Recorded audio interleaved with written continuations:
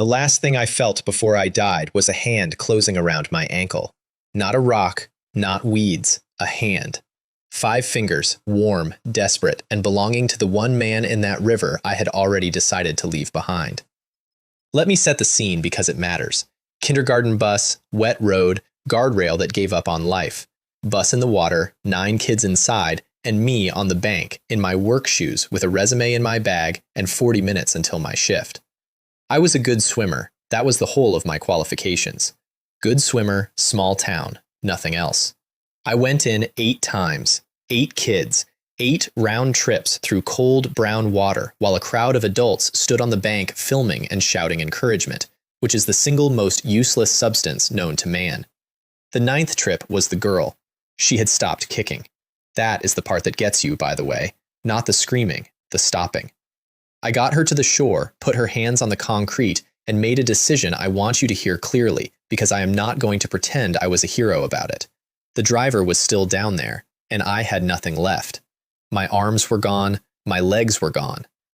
I looked at that water and thought, that man is on his own, and I made my peace with it in about half a second. The universe heard me and laughed, because that is exactly when the driver came up. He had been under the whole time, and he chose that moment to surface, right under me, and he did what drowning men do. He grabbed, he got my ankle, and he pulled. I did not fight him. Not out of mercy. I did not fight him because there was nothing left in me to fight with. I went down with a stranger's hand locked on my leg, and the last thing I smelled was the alcohol coming off him in the water. Drunk. He had been drunk when he put 9 kids in a river, and he was drunk when he took me with him. My final thought as a citizen of Earth was not noble. It was not my mother, or a sunset, or a woman's name. It was 4 words, and I would like them carved somewhere. That driver deserves to die.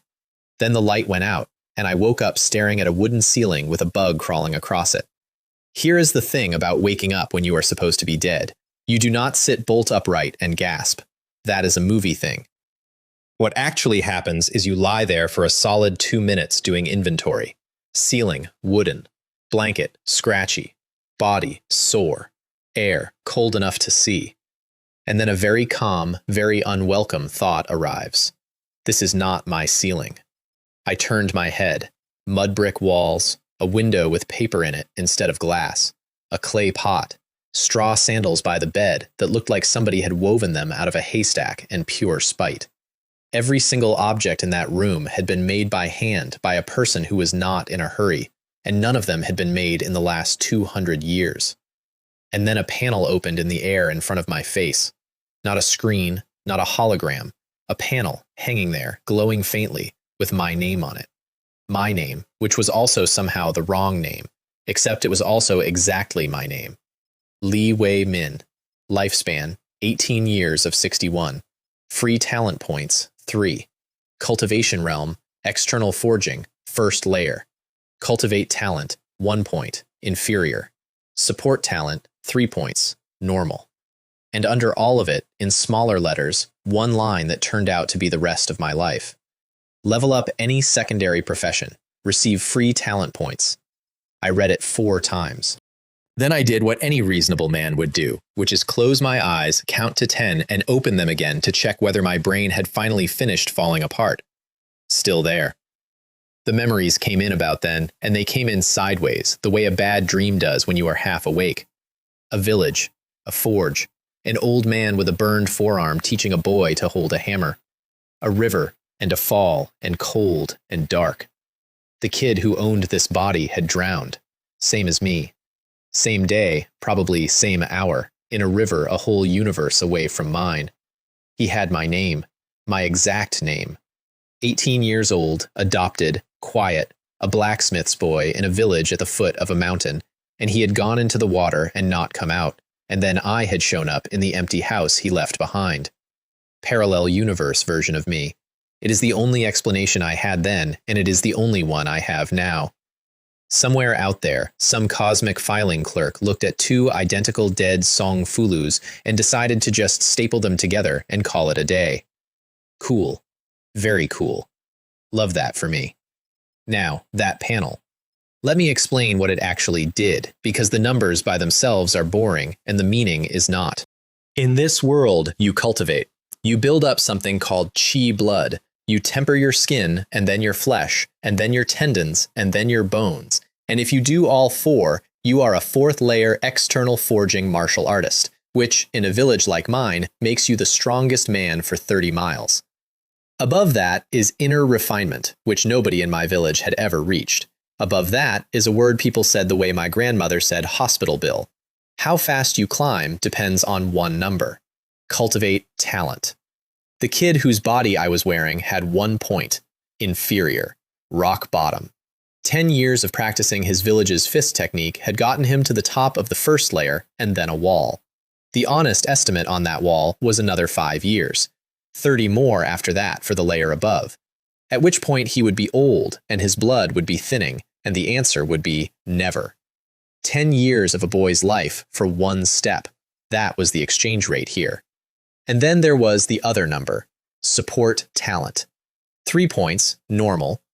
That one governs how fast you improve a secondary profession, which in his case was weapon crafting, level 3, which is a fancy way of saying village blacksmith. 3 free points sitting there, and a very simple, very ugly question. So I put one into cultivate talent because I am not stupid. Everybody who talks about this describes it wrong. It is not power. It is not lightning. It is clarity. It is the exact feeling of walking into a room you have walked into 1,000 times and noticing for the first time that there is a door in it. The village fist technique had been sitting in that kid's memory as a list of 36 movements he had drilled until his shoulders bled. And suddenly, it was not a list. It was a shape. I could see why the third move followed the second. I could see where the force went. 10 years of somebody else's confusion just quietly resolved itself behind my eyes, like a knot coming undone. 1 point took me from inferior to normal, so I put in the second point. It happened again, bigger. I sat on the edge of that bed with my heart going and did the math, and the math was obscene. 3 points was somewhere north of triple, not 30%, triple. The wall that was going to cost the original owner 5 more years of his life had just become a chore I could do before lunch. The third point I put into support talent, and here is the whole trick. Miss this, and nothing else in this story makes sense. That line in the small letters is not decoration. It is the engine. The professions feed the panel feeds the talent feeds everything. Blacksmithing gets me points get me talent gets me strength. Which means the fastest way to become strong in this world is not to train harder than everyone else. It is to get good at more jobs than everyone else. My golden finger, the heaven-defying cheat that the universe handed me as an apology for drowning me, was a career counselor. I am aware of how that sounds. Give me a few hours and I will make it sound different. Now, before somebody smarter than me asks the obvious question, let me answer it, because I asked it about 90 seconds in. Why not just farm it forever? Why not level 50 professions and put 400 points into talent and become a god by Thursday? 2 reasons, and I found them both the hard way over the next year. The first is that the panel does not give me knowledge. It gives me the ability to absorb knowledge at a monstrous rate with no bottlenecks, which is not the same thing. It cannot invent a technique I have never seen. Push any profession or any martial art far enough, and you hit a ceiling that is not about talent at all. It is about the fact that nobody in the whole village owns a book past that page. When that happens, the experience slows to a crawl, and no amount of talent moves it, and I have to go somewhere with a better library. My cheat can turn me into the best blacksmith in the village in an afternoon. It cannot tell me what the second best blacksmith in the county knows. The second reason is that the panel does not recognize just any job. I tested this later with an enthusiasm I am not proud of. Doctor? No. Teacher? No. Hunter? No. Apparently, those get filed under other professions, or under nothing at all. Something in the machinery has opinions, and only about 10 trades in this entire world meet whatever standard it is holding. So no, I could not break the universe on day 1. I could only break my village, which, honestly, was a start. I threw off the blanket and stood up, and the first thing my new body did was inform me that I was disgusting. Whatever those 3 points had done, part of it was pushing junk out through my skin, and I was tacky all over like a candy wrapper. I boiled a pot of water, scrubbed myself down to the original color, washed the clothes, and put on the local fashion, which was undyed coarse linen and those hay sandals. The sandals, I will admit, were incredible. Ugly as sin and tougher than anything I ever paid money for. Then I walked into the courtyard and I practiced Mountain Fist. Mountain Fist is the only foundation technique Stone Ox Village owns. The story goes that 100 years back, the entire village pooled their savings and bought it, several hundred families putting in coin they did not have, and it is genuinely good. Slow, not much punch to it, but it builds a foundation like a stone wall. 4 levels, matching the 4 layers of external forging: skin, flesh, tendon, bone. Nobody in the village had ever gotten past the 4th. Nobody in the village had ever gotten past skin. 36 forms.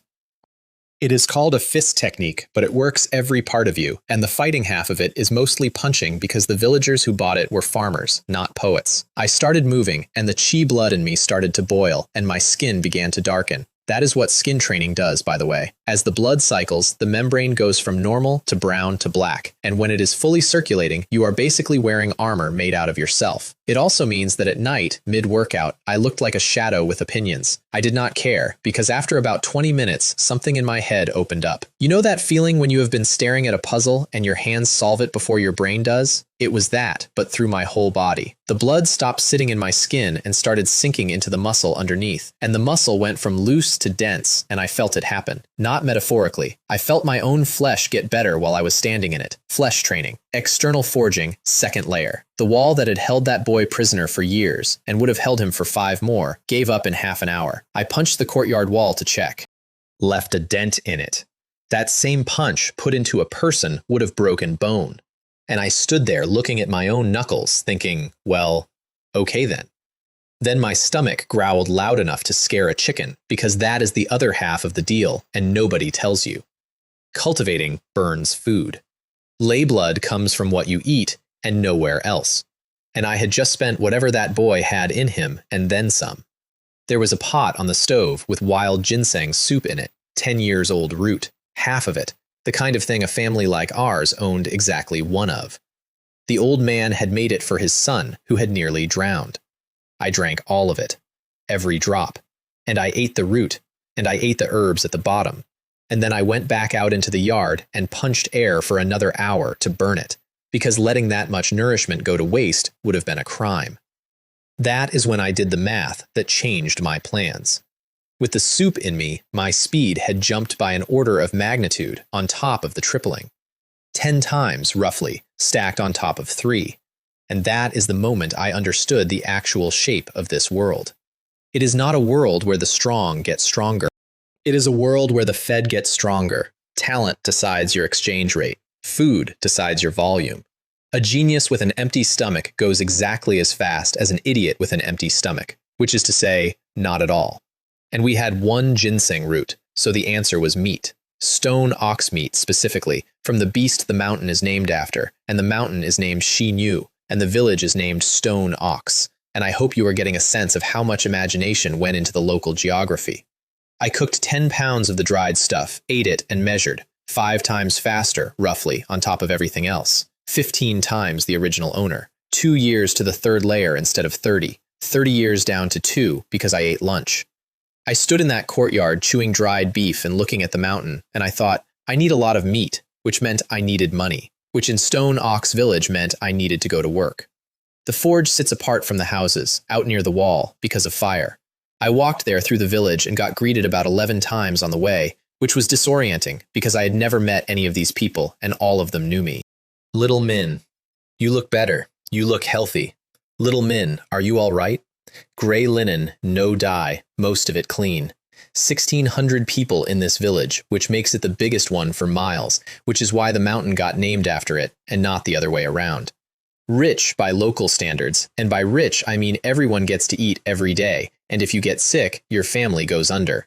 The whole thing is ringed by a thick stone wall, and men walk that wall day and night in shifts, and if they see something coming, they light a signal. That is the part of the tour that stuck with me. Not the poverty, the wall. You do not build a wall like that and staff it around the clock because of bandits.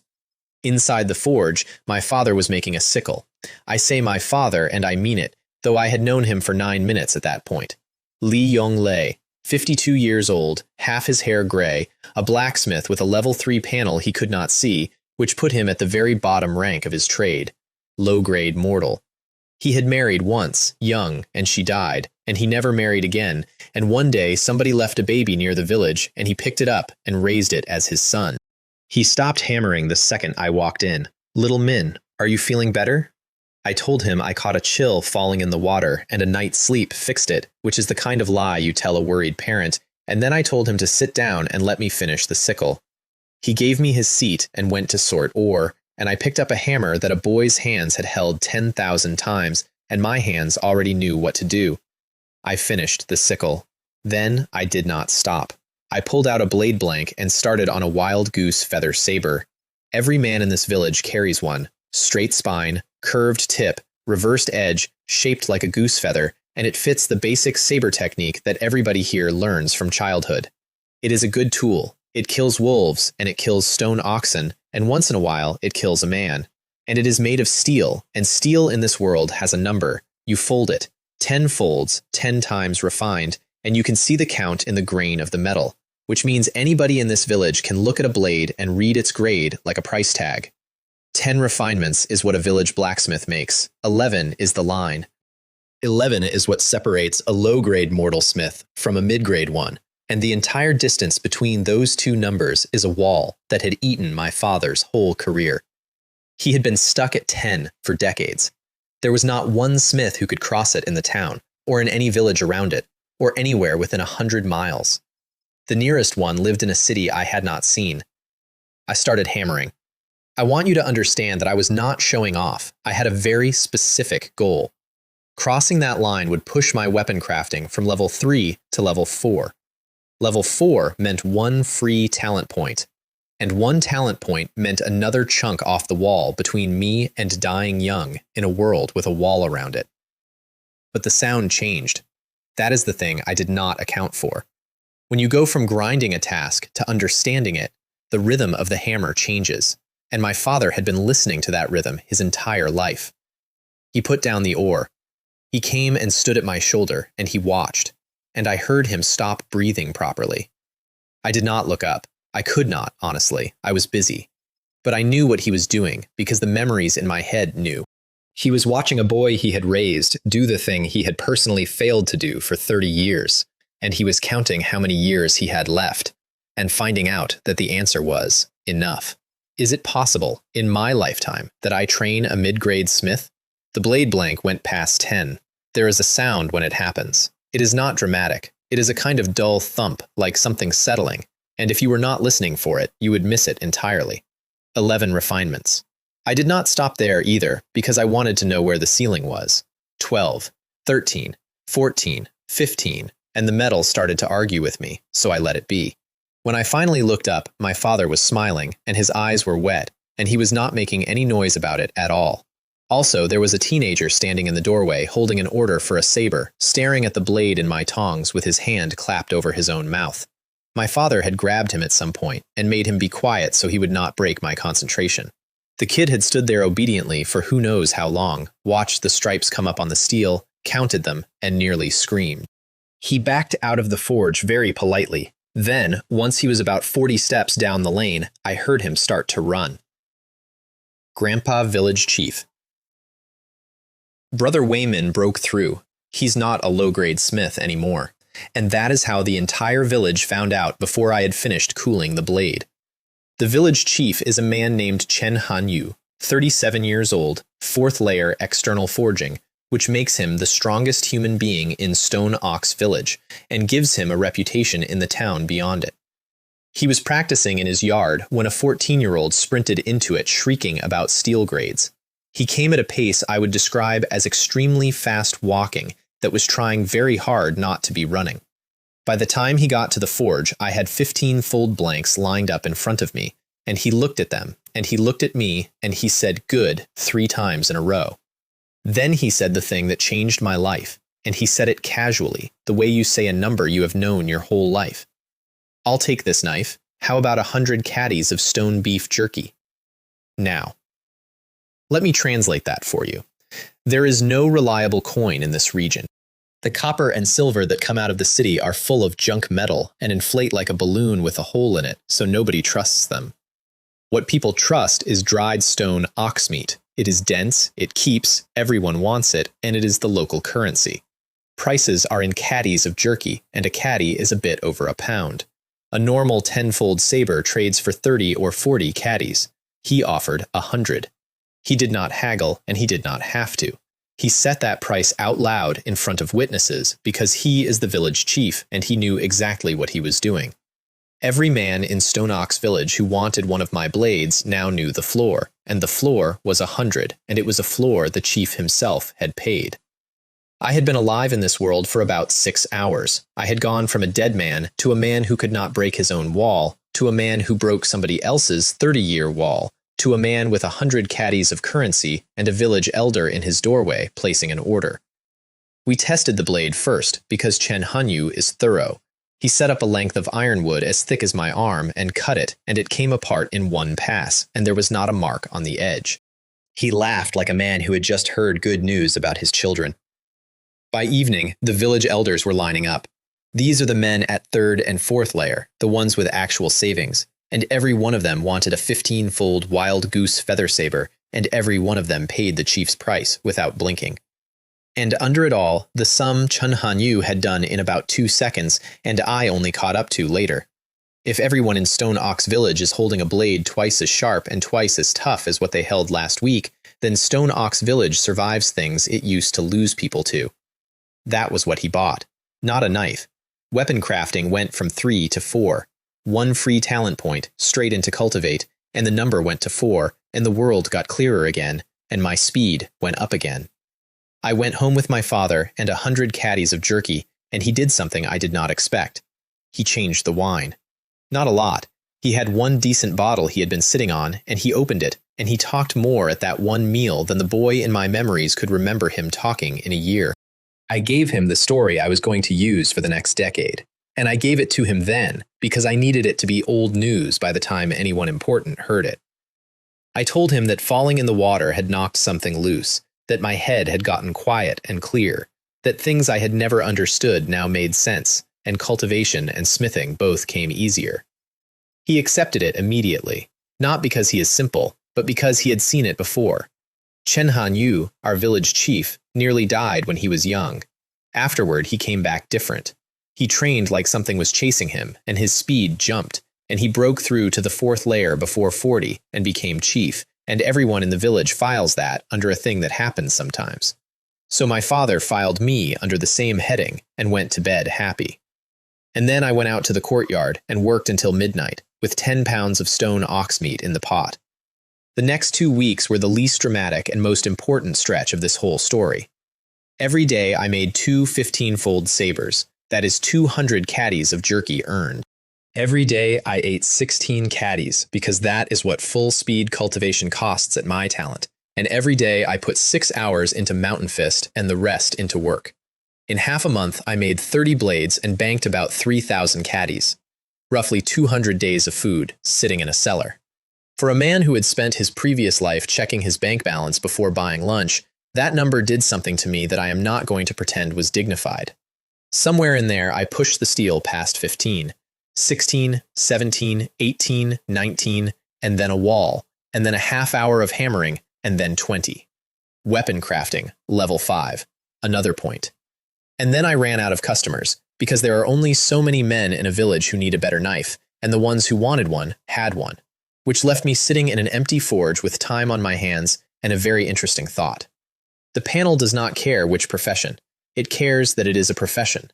So I went out back to the vegetable patch behind our house, the one up against the wall where it is safe, and I planted things. I am not going to dress this up. The single most strategic decision of my early career was gardening. Planting, level 1, 1 free talent point. I looked at the rest of the empty ground, and I planted that too. And the experience bar for a farming job I had picked up out of sheer greed just kept climbing, and a few days later it hit level 2 and gave me another one. Cultivate talent went to 7. About a year to the 3rd layer now, from 30. The cost had gone up with it, of course. Full speed now meant about 35 caddies of meat a day, and I could feel my 3,000 caddy fortune developing a shape, and that shape was a slope. So I went back to the forge and started making other things. Swords, axes, whatever the villages and towns around here actually use. All of it at 20 folds. All of it worth over 150 caddies apiece, and about 2 days of work each. That was the evening a girl walked into my shop with a basket. Zhou Meilin, 16 years old, built like she could carry a cow up a hill and had, in fact, probably done it. Broad, strong, wide through the hips. A perfectly fine face attached to a body that back on Earth would have gotten her a shrug, and here got her a solid 70 out of 100. That number says everything about this place. In a world where surviving takes work, a girl who can work is beautiful. That is not a joke, and it is not a metaphor. The local beauty standard is load-bearing. She had a basket of wild yams she had dug up on the mountain. She put it down in front of me and tried very hard to speak softly. It did not go well. Zhou Meilin, at her quietest, could be heard across a courtyard. "Brother Wei Min, I found these on the mountain today. Take them home and see how they taste. Now." Context. Zhou Meilin had been in love with the boy who used to own this body for years. He had been in love with a slim, pretty girl in the village instead. So Zhou Meilin found that girl and beat her up so thoroughly that she never came near him again. Every other girl in Stone Ox Village took the hint. That is the entire reason an 18-year-old blacksmith with a good trade was still unmarried. His response to this had been to become extremely stubborn about it. He would rather die single than marry her, and he was well on his way to proving it. I did what he would have done. I waved her off and told her I had plenty of food and she should take it home. I had 2 reasons, and I will give you both. The honest one is that I had a plan that ended somewhere far away from this village, and I was not going to drag a person into it. The less honest one is that she was not my type, and I am aware that admitting that makes me sound like exactly the kind of man I am. She did not argue. She did not sulk. She left the basket, said there was more at home, and these were for me specifically, and walked out. I stood in my own forge, holding a basket of yams and feeling worse than if she had hit me. It is hard to turn down a beautiful woman. It is significantly harder to turn down a woman who is not beautiful, because there is nowhere for the guilt to go. Then I went home, and my father did something that made the whole day worse. He had already made dinner. 20-odd caddies of cooked stone ox jerky for me alone, because he had been watching how much I was eating and had drawn his own conclusion and said absolutely nothing about it to anyone. He did not ask questions, not one. He had figured out that his son was doing something that did not fit in this village, and he had decided, entirely on his own, that the correct response was to feed him more and keep his mouth shut. I ate several caddies standing up, and I was about to head out to train, and he stopped me and put a key in my hand. "This is the key to the cellar. There's grain in there. There's also over 1,000 caddies of jerky. Eat as much as you want. That's how you get better." Then he turned around and went to his room, and his back was not as straight as it used to be. Let me tell you what was in that cellar. His life. 52 years of a man who made 10-fold knives in a village that could not afford 11, saved a little at a time, and put it underground. It was not the family savings, it was the wedding fund. That jerky existed so that when his adopted son married, the boy would have something behind him, and he had been feeding it a handful at a time since before I was born in either universe. He gave it to me on a Tuesday because I was hungry. The boy in my memory had known that cellar existed and had never once considered touching it. I stood in the courtyard for a while after that. Then I went out and hit the air until my arms stopped working. I did not stop until I had 8-pack abs and a body that could throw a 100-pound punch without trying, which is a genuinely idiotic thing to be doing while thinking about your father's savings. I did it anyway. It was the only useful thing I knew how to do with the feeling. I owed him, not the boy, me. I had inherited a life and a body and a house and a trade and a father, and there is a word for that here. Karma. You take the inheritance, you take the debt. And the only currency I had to pay it in was strength, so I got more of it. The next morning, instead of training, I went into the kitchen and made pills. Hemostatics. The most common medicine in Stone Ox Village, the thing you keep in a drawer for when somebody comes off the mountain bleeding. Not hard. Any village with a herbalist has the recipe, and I had paid a bit for it. It still took me over 2 hours and several failures to produce one single pill, and I say that so you understand that my cheat is not a magic wand. It is a slope. It does not let me skip the climb, it just deletes the wall at the top. Master the secondary profession, alchemy, level 1. And then I noticed something on the panel that I had not expected, and I checked it 3 times. Lifespan, 18 years of 62. It had been 61. I had gained a year, not spent one. gained. Somewhere in all that training and breaking through, my body had quietly extended its own warranty by 12 months, and I sat down on the kitchen floor and thought the thought that has organized every single day of my life since. If cultivation adds years, then what does enough cultivation add? I am not a hero. I want to be very clear about that before we go any further, because a lot of what comes next looks like heroism from certain angles, and I do not want to be credited with it. I have exactly one motivation, and it is extremely simple. I died once already. It was cold, and it was fast, and there was a stranger's hand on my leg, and I have decided, with my whole chest, that I am not doing that again. Everything else is logistics. Cultivate talent went to 8, and 8 is not 4. 8 was a different category, advanced. And when the point landed, I felt the junk come out of my body again, worse this time, an actual physical wave of it, and I stood in the kitchen feeling simultaneously fantastic and revolting. 8 times the speed of the boy who used to live here, 40 times with enough meat. What was 30 years was now about 9 months. I went to the forge that afternoon to make another 20-fold weapon, and on the way, I heard 2 women talking about Uncle Bao. Poor Uncle Bao. He was only a little late coming back, and a ghost from the next village got him. They said it was bad. His 2 girls aren't even 10. What are they going to live on? Uncle Bao lived 4 houses from us. I had seen his daughters that week. 2 days before, I had watched him leave for the mountain with a bow and a good mood. He was 3rd layer external forging. His saber work and his footwork were both better than mine at that point, and something had killed him on the path in the dark and left enough of him to find. Something changed temperature in my chest, and I have never found the word for it. So here's what I did instead. I went to the forge. I made the weapon. I went home and I trained until I could not stand up, and then I went to the kitchen and worked on alchemy until I could. And I made a decision that I stuck to for a long time, which was that I was not going outside the wall. Not yet. Not for anything. I would trade for what I needed, and I would sit inside a ring of stone and get stronger, and I would go out when the numbers said I could win, and not one day before. People die outside. That is not a saying here. It is a schedule. 2 weeks later, I had a bottle in my pocket that I want you to remember, because it comes back. Black dog powder. It is made from the blood of a black dog, and it burns things that do not have bodies. Mid-grade mortal medicine, nothing exotic, any decent herbalist can make it. I also had lime powder, itching powder, a sleeping draught, a small crossbow, poison needles. That pocket did not get filled by strategy, it got filled by fear. I was a man in a village with a wall around it who had just heard about a neighbor being eaten, and I responded by putting every unpleasant substance I could manufacture into my clothes and refusing to leave the house without them.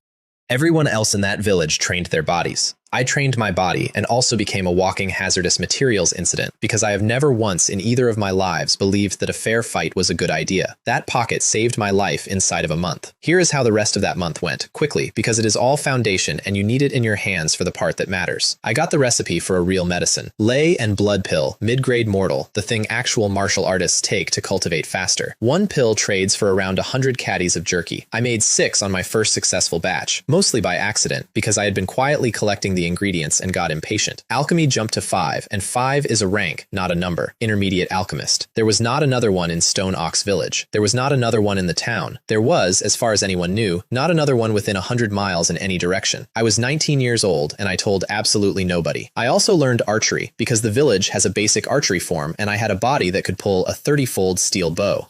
It takes an ordinary martial artist about 10 days to get to the point where he hits 5 out of 10 at 70 meters. It took me a few hours. A few days after that, I was hitting 8 out of 10 at 70 meters standing still and 5 out of 10 on things that were moving, and there is a specific kind of joy in being good at something that fast. It is not pride. Pride takes work. This was closer to laughing. And then I sent 10 20-fold weapons to town with a village elder. His name is Chen Guangming. 51, 4th layer, thin and hard, and his linen has a green stain on it that nobody has ever explained to me. The village runs a supply trip to Shilin town every 10 days, and he leads it. I gave him a box of 10 weapons and 10 caddies of jerky per weapon as his fee. He tried to refuse the fee, said it was on his way. I insisted, and I insisted specifically because I knew I was going to be asking these men for favors for years, and there is no faster way to poison that well than by letting somebody do you 100 small kindnesses for free. He came back that evening with wagons and with 1,800 caddies of jerky for me. 200 more than I had calculated. The weapons were good. The market noticed. By the end of the month, this was me. External forging, second layer, about to be third. Cultivate talent 10, advanced. Support talent 5. Footwork and saber technique both at major achievement, which is one step below perfection and puts me above every man in the village who is not the chief. Weapon crafting 5, planting 3, alchemy 3, climbing. I could take a third layer martial artist in a straight fight at second layer, because talent does not just buy speed, it buys foundation. Same layer, better everything. And I still did not go outside the wall. Then came the night that changed it. Which is the first time in this story that something tried to kill me. It was midnight in early summer. Dark came late, so I had worked late, and I was walking home from the forge. A few hundred meters through a couple of narrow lanes between houses that sit close together on purpose so that if you scream, somebody hears. Stone Ox Village had not had anything come over that wall in a long time. I was not exactly relaxed, but I was not afraid. Then I walked into the same alley twice. That does not land as spooky. It lands as stupid. Your first reaction is not terror, it is irritation, because obviously you turned wrong somewhere, except you did not, and you know the shape of your own village, and the wall on your left has the same chip in it that the wall behind you had. I did two things at the same time.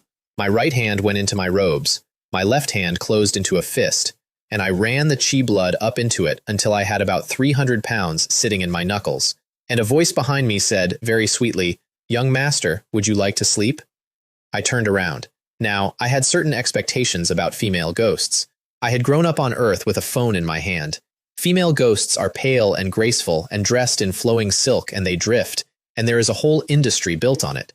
What was standing in that alley was a farm woman in a floral, coarse linen dress, broad, strong, wide through the hips, a perfectly acceptable face attached to a build that would have been considered a solid catch at any wedding within 30 miles.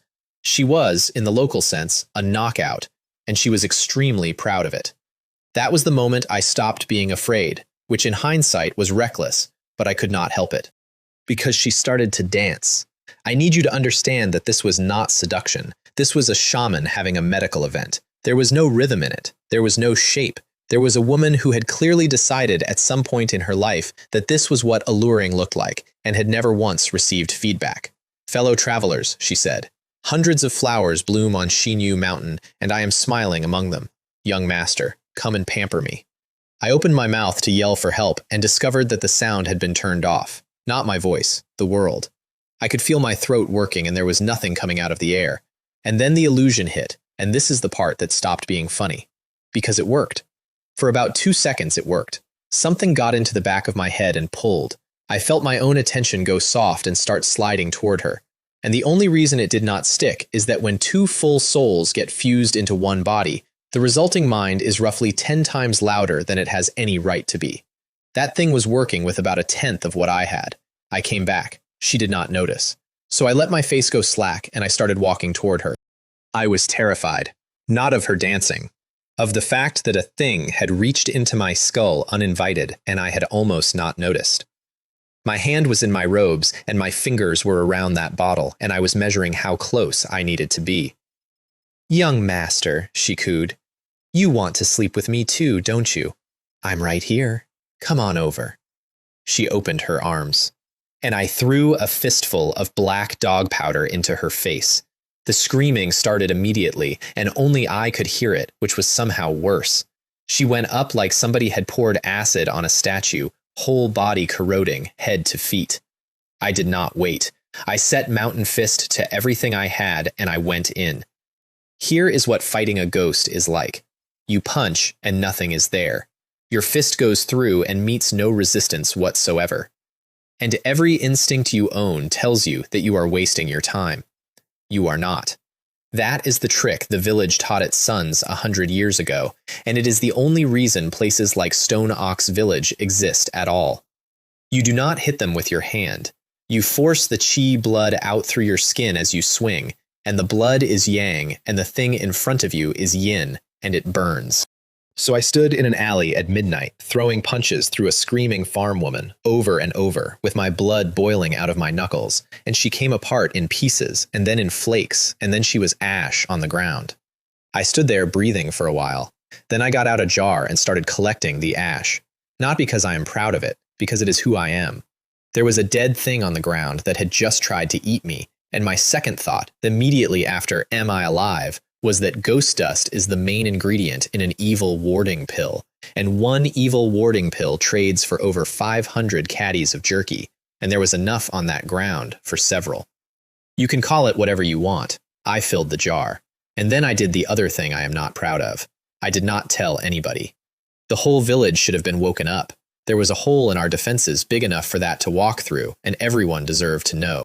But if I raised the alarm, I would have to explain the black dog powder. And explaining the black dog powder means explaining that the blacksmith's boy is an intermediate alchemist, and Stone Ox Village is a village that loves gossip more than it loves secrets. That reaches the town in a week, that reaches the county in a month, and then someone with resources learns there is a genius in a village with 1,600 people and a stone wall, and comes to collect. I told myself I would get strong first and reveal things slowly. I have told myself a lot of things. I did work out who she was, though, because I had asked around about Uncle Bao, Lin Xiuying, the ghost from Wujia Village, a few miles away. And the next morning, I found out that Wujia Village did not exist anymore. A settlement of 100 and some people, over a century old, with a chief and several elders all at 4th layer external forging. Gone. Not raided. Gone. Most of the people dead, a handful scattered to relatives, a few of whom had run here, which is why she had come here. She had not been hunting me. She had been following her leftovers.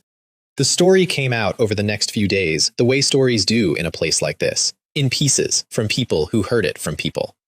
Lin Xiuying married her cousin at 16. Childhood sweethearts, or what passes for it, when everyone in 2 villages is somebody's cousin. His name was Huang Jialong, and the first few years were fine. Then she had a daughter, then another, then another, then a 4th. He wanted sons. He decided the absence of them was a thing she was doing to him on purpose, and he started drinking. And then he started hitting her, and she took it, because that is what women in that village did. And then one night he was drunk enough, and he killed the girls. All 4. She went out of her mind on the spot, and went at him with her hands, and he beat her to death on the floor of their own house, and threw her body into a stinking ditch behind the village. She came back that same night. She took him first, drained him dry. Then she took his parents, who had known and said nothing, and helped, and she took her time with them. And the village exhaled and thought that was the end of it. It was not the end of it. She had a lot of resentment and only 3 people to spend it on, and so she started spending it on everyone else. They tried everything. They pooled money and hired an inner refinement expert from outside, an actual professional, a man 2 whole realms above anything Stone Ox Village had ever produced. He did not kill her. She killed more of them. 100 years of village, gone in a few months, because a man wanted a son. And I killed her in an alley with a bottle of dog blood and about 40 punches, and nobody ever knew, and if I had walked home 10 minutes later that night, Stone Ox Village would have been next. That is the world. That is the actual world, under the jerky and the hay sandals, and the village chief haggling over knives. There is no floor. A woman gets murdered 4 miles away, and 18 months later 100 people are dead, and a village is a name that used to exist. I trained differently after that. Everything else, for months, was eat and hammer and hit air and make pills, and I'm going to compress it because you have the shape now. I broke into the 3rd layer. Then the 4th, which is the highest anyone in Stone Ox Village has ever gone, and I got there before I was 20, in a place where the chief got there at 37, and became a legend for it. Cultivate talent kept climbing. 12, 15, 16, and 16 was another rank. Excellent. Let me give you the numbers at 16, because they are the last ones I will bore you with for a while. Every casual motion of my body carried about 800 pounds behind it. I could cover 20 meters between one heartbeat and the next. My senses and reactions were somewhere past double what a man at my layer should have, and my mind and comprehension were not double, they were multiples. 10 times my body's original owner as a baseline, times 5 with unlimited meat, times 8 more with the right pills, which I could now make myself. 80 times. 80 years of that boy's life per year of mine. The cost of running that engine was 200 caddies of jerky a day, 2,000 every 10 days. over 70,000 a year, which is enough to feed 100 martial artists of my own rank. And I could afford it, because I had spent that year turning a forge and a vegetable patch and a kitchen into a business. I had about 100,000 caddies banked, converted mostly into pills, because pills are lighter. It filled one cellar. That is the part I want you to sit with. My entire fortune, an amount of wealth that would have made me the richest man in this village 3 times over, was one cellar, and out in the county there is a currency that 100,000 caddies will barely buy a handful of. I also picked up beast taming, which happened because I asked my father to get me 4 puppies from an old friend for a few pounds of jerky. Mountain guard dogs. They grow to a meter at the shoulder, square-built, loyal, and mean as weather. Almost nobody in the village keeps dogs because people can barely feed themselves and puppies get abandoned the day they are born. I fed them minced stone ox, and I taught them to greet people, and it took me several days of being ignored by animals before one of them finally sat. Master the secondary profession, beast taming, level 1. I would like the record to show that after all the alchemy and the metallurgy and the 36-form fist technique, one of the pillars of my ascent to power was teaching a dog to say hello. And that is also when I hit the wall I told you about at the beginning. Weapon crafting stalled at 6. Planting stalled at 6. Alchemy stalled at 6. Beast taming crawled.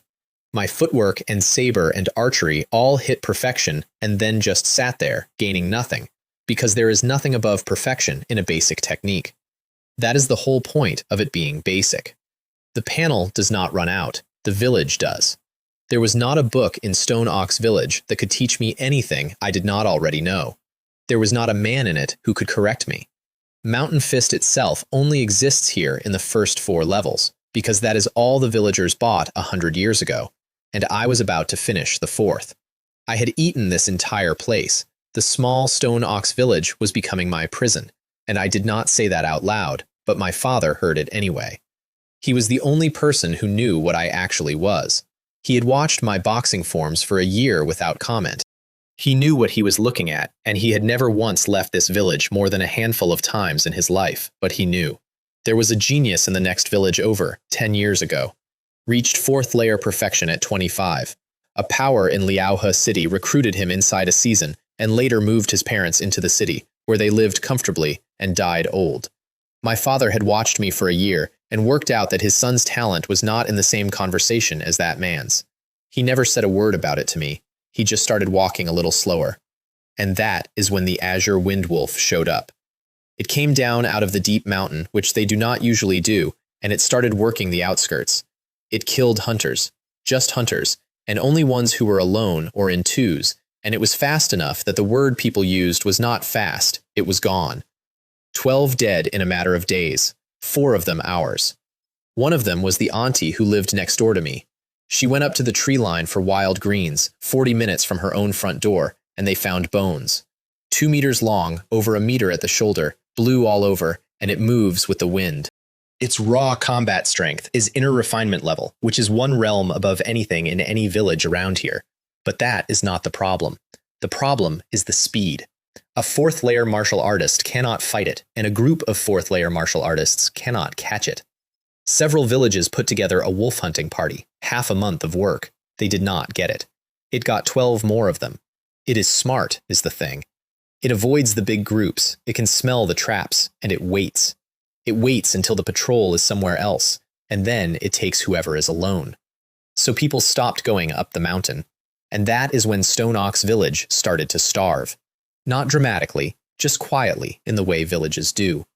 Half a month with nobody going up, and the food that was already thin got thinner, and families that were 1 bad season from empty got there. They tried to hire out. They contacted inner refinement martial artists, actual professionals with rank. Several came, took a look at the reports, and left. Every one of them said the same thing. We might beat it, we cannot catch it. It will simply leave and come back after we do. Nobody was coming. I sat with the numbers for a while. 800 pounds a punch, 20 meters a second. Reactions faster than most inner refinement fighters. Basic footwork at perfection, which means I do not have to be faster than it. I only have to not be where it is. 50-fold steel bow, 50-fold arrows, and a pocket full of chemistry. Its combat power was roughly 1st layer inner refinement. I could fight first layer inner refinement, and if I was wrong, my footwork was good enough to leave. So I made armor. Stone oxhide, layered, with 50-fold steel worked into it, and a 50-fold steel helmet. And I put all of it on, and I want you to picture this, because I have never looked more ridiculous in either of my lives. A 20-year-old blacksmith wearing a cow, carrying a bow, a saber, a dagger, a crossbow, and enough poison to depopulate a small town, waddling out of a village gate at night so nobody would see him. Then I went up the mountain, and I climbed a tree, and I sat in it. For days. This is what heroism looks like from the inside. It is not a charge. It is a man in a tree, covered in medicated paste so nothing can smell him, not moving, for days, in the dark, doing nothing. Because the correct plan is boring, and the exciting plan gets you killed. On the second day, I saw it once, too far to shoot. I let it go. On the fourth day, I watched it eat a man from Stone Ox Village. His name was Ku Da Shin.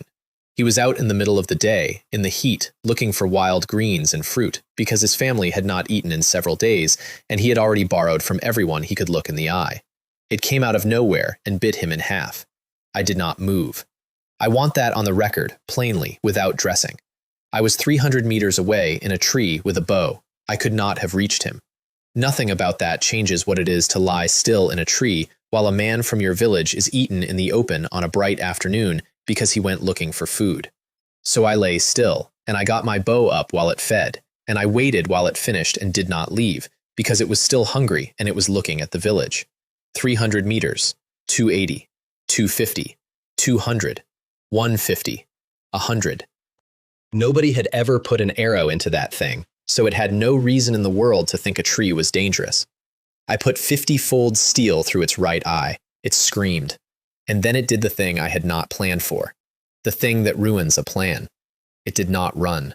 It came. 100 meters, and it crossed them in about 2 seconds, and I did not have time to knock a second arrow or even think about it. So I threw the bow away.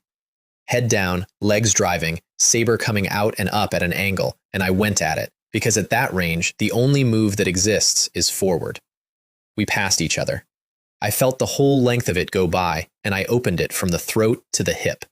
Its insides came out like rain. Some of it landed on me. It went down about 10 meters past me, kicked twice, and stopped. And in the ringing silence afterward, I heard a branch break. I turned around. My father was standing in the trees about 50 meters away, with an expression on his face that I still cannot describe. Li Yongle, 53 years old. Third layer external forging, out on a mountain at night, in the dark, in the territory of a thing that had eaten 24 people, with no armor and no plan. He had noticed I was leaving at night, days ago. He had been worried. So he had been following me, for days, up a mountain, behind a wolf. I have done a lot of counting in this story about survival and cost. Here is one I never got to do out loud.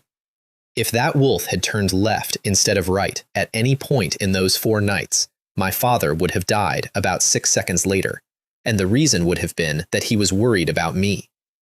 That was the moment he became my father. Not the key, not the cellar. That. We cleaned up the wolf together and dragged it to a cave I had been using and stood there in the dark for a while.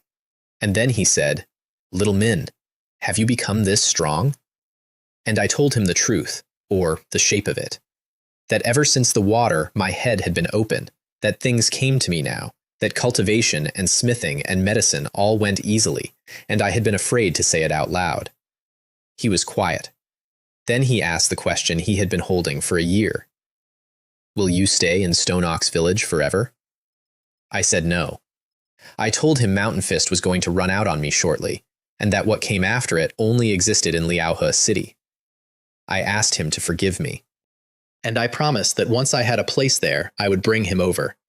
He was quiet again, and then he smiled and told me it was time to go, that Stone Ox Village was too small for me, that he was fine and I could come get him any time. He was lying, and we both knew he was lying, and he did it well enough that neither of us had to say so. There is a thing people say here about raising children so they can care for you when you are old. Mostly the children end up far away. I still did not leave. For 6 more months I stayed, and I finished everything I could finish. Beast taming crawled to 6. The saber and the bow and the footwork sat at perfection and did nothing. I converted several thousand caddies of jerky into medicinal herbs and turned those into over 1,000 mid-grade mortal pills, because pills fit in a bag and jerky does not, and a man who is about to move to a city wants his wealth portable. I hit 4th layer perfection, bone training. When my blood runs at full circulation now, the bones themselves go silver, and every gesture I make carries close to 1,000 pounds. And I did not leave, because leaving meant admitting it. And then something happened that made the decision for me. Jinzhuang was killed by a yellow-spotted tiger. Jinzhuang is a village a dozen miles from us. Several hundred people, tough people, most of them named Jin. Their chief was named Jin Le, and he was stronger than Qin Han Yu, which made him one of the strongest men in this whole region. The tiger swallowed him whole, mid-grade beast, inner refinement equivalent, and the local estimate put it around 4th layer inner refinement, which is 2nd-rate expert territory and knocking on 1st-rate. And the reason it came down out of the mountain and erased a village of several hundred people was that a hunter from Jinzhuang had set a trap, and the trap had killed its cub. That is the ledger. 1 cub, several hundred people. It went back into the deep mountain afterward. Nobody knows if it is coming back, and things like that have come back before. I ran the numbers on the tiger. Everything I had, every powder and every needle and every trick in my pockets, and the answer came back, no, not close. I would die. Unless I reached inner refinement. And there was no way to reach inner refinement anywhere within 100 miles, because the technique for it does not exist out here. The later levels of Mountain Fist are in Liaohe City and nowhere else. And if I wanted to keep going, I had to be standing in Liaohe City before I hit the ceiling, not after. So I told the chief and the elders what I actually was. Some of it. Enough. Nobody argued. Chen Han Yu did not even look surprised. They gave me a bundle of precious herbs, the good ones they had been saving, and they asked me, in the polite, roundabout way that villagers ask for things, to remember Stone Ox Village if I ever amounted to anything out there. And then I left at sunrise with a big bag, and I did not ask anyone to see me off, because I did not trust myself to do it well. Liaohe City is 100 miles away. It took me a few hours, walking, barely stopping. On the road, I passed corpses, several. Some had been torn open by animals. Some had been cut down by people, which is a different shape, and you learn to tell. All of them were recent. Nothing touched me.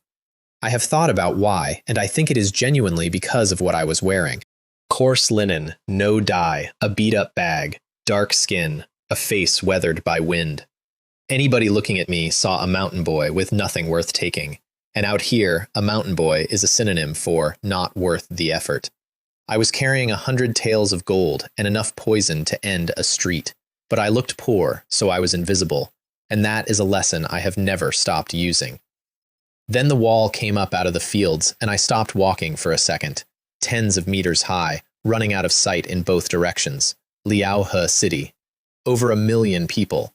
The urban area alone runs 100,000 mu, which is about 100 square kilometers, comparable to a real city back home. Add in the towns and villages it governs, and it covers a few thousand. And this is a county. 1 county. In a world where the county is the small unit, everything in this place is bigger than it should be. A town here is the size of a county town back home. A village here is the size of a town. The population is not bigger, the land is, which tells you exactly one thing about this world, and it is not a nice thing. There is a great deal of space and not many people, and something has been eating the difference. Entry cost a travel permit from my village and 1 caddy of jerky. I paid it and walked into an ancient city that went on and on and on. I found a small inn, put my bag down, and then I spent several days doing the least glamorous and most important work of my life, which was asking questions. Here is what I learned. Liaohe City has 4 powers: the government, the families, the Red Tiger Junji, the Liaohe Association. And the government is not one of the top 2. The Red Tiger Junji claims 30,000 members and controls half the city. The Liaohe Association is the only thing that can stand against it.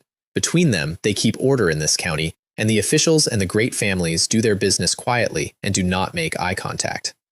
I needed a power. Powers have libraries. I picked the Red Tiger Junji for a very unromantic reason. The The Liaohe Association recruits locally and promotes by relationship. The Red Tiger Junji takes anyone from anywhere, pays for ability, promotes on results, and is generous with its manuals. It has more manuals than the other three powers combined, and it hands them out to people who earn them. I traded most of my pills for 100 taels of gold because gold is the only thing here that does not inflate, and 100 taels will keep an ordinary family of 3 for their entire lives. I bought a clean set of clothes, and then I walked to the gate where the Red Tiger Junji recruits, and I got in line. The gang has 4 halls. The Wolf Hall fights. The Golden Toad Hall makes money. The Iron Bee Hall handles information. The Cheetah Hall handles punishment.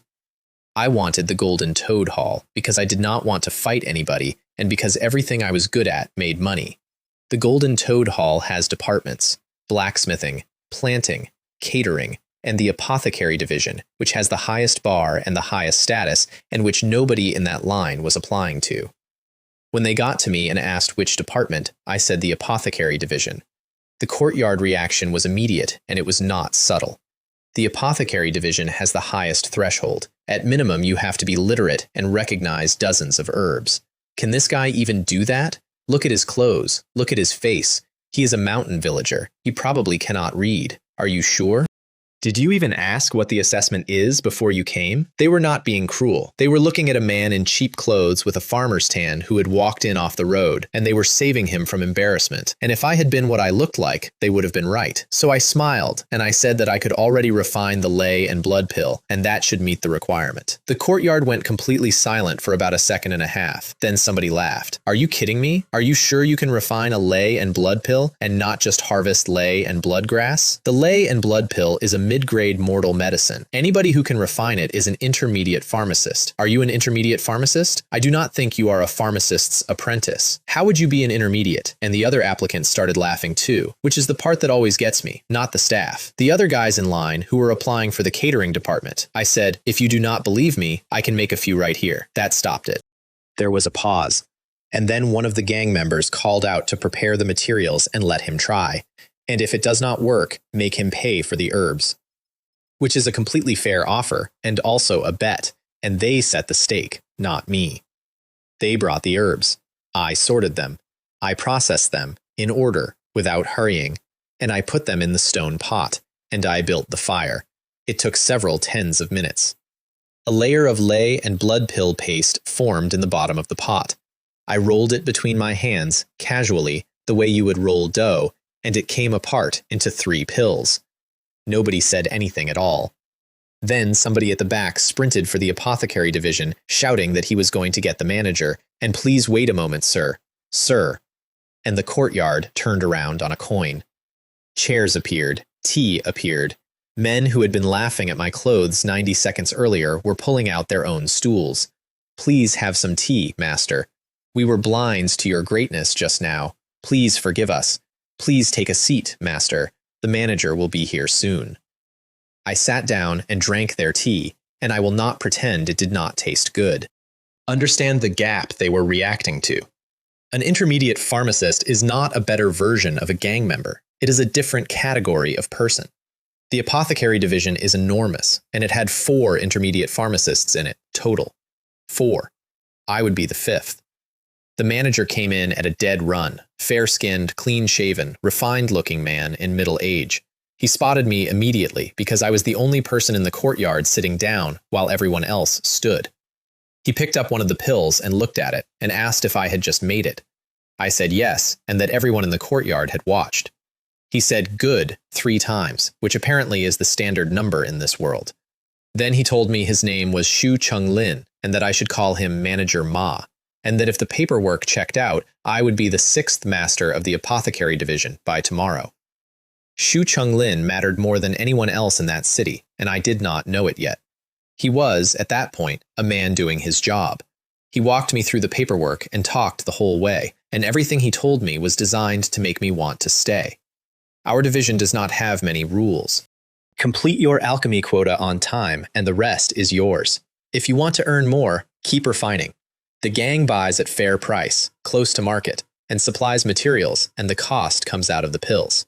Anyone who joins gets a rare herbal text. It is a top-grade classic. It will take a pharmacist all the way to advanced. And if you are an intermediate, you may go to the Golden Classics Pavilion and choose 2 martial arts manuals, even high-grade ones. I nodded politely and kept my face still, and inside my head somebody was screaming. Because that is what I came for, not the salary, the library. They checked my background that evening, and my background was excellent, and the reason is funny. I was a genius from Stone Ox Village who had raised his alchemy to intermediate in a few years. It was even said that he could forge weapons, grow herbs, and raise poultry. Comes from a small village, clean history, known relatives and neighbors, no entanglements, perfect recruit. Xu Chunglin concluded from all of this that I had a special talent for secondary professions, which is the single most accurate guess anyone made about me in 10 years, and he made it on day 1 by reading a background check. That night, he threw a party for me at a restaurant nearby and announced on the spot that I was the 6th master of the apothecary division, salary 100 taels of silver a month, which is 1 tael of gold, which is 1,000 caddies of jerky. 1,000 caddies a month to a man who had been thrilled to make 100 off a knife. Nobody objected. Strength speaks here, and I was the 5th intermediate pharmacist in the division, so 6th master was simple ranking, and everyone below me just moved down a slot and got on with it. They gave me a house. They gave me a courtyard inside the Red Tiger Junjie headquarters, about 300 square meters, with a training ground, a small garden, a kitchen, and a stream running through it, and the stream runs all the way around the headquarters, and if I had been offered that house back on Earth, I would have needed 4 lifetimes and a crime. Xu Chunglin wanted to send me maids. I refused, which surprised him. I refused because a maid lives in your house and watches you, and I was about to spend every night in that courtyard doing things nobody could see. That refusal is also the exact decision that created an opening for something else, and I will get to it. The next morning, I went to the Golden Classics Pavilion, and it is the single most beautiful building I have ever stood in.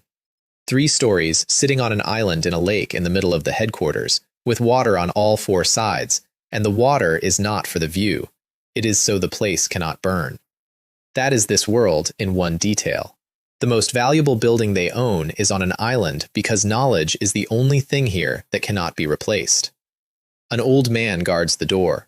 Everybody calls him Old Joe. Nobody uses another name. And he is 4th floor inner refinement, which would make him a second-rate expert out on the road. He looked at my token and stood up. "You're the intermediate pharmacist the apothecary division recruited yesterday." I said, "Yes." "Not bad," he said. "Not bad. You're even younger than the rumors say." 3 floors, low, middle, and high-grade mortal classics, plus some light reading. My status let me browse anything and walk out with the light reading, but the real texts cost money and contribution both, and contribution comes from completing tasks, and I had none. Except my rank came with a starting allowance of 3. I went straight to the 3rd floor, past a guard, into a room with 3 bookshelves in it that held everything worth having in this entire county. I took the rare herbal text because it would take my alchemy all the way to advanced. I took the complete mountain fist, and I need to stop on that one because the number on it broke my brain a little. The village bought 4 levels. The complete manual goes from 1st layer external forging all the way to something called the Earth Gate, which is a realm above the 4th layer of inner refinement. Nobody in the entire city of Liaohe has ever finished it. The village had bought a 100-year-old copy of the first 4 chapters of a book that goes to places nobody here has been, and they had spent everything they had on it, and they were right to. For my 3rd pick, I did not take a weapon. I stood in front of the shelves in a room full of ways to kill people, and I picked movement. Because in a world where the correct plan is boring and the exciting plan is fatal, the only skill that is always useful is the ability to not be there. Following the wind, footwork, high-grade mortal, move with the wind, come and go freely, faster the harder it blows. And it happens to pair with a specific saber style and a specific archery style that are also in this building. That last part is what sold it, not the technique, the set. I got copies, not originals, and I took them home, and here is what happened over the next 2 days. Following the wind footwork, mastered in 1 day. And then I did something on a hunch that turned out to be one of the 2 or 3 most important discoveries of my life. I tried to feed my old basic footwork into it. Basic footwork at perfection. 36 steps I had drilled until they were part of my nervous system and worth exactly nothing now. The panel took it. It ate the basic form. The basic form disappeared off my panel entirely, absorbed, and following the wind footwork jumped from beginner straight past to minor achievement in one motion. I went out into my courtyard at night and moved and covered dozens of meters between one thought and the next, and I stood at the far wall with my heart going and understood what I was actually holding. The panel does not just level things, it merges them. Everything I have ever mastered and outgrown is not wasted, it is fuel. I fed it my basic saber technique and my basic archery a few days later into the two matching manuals from that shelf, and they went the same way. Whirlwind saber technique, wind shadow archery. 3 techniques, 1 wind, all of them feeding each other, and all of them feeding off the corpse of everything a village boy learned in a mud yard. Alchemy went to 7, and 7 is a rank, advanced pharmacist. There were 2 in the entire Red Tiger Junjie, the great master of the division, and Shu Chenglin himself. I was the 3rd, and I was 20, and I told nobody, and I kept turning in exactly the 3 ley and blood pills a day that my rank required, plus a few extra for contribution points, like a good employee. And on the side, quietly, in a locked room, I made a 5-supplement pill. The 5-supplement pill is better than the ley and blood pill, and it has fewer side effects, so you can take more of it daily. It is also one of the hardest mid-grade mortal pills that exists, and the standard is that if you can make it, you are nearly an advanced pharmacist. I failed twice and got it on the 3rd try. I looked at that shiny black pill in my palm and ran the numbers and got 2 or 3 months to inner refinement. And I put it in a drawer and told nobody about that either, because a 20-year-old intermediate pharmacist who can make 5-supplement pills is not a valuable employee. He is a target. If the Liaohe Association found out, I would be dead inside a month. So I sat on it, quietly, and took them myself. And a couple of months later, in my own courtyard, with the door locked, I broke into inner refinement. External forging trains the outside, skin, flesh, tendon, bone. Inner refinement trains the inside, and it also has 4 steps: organs, viscera, marrow, blood. The step between the two is the wall that ends most martial careers in this world. Most men never cross it. Plenty die trying, because the first move is to push your own blood into your own internal organs. And if you get it wrong, you do not get a second attempt. It took me a few minutes. That is not a brag, that is a report. At 18 points of cultivate talent, the thing that ends most people's lives simply did not resist. There was no wall. I pushed, and it moved. Afterward, I sat there, taking inventory, and everything was better. Mind clearer. Digestion, of all things, dramatically improved, which matters more than it sounds when your training is limited by how much you can eat. Breathing deeper. Strength over 1,000 pounds. Speed near 30 meters a second. Also, certain other things improved, which the world here considers a completely normal thing to note out loud, and which I am going to skip past at speed. Then I went back to the Golden Classics Pavilion with 200 taels of gold and a month of contribution, and got the saber and the bow, and fed my old ones into them, and walked out with a set. And that is where the good part of my life ended, and the part with the bodies started. Because at the exact moment I was congratulating myself on being clever and invisible, a man in a black robe on the other side of the city was looking at a report about me. His name was Gu Hanlin. He ran Manghe Hall, one of the largest branches of the Liaohe Association, and one of Manghe Hall's standing duties is to eliminate promising talent inside the Red Tiger Junjie before it matures. He asked his best incense master to confirm the report. Master Yang, is this true? The apothecary division of Golden Toad Hall has produced a 20-year-old intermediate pharmacist who can refine a 5-supplement pill. Because I had revealed the 5-supplement pill by then, I had to. I had spent myself to nothing buying 2 more manuals, and I needed income. And there is no path to income that does not involve showing your hand. Shu Chenglin had actually stuttered when I told him, You're telling the truth? He was 50 when he made advanced.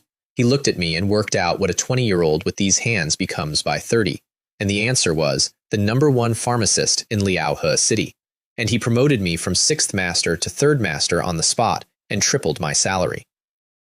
That promotion is what put my name across the city. Gu Hanlin's answer to it was 3 words, then find someone to kill him. The woman he gave the job to was named Yang Hongmei, 4th floor inner refinement, a face full of scars, bold and thorough and ruthless, and she was the best assassin Manhwa Hall had. She did not take the job herself because on paper the target was a pharmacist at third layer external forging. That was my public strength. My real strength was several realms past it, and hiding it is not hard in a world where nobody can see inside you unless you show them. So she handed it to Wu Jianjun, who was one of her subordinates and also one of her lovers.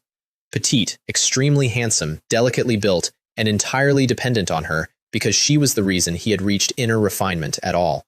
She kissed him in a carriage and told him she had a good deal for him. Killing someone. A pharmacist who can't even kill a chicken. Third layer external forging, they say. Your first layer inner refinement. Easy. He said, "Thank you, sister."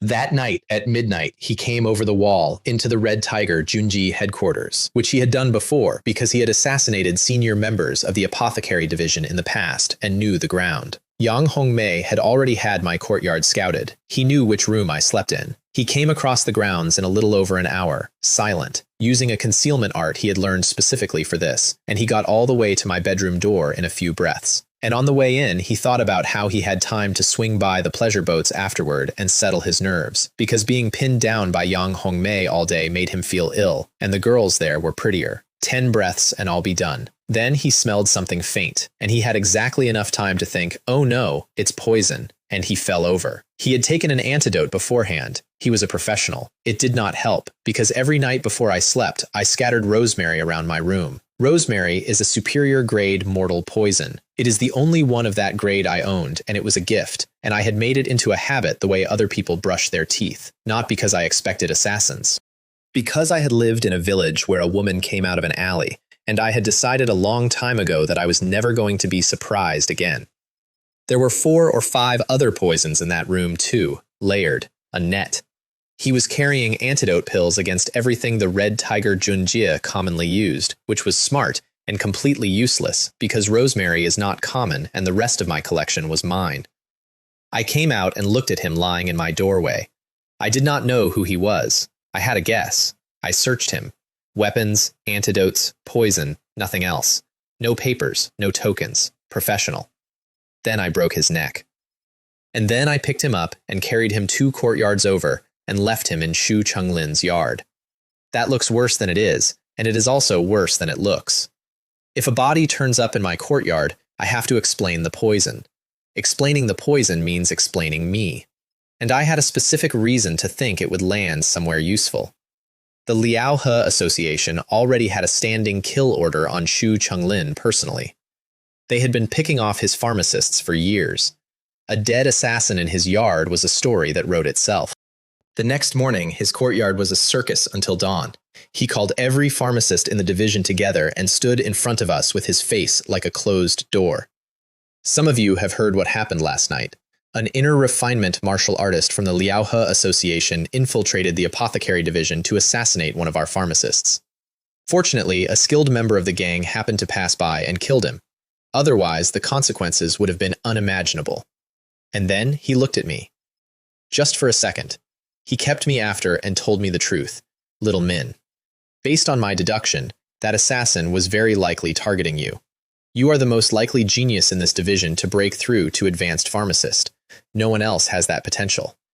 Then he gave me a book, The True Scripture of 100 Poisons. It is a classic on the level of a high-grade mortal martial arts manual, worth more than the herbal text, and it takes a man all the way to advanced poison master, and it is full of formulas. Normally, I would have needed a great deal of contribution and over 100 taels of gold to get it. He handed it to me across a desk. He also gave me his own supply.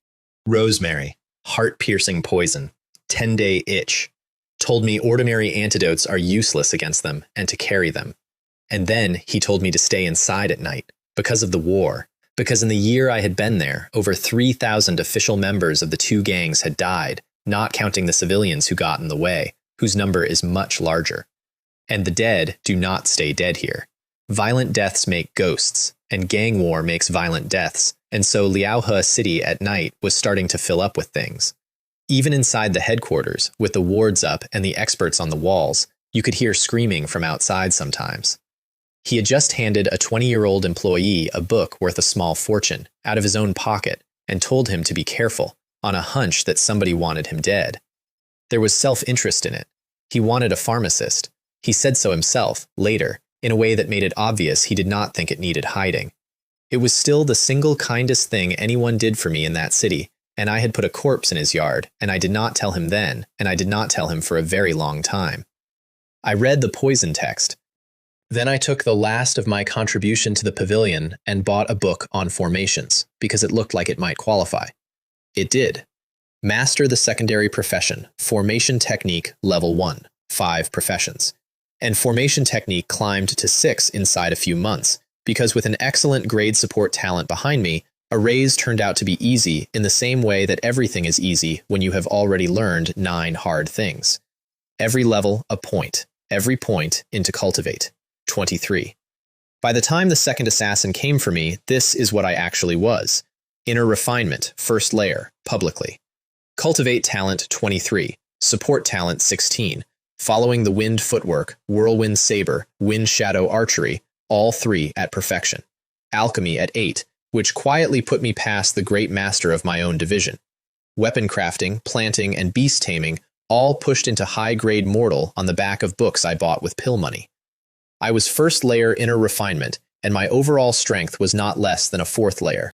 I also had steel armor skill by then, which cost me 2 full months of contribution and 200 taels, and which turns your body the color of smelting steel and makes ordinary blades stop mattering. There is one drawback. At full power, I go from 1.81 m to about 2 meters, which is not a good look on anyone. My appearance was already average. With that running, I was scraping a 60 out of 100. I did not care. Ugly is survivable. And one evening in early spring, I was out at a mutton soup place near headquarters, which I did because it was close and safe, and the broth was like milk and cost a dozen coins, and I listened to the neighbors talk. The city is getting more and more chaotic. I wonder when this will end. As long as the Red Tiger Junjie and the Liaohe Association don't settle down, Liaohe City won't be at peace. The more dead and injured, the more ghosts appear. Now even the area around the headquarters is full of them. Where is there any safe place anymore? I sat there and drank my soup and did not say anything, because there was nothing to say. They were right. Outside the city, beasts and ghosts. Inside the city, 2 gangs.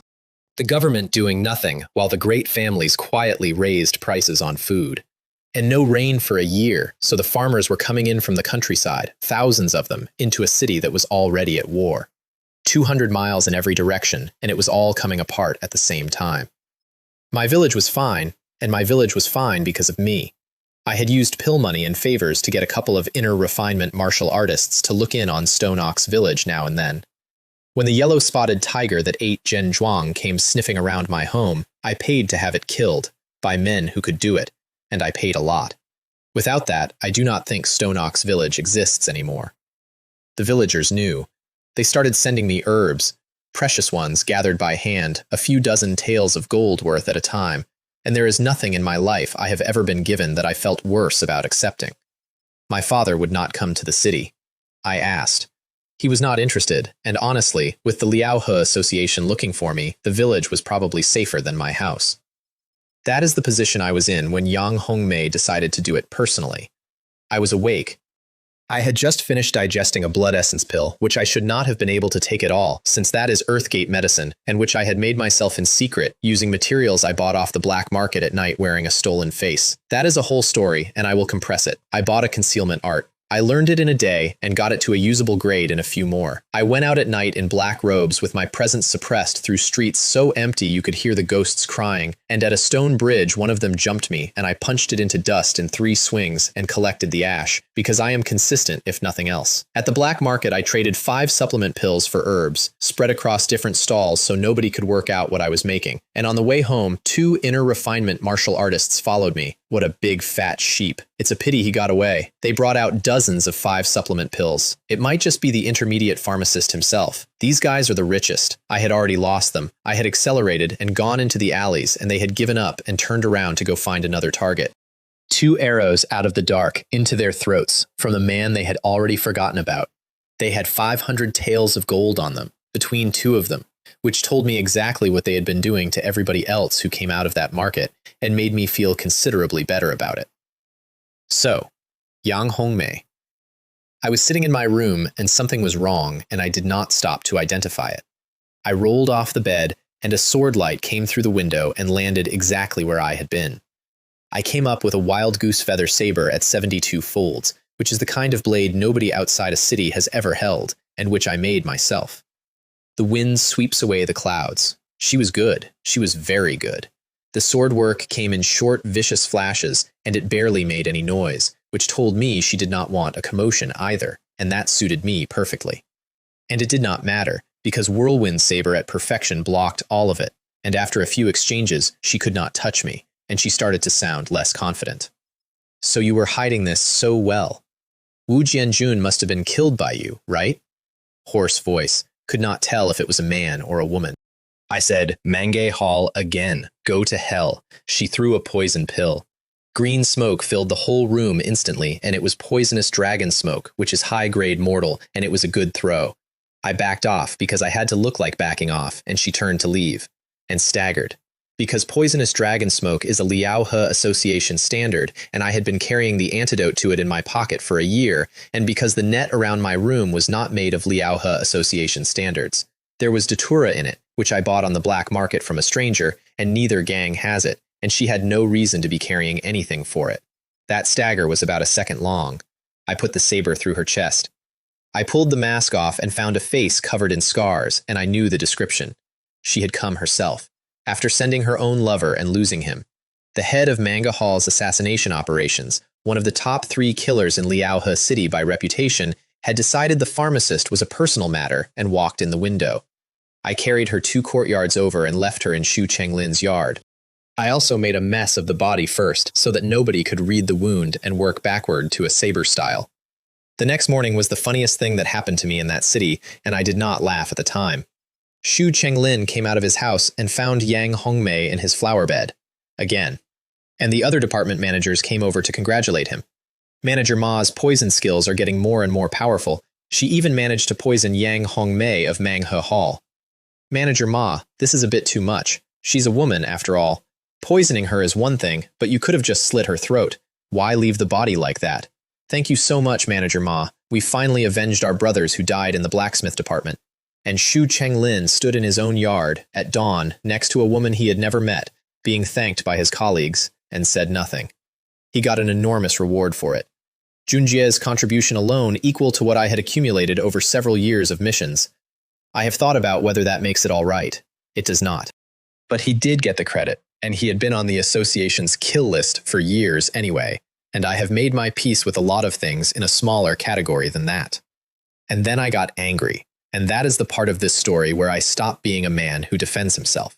Mangi Hall came for me once. Fine. I was busy. I let it go. They came again. Even a clay figure has a temper. So a few days later, I went out at night, alone, with everything I owned in my pockets, and I walked several miles across a city at war to a place called the Bamboo Grove Residence. It is the home of He Guoji, the head of Mangi Hall's business operations, the richest man in that branch. 3 entrances, 3 exits, a great deal of bamboo. He Guoji himself is only second-layer inner refinement, but his house is guarded by 2 fourth-layer men who sleep on the grounds. I had studied the layout for days. I got in past the patrols without anyone noticing, and I stood outside He Guoji's bedroom, and I released Datura into the courtyard, silently.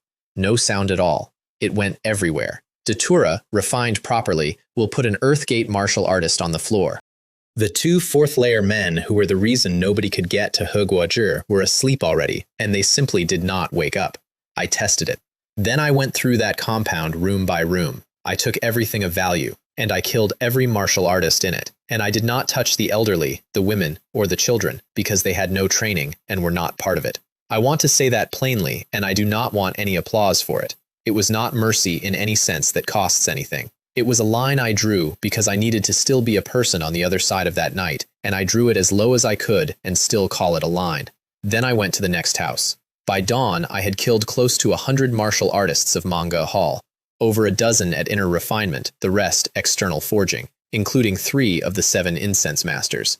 Gu Hanlin had 7. He woke up to 4.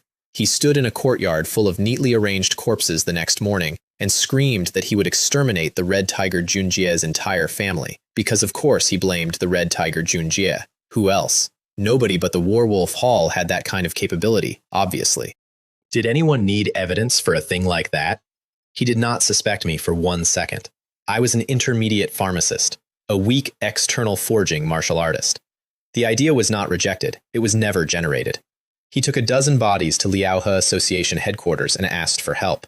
The association sent a large force into Red Tiger Junjie territory.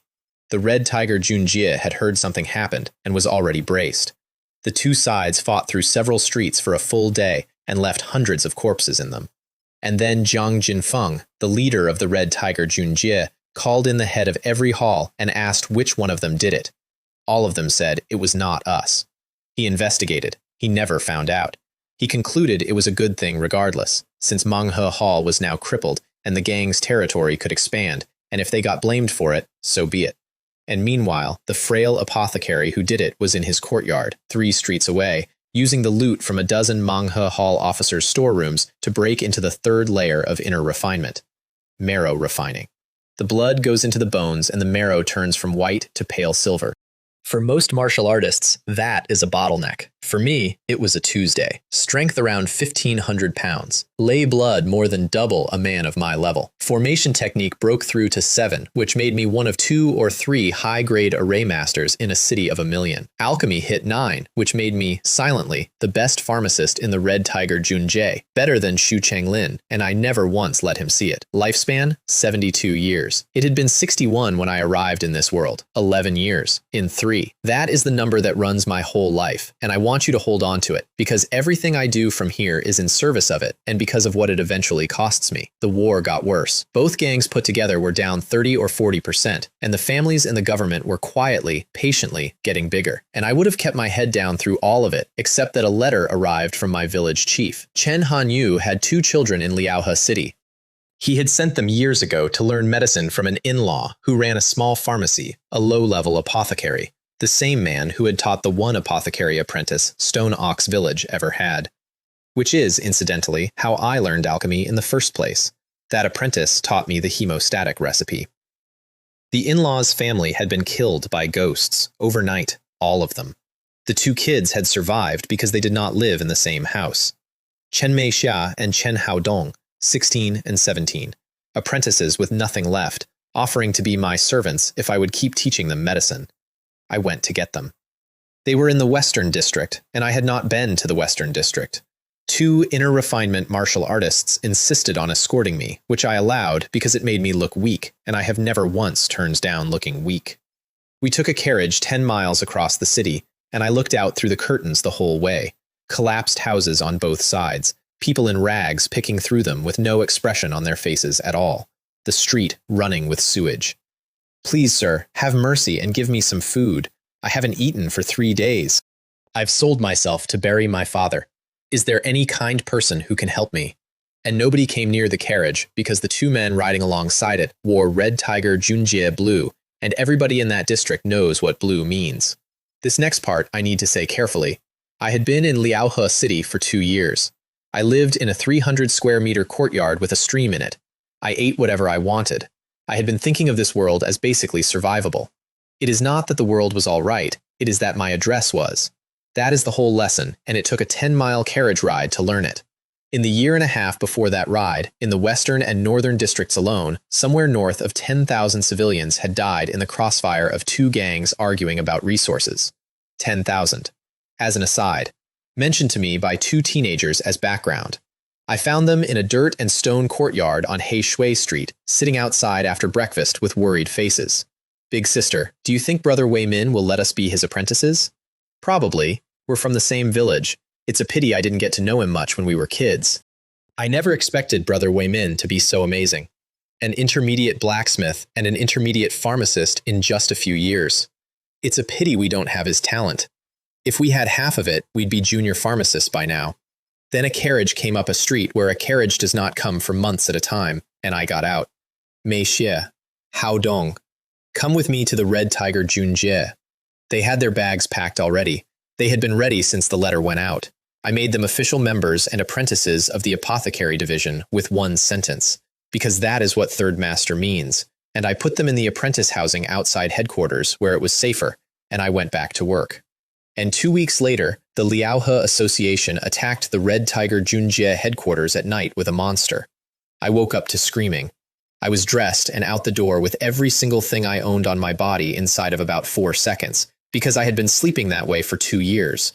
A few hundred meters from my courtyard, inside the apothecary division, the buildings were on fire, and Xu Chenglin and every senior pharmacist we had were fighting a female ghost with a neck about 2 meters long.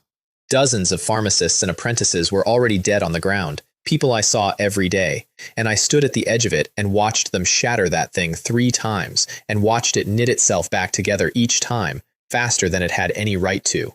That is not a ghost, that is an anomaly. An anomaly is a different category of problem. Ghosts and monsters die when you destroy them. An anomaly does not live in its own body. It lives in an object, and as long as the object is intact, you can grind the thing into powder and it will simply reassemble, indefinitely, forever. That one was mid-tier, comparable to 4th layer inner refinement, and with mental illusions on top, which is how it kills people 2 realms above it. And the only question worth asking was how the Liaohe Association had gotten an object like that into the middle of Red Tiger Junjie headquarters. Then I turned around to find somewhere to hide, and I ran into the answer. The gate was full of Liaohe Association members pouring in, led personally by Gu Hanlin. Kill everyone in the apothecary division, leave no one alive. To avenge Master Yang, kill Xu Chenglin. These pharmacists are all as weak as chickens, so it's very satisfying to kill them. They were coming in from other directions too. This was not a raid. This was the headquarters of the largest power in Liaohe City being invaded, at night, by the 2nd largest. There was no running. So I went home. I went into my own courtyard, at my public strength of 4th layer external forging, moving like a scared pharmacist, and I activated the poison net. 300 square meters, every corner of it prepared for 2 years. All of it went live at once, and the air went strange. There's a pharmacist there. Go and kill him quickly. Anyone qualified to live in such a large compound is definitely not an ordinary person in the apothecary division. We're about to make it big. Kill them all, loot them all, burn them all. Several inner refinement elites came in through my gate, and they had all taken antidotes because they were professionals, and the antidotes covered everything the Red Tiger Jinjie commonly uses. They did not make it to my bedroom door. Oh no, there's poison. Why didn't the antidote work? What kind of poison did he use? A superior grade mortal poison. This must be a superior grade mortal poison. I came out with a machete and I killed them on the ground, one at a time, using nothing above 4th layer external forging strength, not one motion beyond it. That was the hardest fighting I have ever done, incidentally, not the killing, the restraint. Then more came, holding their breath, planning to rush the room in one go, and they blew my bedroom door in and I was not there. What they found was several bottles of 5 supplement pills sitting on my desk. That guy must have run to another room. He didn't even have time to take the 5 supplement pills. We'll divide the 5 supplement pill first, then we'll kill him. They each took a bottle. The trick was the best thing I did that night. Xu Chenglin had given me a poison called 3 Steps Down, high-grade mortal. Neither gang has it.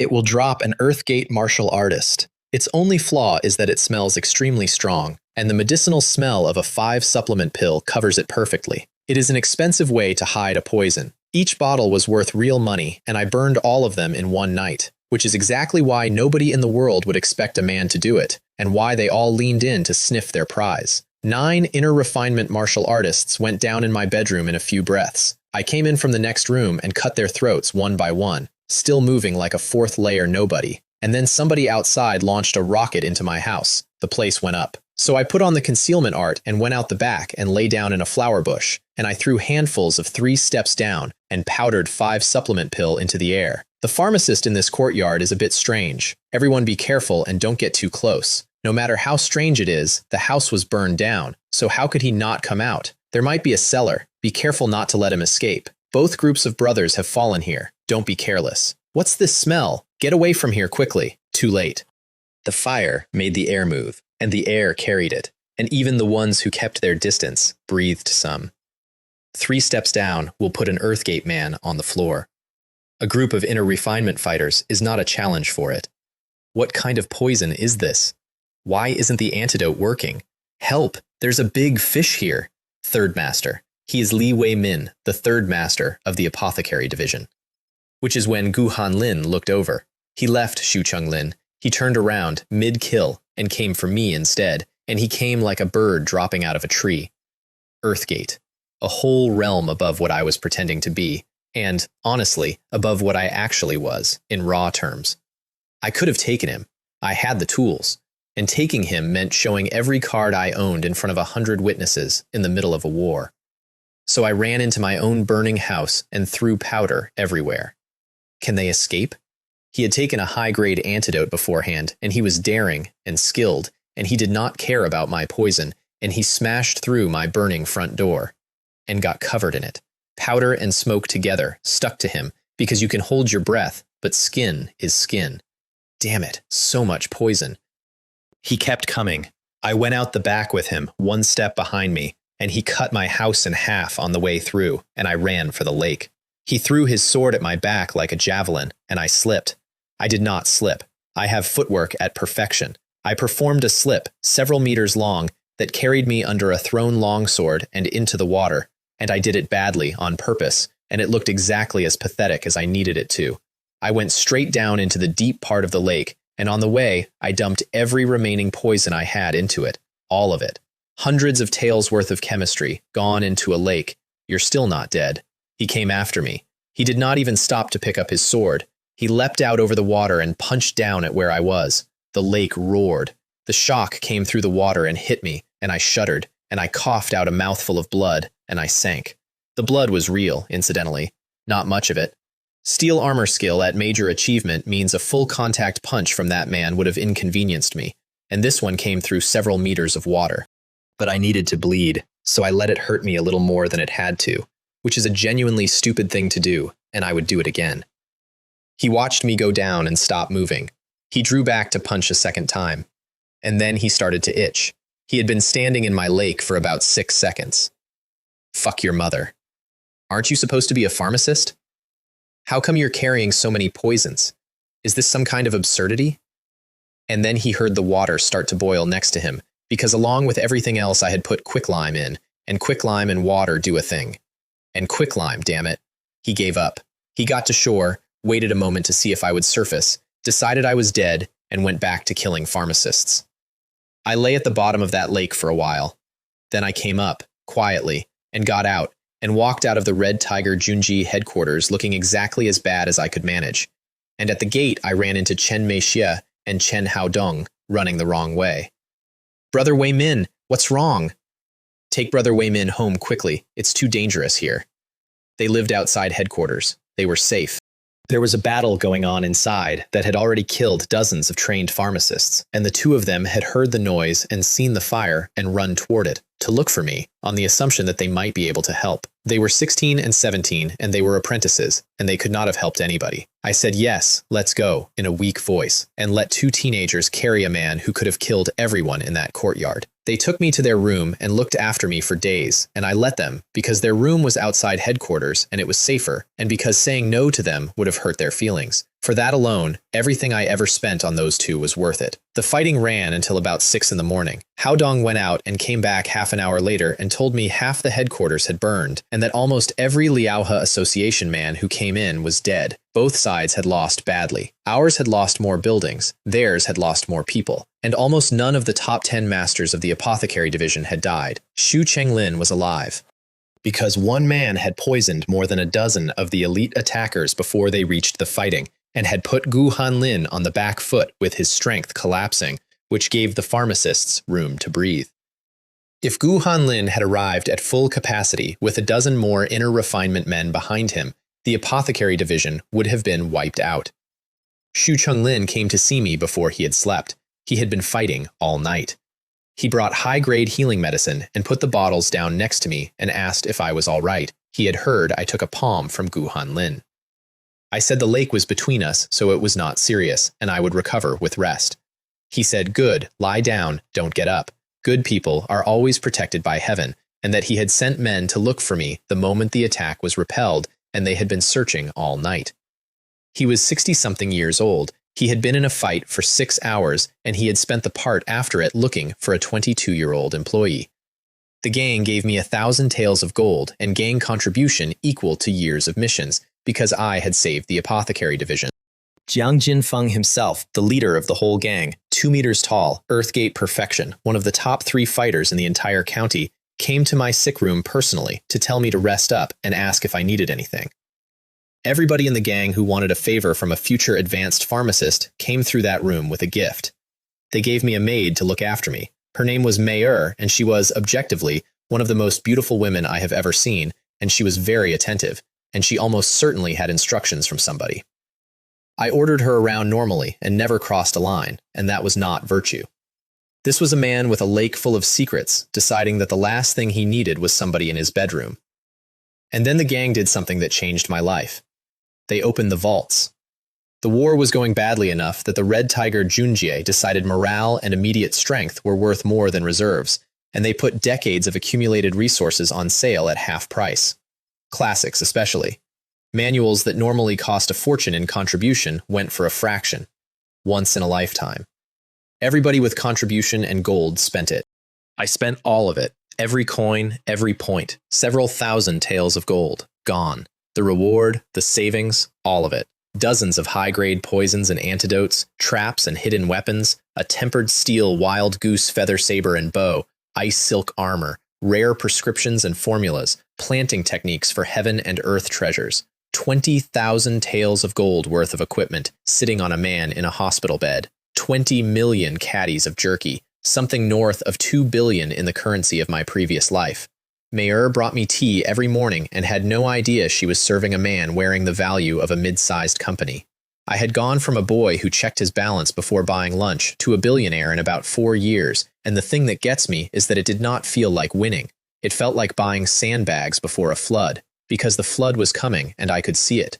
Both gangs had lost 30 or 40% in a single night on top of a year of attrition, and the families and the government, who had lost nothing, were now collectively stronger than either of them. If those two had ever decided to focus on one gang, that gang would have simply stopped existing. For a year, the families and the officials had been getting more active. Everybody could see it. Nobody did anything, because what was there to do? That is why the Red Tiger Junjie did not retaliate after half its headquarters burned. It could not afford to. So I lay in a beautiful little courtyard in the infirmary, being brought tea, armed to the teeth under the blanket, and I waited, because I knew, in the way you know weather, that this was not over. 2 weeks later, in the dead of night, in the freezing cold, I woke up out of a dead sleep because something enormous was coming. Not a sound. Malice. From every direction at once. And my mind is strong enough now that I feel that kind of thing the way you feel a change in air pressure. I punched Mayer unconscious. That sounds terrible, so here it is. She was asleep at my bedside. There was no time to convince a maid of anything, so I hit her, put her over my shoulder, and went out the door, and came straight back in. Because outside the Red Tiger Junjie headquarters, hundreds of ghosts and monsters were coming in from every side. Hundreds. Not one anomaly smuggled in through a gate. A tide. Even with everything I had, I was not confident I could get out through that. Help! There are so many ghosts! Strange. There's something strange here. Why are there so many? Is this the work of the Liaohe Association again? So I hid, and waited for the ghosts to engage the gang, and then I found a gap and slipped out with a maid on my back, and got her somewhere safe, and then I went back. Not out of courage, out of accounting. Because as I was leaving, I had noticed something that did not fit, which was a large number of inner refinement martial artists hidden in the shadows outside the headquarters, waiting. If I had not had the mind I have, and the concealment art at perfection, I would have walked right into them. And I did the sum. The Liaohe Association had been mauled 2 weeks ago as badly as we had. Where would they get hundreds of ghosts and this many fresh inner refinement fighters in 14 days? They would not. So I went back and I got close and I listened. Those ghosts and monsters have done enough damage. It's time for us to take action. From tonight onwards, there will be no more Red Tiger Junjie and Liaohe Association in Liaohe City. From now on, our various families will be the true masters of Liaohe City. And don't forget about the government, everyone. The families, the officials, and a large number of ghosts and monsters that they had somehow acquired, which I later learned they had bought by paying enormous sums to the North Mountain Ghosts and the Lianhuan Water Dock, the two worst things in the region, the exact two forces that the gangs had spent years suppressing. They hired the monsters to kill the men who had been keeping the monsters off them, and they were doing it to both gangs.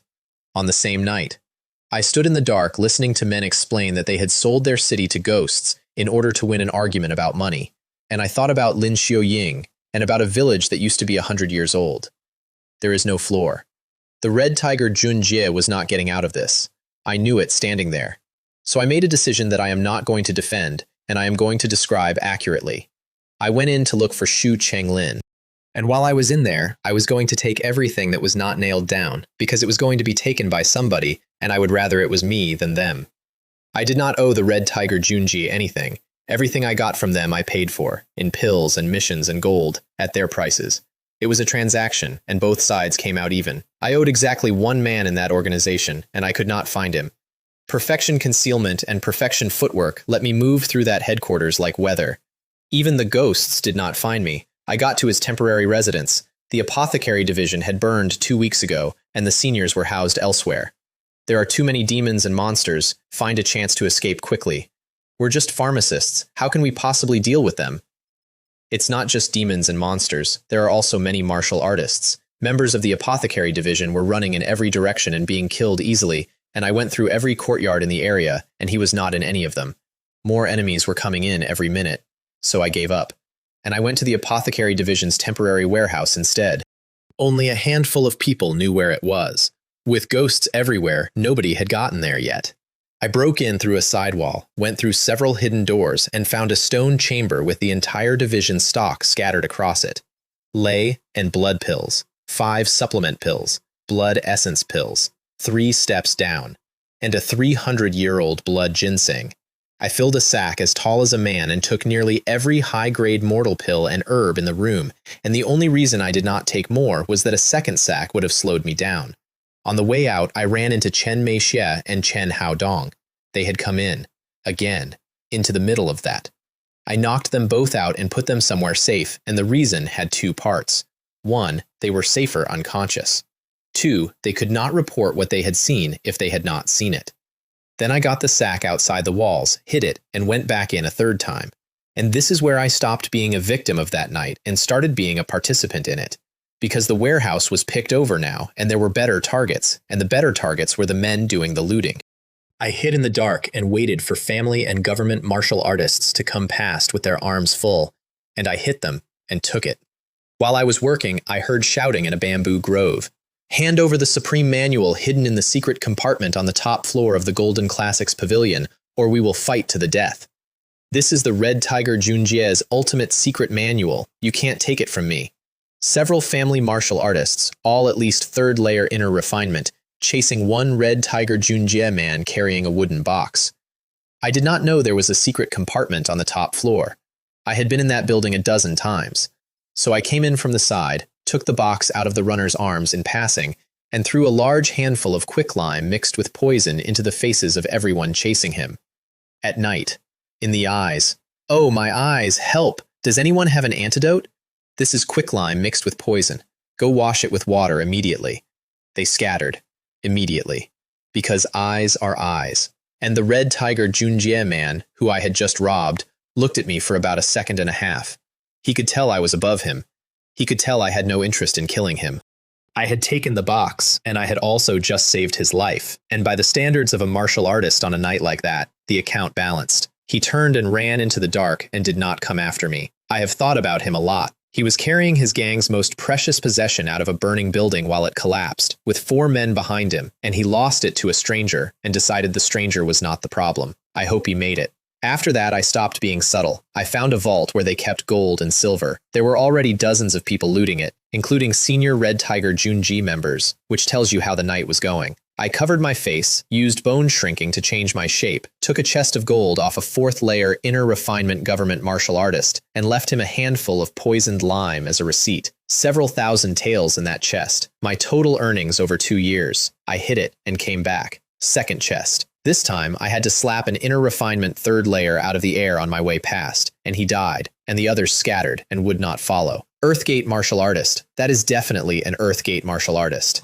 Which Earthgate martial artists are so shameless? Instead of fighting, they come here to steal our stuff. There are only so many Earthgate artists in the city. You'll know the answer if you look it up carefully when you get back. I was in fact 3rd layer inner refinement, which is 2 full realms below Earthgate, and that is the single most flattering thing anyone said about me that year. I would have gone back a 3rd time. I did not, because I had scared everyone off and there was nobody left to rob. So I switched targets again and went hunting the looters as they left with their arms full. One family martial artist at a time, out of a dark corner, 1 punch, take the bag. The first one one I opened was full of mid-grade mortal pills and herbs that had obviously come out of the apothecary division warehouse I had already abandoned as not worth carrying. Somebody had gone in, taken the leftovers I did not want, and carried them directly to me. I also robbed a ghost. There was a low-tier demon wandering around wearing an emerald green hat, and the hat was a high-grade mortal treasure that gives resistance to mental attacks. And if I did not take it, who would? I put it on.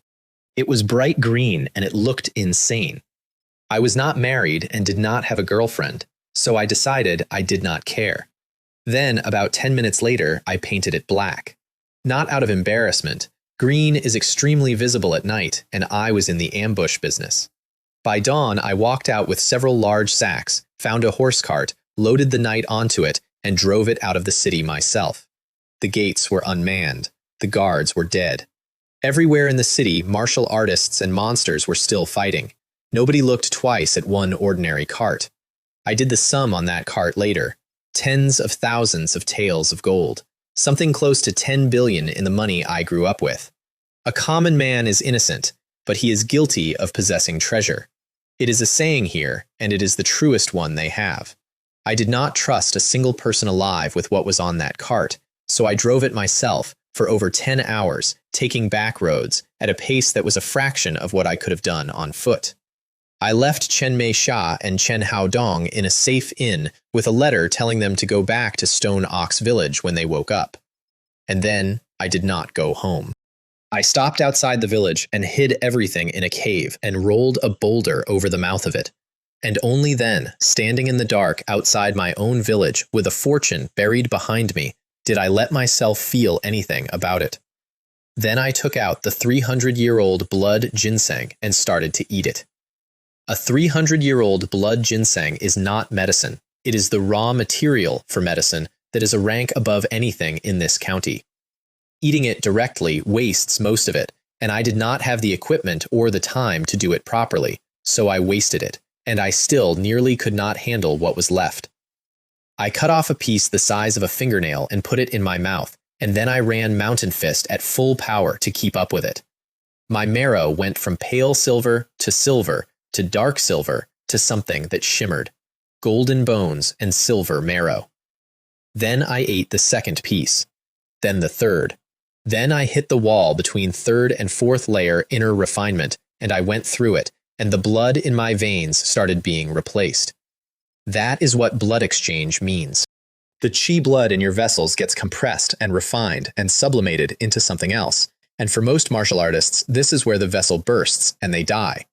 For me, it made a sound like small bells, each drop several times heavier than before, faintly fragrant.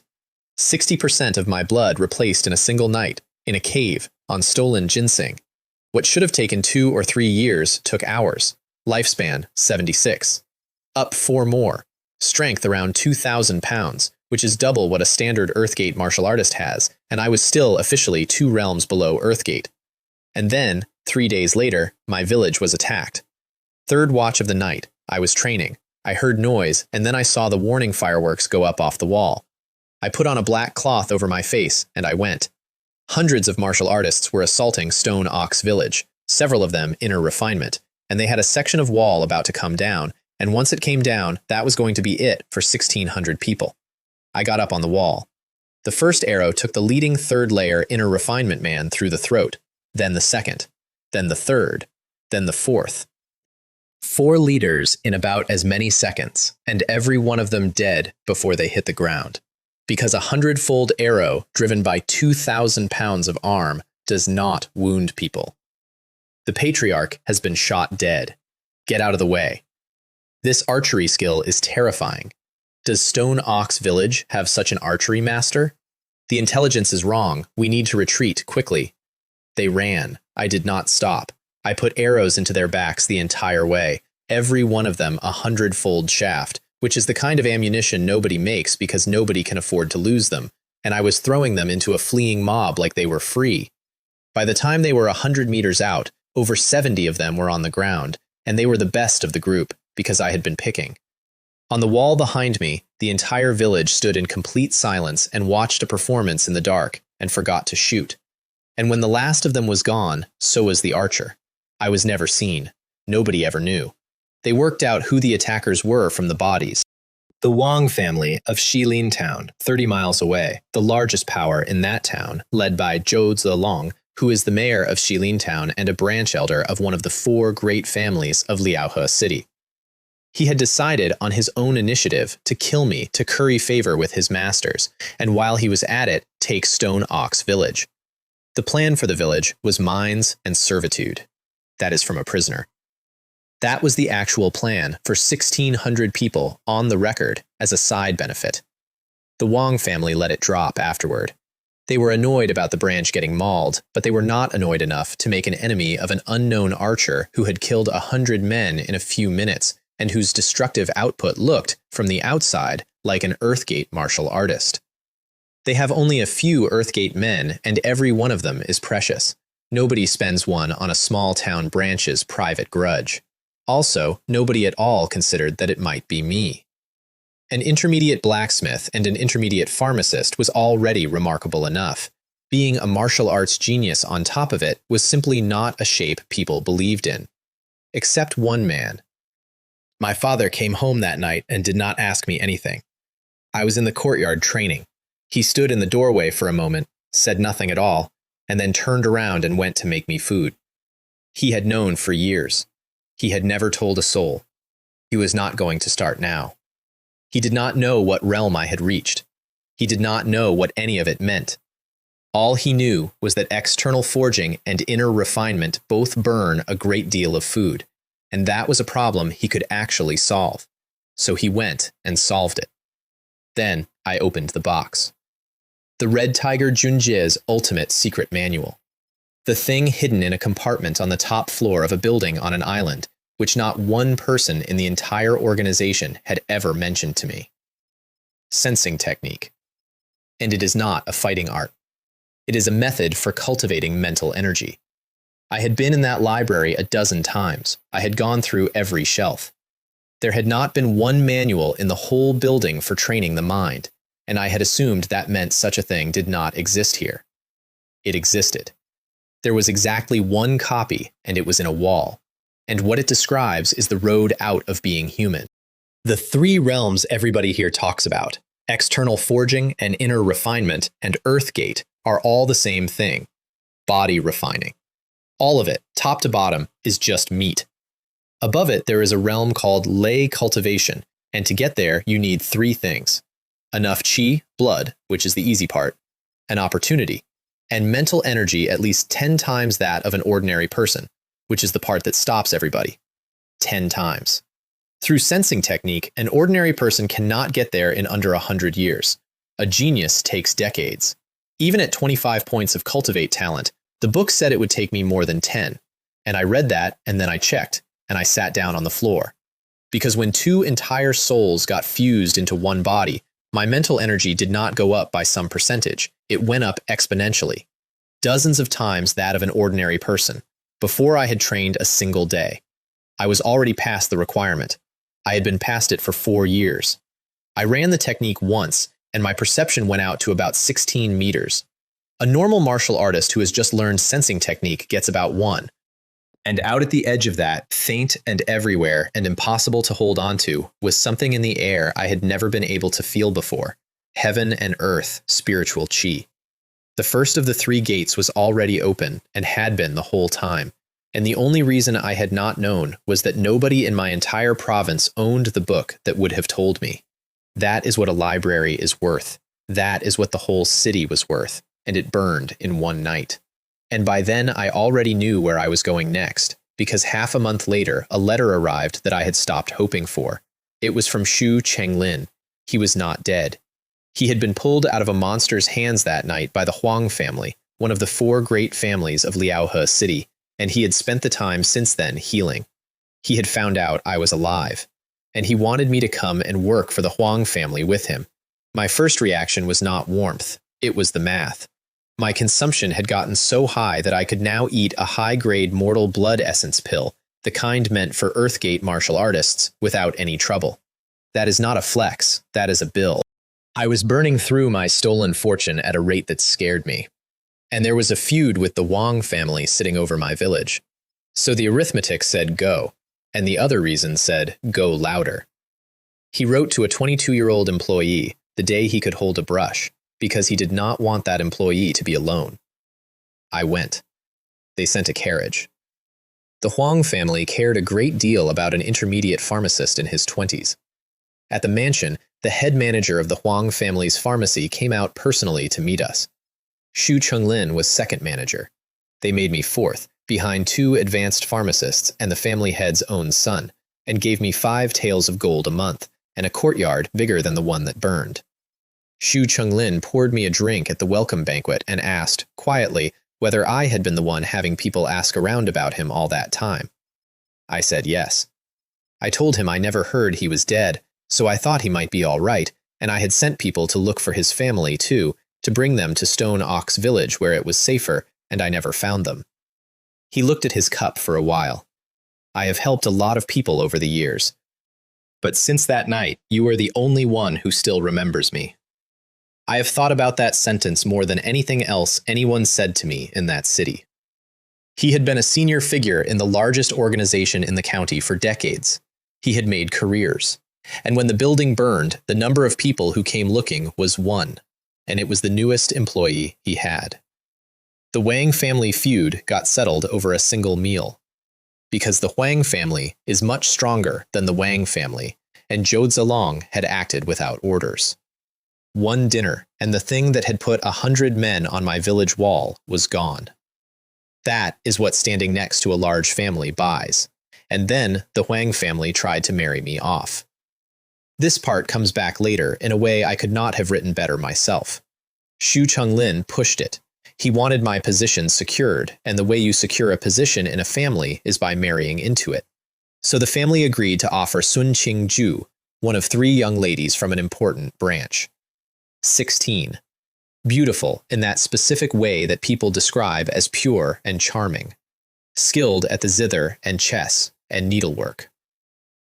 4th layer, external forging already. Plenty of proposals. I had seen her before. She looked something like the female lead in a movie I watched in my previous life, only better. And I did not want any part of it, not because of her, because I had a very clear picture of where my road went, and it went a long way from Liaohe City, and I was not going to drag a 16-year-old down it. But Xu Chenglin had arranged it personally. I could not refuse him. So I did what a coward does. I decided to go, be insufferable, and get her to refuse me, save everyone the trouble. I put on a new brocade robe and went to the Red Leaf Pavilion, which is the nicest meeting place in Liaohe City. Red maples and clear water and flowers everywhere, and I sat down and ordered tea and started planning how to be unappealing. I drank several pots of tea. She did not come. 2 or 3 hours. I had gone in intending to be rejected, and it turns out those are not the same thing. My face went cold. I did not have feelings for her. I had no intention of marrying her, and she had not even shown up to say no, which is a thing you do to a person you do not consider a person. I spent a long time coming up with clever ways to decline, and she deleted the entire problem by not attending. I may not be much to look at in this life, but I am an intermediate pharmacist. Do not underestimate me. I finished my tea in one go, walked out, and disappeared into the trees. A moment later, she came out of a private room on the 3rd floor with her maid. Finally gone. You made me stay in the private room for so long. How awful. Miss San, will there be any problems with this? Li Wei-min is the 4th manager of the pharmacy. He's just a village pharmacist. If it weren't for our Huang family appreciating him, he'd still be stuck in the village. He's a toad trying to climb up to me. Ignore him. Do you really want me to marry such a mountain barbarian? Compared to brother Zhifeng, he's far inferior. No looks, no literary talent, no family background. Does he know what it means to sit by the lake and admire the maple leaves at dusk? Can he accompany me to play the zither and paint in perfect harmony? She had been upstairs the whole time. Xu Chenglin found out within the hour because he had been watching the matter closely, and he came to me looking so guilty it was painful. He brought me several precious prescriptions, medicine and poison both, as if that would help. He promised to find me a better woman from the family, to make me a son-in-law properly. I told him not to worry about it, which made him feel worse. The truth is that it saved me an enormous amount of trouble, and I was relieved. But keep the exact sentence, because I am going to need it later. He's a toad trying to climb up to me. Hold that. Because 2 months later, I found out about the divine plants. Several elders of the Huang family had located a hidden medicinal garden deep in the swamps outside the city, and what was growing in it was divine plant, which is the main ingredient of the nourishing spirit pill. And the nourishing spirit pill grows mental energy. The Huang family wanted it for their Earthgate elders. Because the Huang family does not have anything like sensing technique. Nobody in this county does, except the one copy in a wall that I stole. Their only way to grow the mind is to eat it. The nourishing spirit pill is a high-grade mortal medicine. Only an advanced pharmacist may refine it. There were 3 of them in the family, and I was not one of them, officially. Which meant I would not be in the room, which meant I would not be skimming, which meant the single greatest opportunity of my life to date was going to happen 20 meters away from me while I made ordinary pills. Understand my problem. I had been running sensing technique hard for months. My mental energy had gone up by about 30%. 30% in months of grinding. One of those pills is worth half a month of that, and there were going to be dozens of them. So I needed to become an advanced pharmacist by tomorrow morning. Publicly, believably, in a way that did not make anyone ask how a 23-year-old does that. I have never been more pleased with myself than I am about what I did next. The next morning I went into my alchemy room and I deliberately left the door open a crack. I walked in slowly, with my face set like a man who has just thought of something. I stood in the middle of the room for a moment, not moving, as if listening to something. Several apprentices watched me through the gap. And then I started, very suddenly, to refine a datura poison pill. That is a high-grade mortal pill. It is one of the harder ones. And, critically, the technique and the handling are extremely similar to those of the nourishing spirit pill. I processed the materials fast, faster than anyone had ever seen me do anything, which is a thing I had been carefully avoiding for 2 years. What is the 4th manager doing? The materials he's handling look like they're for a high-grade mortal pill. It's not a possibility, it's the exact thing. These herbs are for the mandala poison pill. Is the 4th manager planning to refine a high-grade pill? I felt something was off about him as soon as he entered this morning. He seemed to be thinking about something, and his current state is a bit strange. Could it be epiphany? There it is, epiphany. A rare state that anyone can only dream of. It is said that if you can fall into it, you obtain amazing benefits. Xu Chenglin came running. This is epiphany, and this is my favorite part. He told everyone at the door to be quiet, immediately, and then he personally stood guard over the room so that nobody would disturb me. He protected my concentration while I faked it. More apprentices came. Then more pharmacists, the head manager, the 3rd manager.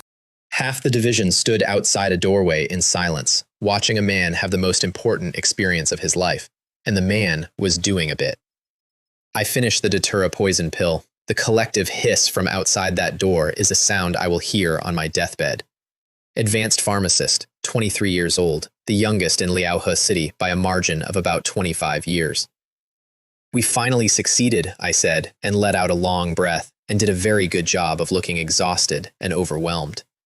Xu Chenglin came in and hit me on the shoulder hard enough to move me. Good, good, a 23-year-old advanced pharmacist. There's no one else like him in the entire Liaohe City. The head manager came over. The 3rd manager laughed and said the 3rd manager's chair was mine now. The head of the Huang family threw a banquet personally. Families and factions from across Liaohe City sent gifts. The government sent gifts. And that is how, 2 months after being stood up, I found myself sitting at the head of a banquet hall surrounded by every important person in the county. Sun Qingju stood outside the hall and did not come in. She had lost weight since I saw her last. Her beloved brother Zhu Feng had turned out to be a professional who ate and drank on other people's money and had very nearly taken advantage of her before she got away. She was still a virgin, and her reputation was gone regardless, which is how that works here. 2 months earlier, she had looked down on a village pharmacist. Now, she could not get in the door. If I had known and agreed a few months ago, I would be an advanced pharmacist's woman right now. That is what she was thinking. I know because her maid was thinking it louder. And out on the street, the gossip was worse. Master Song is truly amazing. At only 23, an advanced pharmacist. He will be the #1 pharmacist in Liaohe City. All 4 families have proposed marriage alliances. Song Great Master is still unmarried. If you could marry him, you'd be his legal wife, and both the family and you would be guaranteed a future. Not to mention the 4 families the government has also proposed. The Huang family just said at the banquet they'd marry 7 young miss to him. But 7 young miss is so fat. Only that 6th young lady from the Wang family is worthy of Great Master songs. The Wang family brought it up, but the Huang family interfered. The Wang family, the family whose branch had put 100 men on my village wall to kill me, was now offering me their best daughter. I want to be clear that I did not enjoy this. I want to be clear that I am lying. I got what I came for. They put me in the room. On the first day of nourishing spirit pill production, I succeeded twice out of 6 portions of material. The head manager and Xu Chenglin needed 3 or 4 portions per successful batch, and sometimes 5 was not enough. He handed me the entire project on the spot. Understand what that means. If 3 portions yield 1 batch reliably, and I can do it in 2, then every 6 portions produces 3 batches and only 2 need to be handed over. Nobody was cheated. The family got exactly what it asked for, every single time, at a rate nobody else could match. And I quietly kept 1/3 of everything. They knew I might be skimming. Both of them said so to each other. And their own success rate was so bad that they could not prove anything, and it was not worth the fight. And they were old, and their mental energy was already enough for them, and they had stopped having ambitions. Every factor lined up in my favor, because none of them wanted anything anymore. 120 batches total before the divine plants ran out. 90 went to the family, 40 came to me. I ate 20. In 1 month, my mental energy went up over 100%. Doubled. 40 times an ordinary person. My perception went out to 40 meters, and heaven and earth spiritual chi stopped being a faint suggestion at the edge of my senses and became something I could feel, like humidity. I could feel the door. And then my body developed a tolerance, and the pills stopped working, which is the tax on doing anything too fast. I had 20 batches left, 65 pills, worth over 300 taels of gold, and effectively impossible to buy at any price, and they were now worth more as currency than as medicine. I also got a manual out of it. 1,000-hand guanyin, upper section.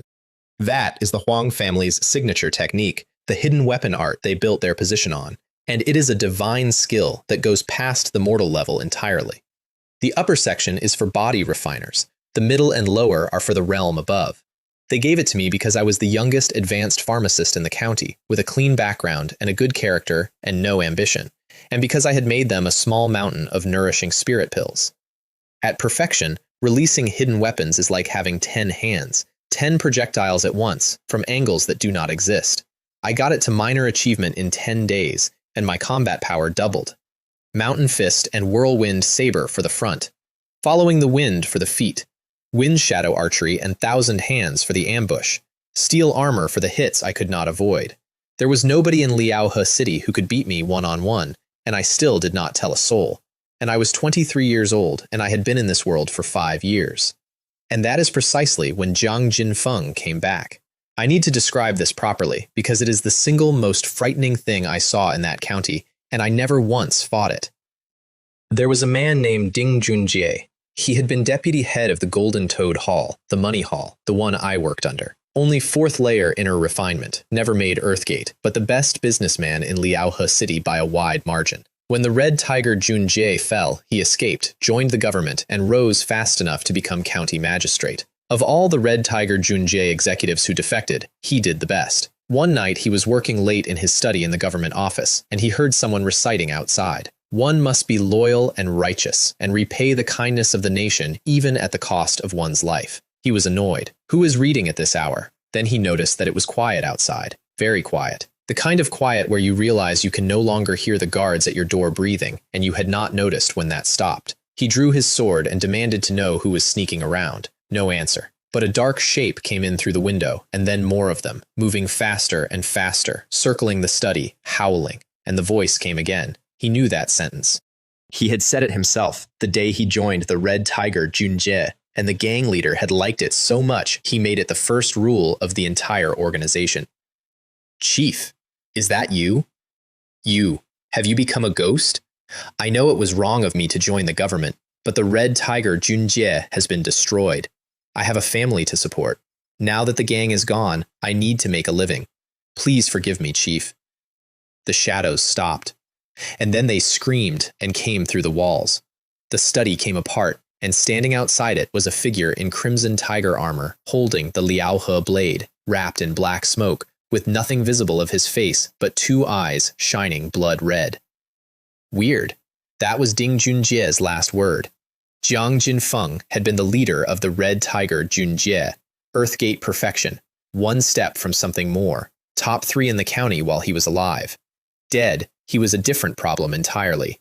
In 2 weeks, he killed 34 martial artists at inner refinement or above, some of them Earthgate, a significant portion of them former Red Tiger Junjie members who had switched sides. He moved with almost 100 ghosts and anomalies behind him, and nothing stopped him, and he took families and government offices and the Water Dock Bandits and the North Mountain Ghosts all with the same indifference. Every night, in and around the city, for 2 weeks. Xu Chenglin and I sat in a restaurant and counted. 34. In just about half a month, including some from Earthgate, a significant portion of them traitors to the Red Tiger Junjie. His voice was not steady. I asked the only question that mattered. Can all those Earthgate martial artists not destroy what he's attached to? He smiled the way you smile when there is no good answer. Based on the observations and speculations of various forces, his possession is the Liaohe blade, made of meteorite iron. Let alone Earthgate. Even higher-level cultivators would find it difficult to destroy. So I'm afraid that in the vast Liaohe city, no one can destroy it. I felt the cold go through me. If that's the case, doesn't it mean Jiang Jinfeng won't die? Who in Liaohe city can withstand that? The night before, the combined forces had put dozens of Earthgate martial artists into an ambush for him. He got away. 5 of theirs did not. And nearly half of everyone on his list was former Red Tiger Junjie. He was working top-down, and he was thorough, and he was not going to miss the 3rd master of the Apothecary Division. At the current rate, it will be our turn soon. I asked what the Huang family planned to do. The patriarch says he'll try again. The Huang family has been operating in Liaohe City for nearly 100 years. They will not leave easily. They're preparing to pool money and invite a legendary cultivator to come and kill him. I asked if we could wait that long. We probably won't be able to, so I told him I had already booked passage. There is a caravan company called the Peaceful Merchant Group out of Baiyun County, and one of its caravans was leaving Liaohe City in a few days, going north 1,000 miles. I had paid a deposit for manager Ma and his family as well as myself. I had been going to tell him tomorrow. And he was startled, and then he laughed, because he had called me out that day for exactly the same reason. He had found a place to run to, and he had wanted me to come with him so he would have someone. We had both spent the week arranging an escape for the other one. He turned me down. He was going to a smaller city, Jinyang, a few hundred miles away. Fewer resources, fewer monsters. I was originally thinking of inviting you to come with me, but I forgot that with your talent, Jinyang City is too small. The county town is more suitable for you. Besides, I will be leaving tomorrow morning, so please be careful these next few days. He left at dawn from the west gate with his family and a few dozen guards, and there were not many people there to see him off. I hugged him. That is not a thing men do here, and he went completely stiff for a second, and then he hugged me back and told me to take care of myself and get out of Liaohe City as soon as possible. His 2 children shouted from the carriage as it pulled away. "Goodbye, Uncle Song. Come visit us again when you have time. We're in Jinyang City, Uncle Song, don't forget." I waved until the cart was out of sight. The Song dynasty is corrupt, and there are monsters in the fields, and I could not guarantee my own safety, let alone anyone else's. I did not expect to see him again. That is a normal thing to know about a person here. Then I went back to Stone Ox Village, because I had 4 days and a debt. I did not tell my father where I was going or why. I told him I was leaving Liaohe City. He was not surprised. He had been waiting for it. He told me to be careful and to stay safe, and that was all. I told the chief and the elders about the situation. Chen Hanyu already knew about Liaohe City. The others were sorry to hear it. And then I spent 4 days killing everything within reach of my village. That stretch is where I understood what my strength was actually for. The first thing I found was a black tiger, high-level beast, Earthgate equivalent, the sort of thing that erases a village, and it had wandered into the ground where my neighbors pick vegetables. One arrow. Through the eye and into the brain, before it knew there was anything in the world to be afraid of. Then I went looking. In 4 days I killed azure windwolves, yellow-spotted tigers, leopards, mid-tier beasts at minimum, several high-tier ones, and monsters, imps, and other things, mostly low rank, some mid. Every single one of them was within an easy walk of Stone Ox Village. Any one of them could have taken the wall down.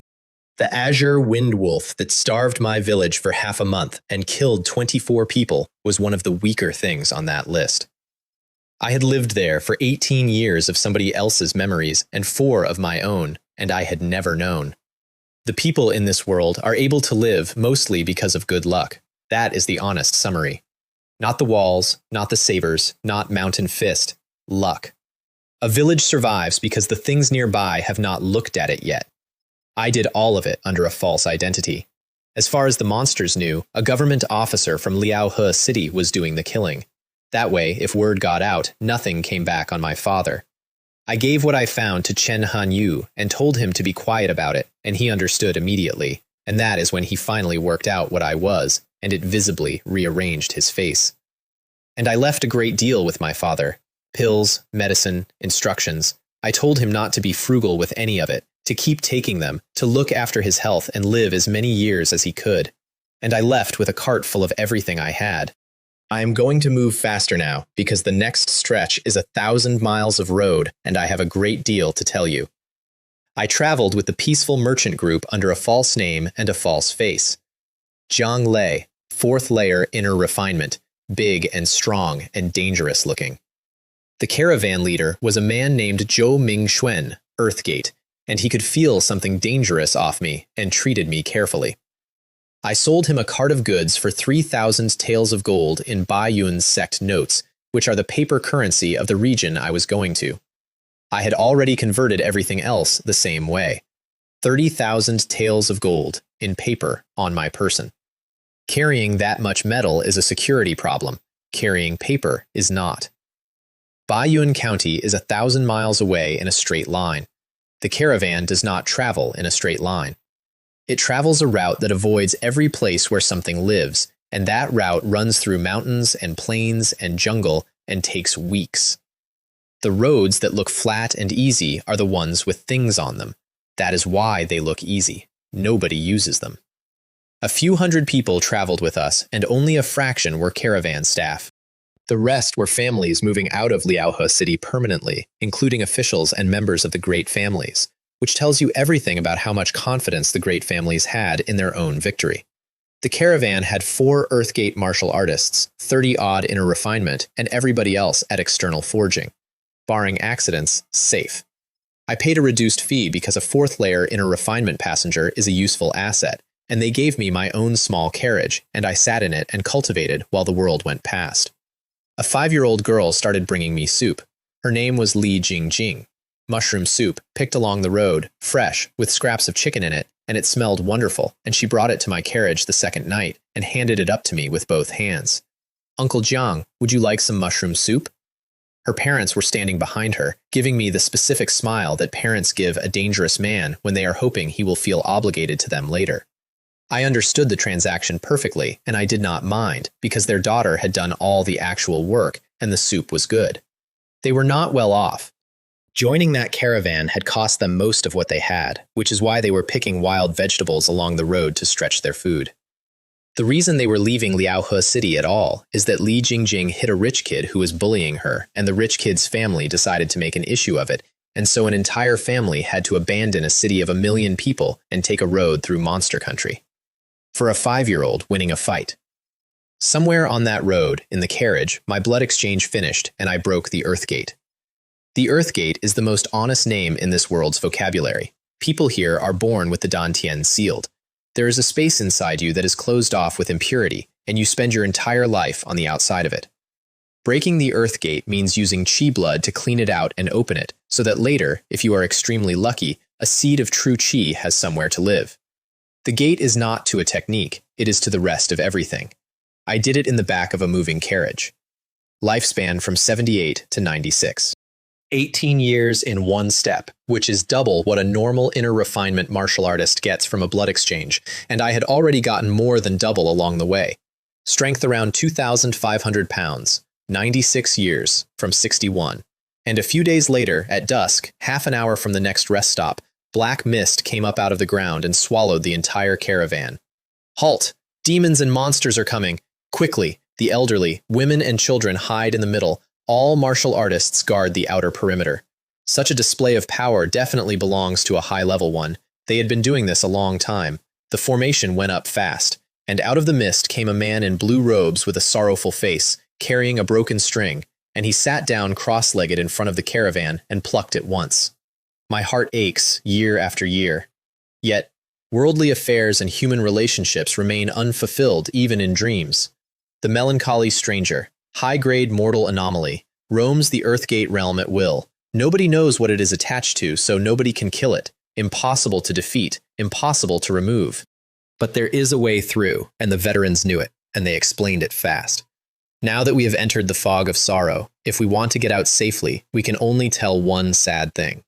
Everyone, think of something sad. When it asks, just say it. You'll usually get through. Don't be too afraid. The heartbroken guest has never been here before. We don't know how it got here today. So the entire caravan stood in the mist and quietly prepared their saddest memory, like homework. Li Jingjing's parents crouched down and coached her. I got out of my carriage and moved into the crowd, because I wanted to watch what it actually did before I decided anything. Please tell me something that made you sad. It picked a fat man in expensive clothes first. He was sweating hard. He hesitated, and then he said, I was away for a year and a half, and when I came home, my wife gave birth to a big fat boy. We are both heartbroken. No need for us to have met before. Pass. The fat man got out of there so fast he nearly fell over. Please tell me something that made you sad. An old man with gray hair, inner refinement. When I was 3 years old, both my parents were eaten by wild beasts. Pass. One after another. It never checked whether anything was true. It let everyone through. And the crowd started to relax, and you could see it happening, the shoulders coming down, people deciding this was a formality. Some of them were almost smiling. This anomaly is easy to fool. It must be stupid. Then a young man went up. He said his bag of silver had been stolen, and that he had been saving it for a long time, which was true. It was the saddest thing that had happened to him that year. He was, I think, about 19. The melancholy stranger's face went cold, and its mouth opened. And I mean that its mouth opened, wider than its head, a hole the size of a bucket. If this isn't heartbreaking, you dare to lie to me. It ate him. Not quickly, it chewed, in front of everyone, with blood coming out of its mouth, and the sound it made is a sound I have never gotten out of my head. The entire caravan understood at the same moment that this was not a toll booth. Nobody made a sound. Several hundred people stood in the dark with their mouths shut, and I could hear people trying not to breathe. Please tell me something that made you sad. Me. I stepped forward calmly, because a calm man does not get looked at twice, and I said the first thing that came into my head. Da Ming loves Da Hong loves Da Chang, and Da Chang loves Da Ming. The melancholy stranger stared at me. It stared for a genuinely long time. Its eyes went very wide, and I could see it turning that over, working through the geometry of it. Then it collected itself. We are both heartbroken people, so there's no need for us to have met before. Pass. I stepped aside, extremely pleased with myself, and it turned and picked Li Jingjing. Her parents pushed her forward because there was nothing else to do. They had spent the last 10 minutes teaching her one line. My grandmother died. That was it. Say that. And she was 5 years old, and she was standing in front of a thing that had just eaten a man in front of her, and her mind went completely blank. My doll is dead. Her parents' faces came apart. I watched it happen. The melancholy stranger's expression changed. If this isn't heartbreaking, you dare to lie to me. I did not decide to do anything. I want to be honest about this, because everywhere else in the story I ran the numbers first. I did not run any numbers. I was moving before it finished the sentence. I got both hands on its head. My palms were already red because I had been holding a corrosive ointment since the fat man, in case. Heartbroken my ass. I'll make you heartbroken. And then I beat that thing's head flat. The ointment went through it like acid on a statue, and the punches deformed it, and it started to come apart, and I did not stop, and then I dropped it and went straight into the black mist. because everyone in the caravan had said the same thing. Nobody knows what it's attached to. I had 40 times an ordinary man's mental energy and sensing technique running at full power. It took me maybe 15 seconds. I came out of the mist holding a shattered piece of bloodstone. The mist started to thin. Zhou Mingxuan was staring at me. Jiang, Brother Jiang, you killed the heartbroken guest. I said I was lucky enough to find what it was attached to, so I killed it on the spot, and I remembered that objects of that rank were quite valuable. He nodded about 9 times and said 10,000 taels of gold, no deception, and went to get it immediately. And Li Jingjing's parents pulled her down onto the ground and made her kowtow to me. Thank you so much for saving our lives, sir. If it weren't for you, my daughter would have died. Jingjing, quickly kowtow to Uncle Jiang. She did it. She was very obedient about it. I got them up as fast as I could and said it was nothing, and that I had profited handsomely, which was true and also completely beside the point, and they knew it, and they knew exactly why I had moved.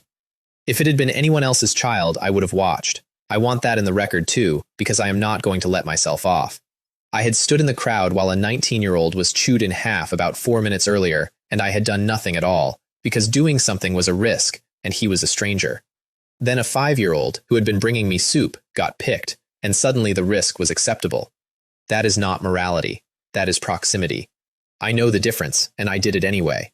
10,000 taels of gold arrived within the hour. After that, nobody in the caravan treated me like a 4th-layer inner refinement passenger again. A few days later, we reached Blood Rain City. It is bigger than Liaohe City. Over 1 million people, more prosperous, families and gangs and government in a careful balance.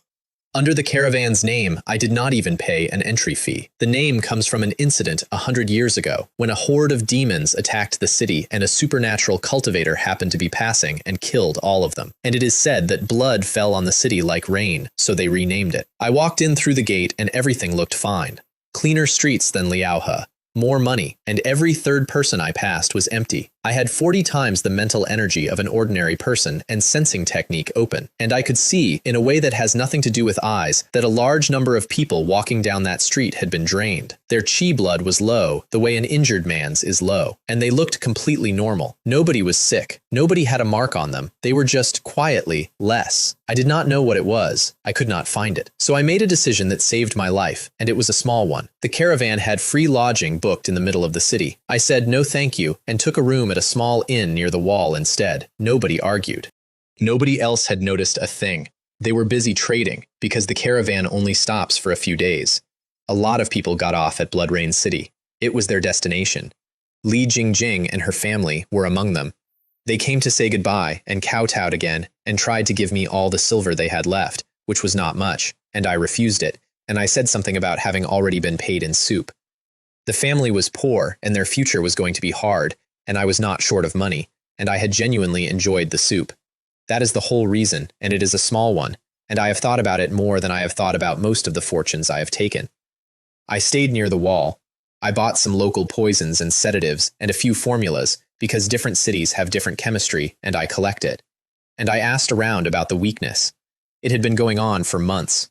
The families had investigated and found nothing. And since it was not fatal, and people recovered if they ate well, everyone had gradually stopped caring. That is the part that got me. 1 million people had collectively agreed to not think about it. But at night, every night, I could feel something enormous moving underground beneath the middle of the city, and I could not reach it. Earth blocks perception badly, and my range collapsed underground, and I was out at the edge of the city by choice, which meant I was as far from it as it was possible to be.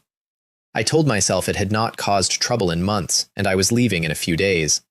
Then, on the 3rd night, I was sitting on a stone table in my courtyard cleaning out my dantian, hours into it, when I felt something sweep past deep underground. I put my feet flat on the ground and pushed sensing technique down into the earth, meter by meter. Several rooms away, in a guest's room, a red thread the width of a hair came up out of the floor, went into the man's body, and started to drink. A demon. Not a monster, not a ghost. A demon, which is what a monster becomes when it goes further, and the same tier above a ghost, and both of them are things that human martial artists mostly do not fight. Something had been under Blood Rain City for months, quietly drinking 1 million people, a little at a time, from below. At least high-grade mortal. Earthgate equivalent. And there was certainly more than one, which was, at that time, well beyond me. So I sat back down on the stone table and pretended to keep cultivating, and I watched that thread with my mind while it worked its way through the inn, and I decided that if it came for me, I would kill it and run that same hour. It drank from several guests and left without touching me. I still do not know whether it sensed what I was, or whether I was simply not on the list yet. The next morning I bought a large quantity of flame powder, which is what you use on demons, and went back to my room, and that night I did not sleep at all. Because the alternative was falling asleep and waking up empty.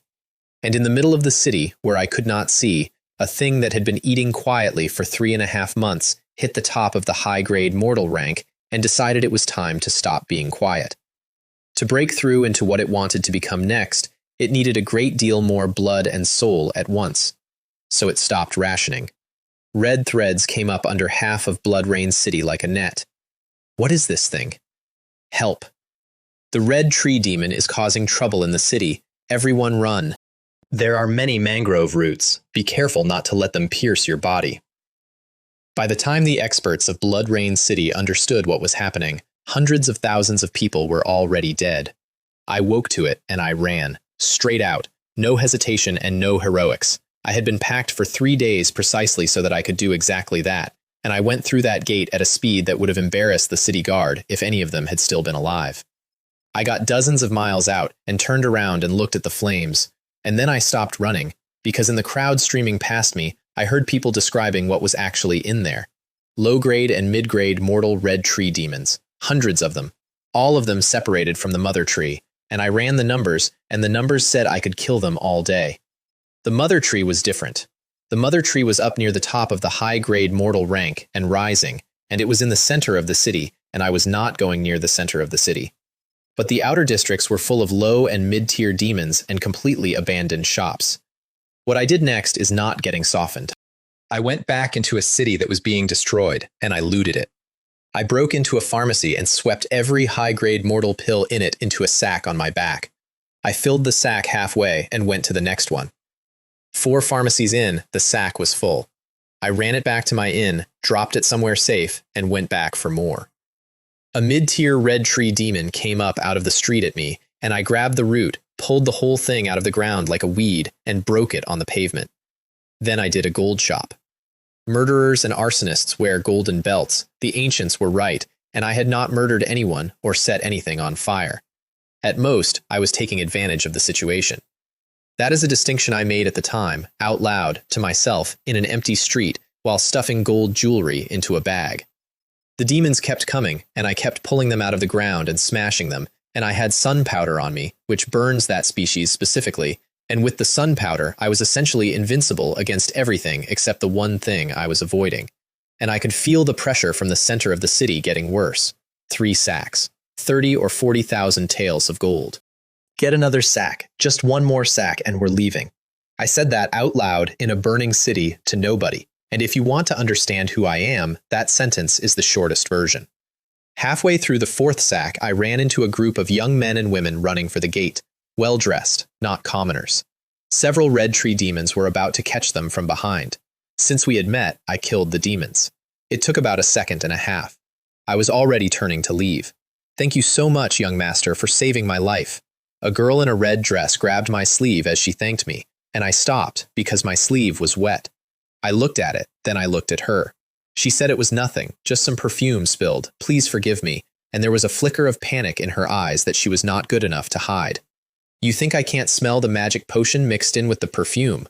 Demon-attracting powder. It does exactly what it sounds like. Get it on you, and every monster in the area will follow you until one of you is dead. She had poured it on me so that the demons would follow me and not them, and she had done it while thanking me for saving her life, about 4 seconds after I saved it. She dropped to her knees immediately and said she had not meant it, that she had been going to sprinkle it on the ground to draw the demons off, and had spilled it on me by accident. The others backed her up. Please forgive her, sir. Ling Ling didn't do it on purpose. I smiled and said, I didn't do it on purpose either, and I put my hand through the top of her head. She had time to look surprised. That is all she had time for. Then I took the rest of the powder off her body, sprinkled a generous portion over her friends, and left. I heard the screaming start behind me before I reached the corner. I am aware that this is the part where you decide what kind of man I am.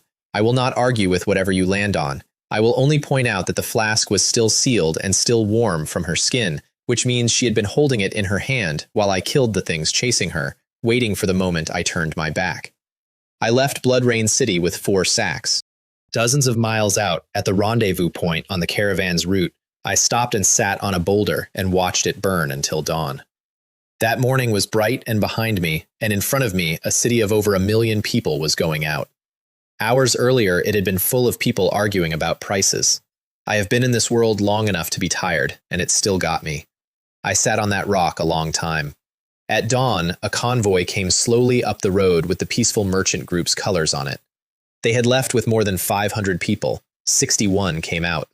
Zhou Mingxuan was the only Earthgate martial artist left alive. His face was gray. He saw me on the boulder and actually called out, glad about it. "Brother Jiang, did you survive too?" I said, "I got lucky." I asked if they were all right. He smiled the way you smile with nothing behind it. Last night, the caravan had gathered more than 500 people. Now only 61 of us are left, and the goods have been almost completely destroyed. And then he stopped, and he looked at me, and he worked it out. "Brother Jiang, did you discover something when you entered the city that day? Is that why you didn't go to the center of the county and insisted on staying on the outskirts?" I told him the truth, or most of it, that I had noticed a great many civilians looked drained and injured when I entered the city, that it felt wrong, and that I had taken precautions. He laughed at himself for a while. We discovered it later. We didn't take it seriously. If we had been as vigilant as you, we might not have suffered such a great loss. The night before, every Earthgate martial artist in the caravan had gone in with dozens of Blood Rain City's Earthgate fighters to try to kill the mother tree before it ascended. They failed. Everyone but Zhou Mingxuan died in that charge. I sold him the 4 sacks for 50,000 taels of gold in notes. That put me near 100,000 taels of gold, which in the money of my previous life is a number I am not going to say out loud because it stops meaning anything. Enough to live like a lord in a provincial capital for a lifetime. Enough to cultivate for, I estimated, a few years, and then I would be broke again. That is the actual exchange rate of this world, and I want it stated plainly. A city of 1 million people burned down, and I picked up enough out of the ashes to fund a few years of homework. We got to Baiyun County in a few days instead of the expected half-month, because there were only 60 of us and everyone left was inner refinement or better. And Baiyun County came up out of the plain like the end of an argument. Walls hundreds of meters high. The city inside was full, and the ground outside the walls was also full, tents and shacks and people as far as I could see.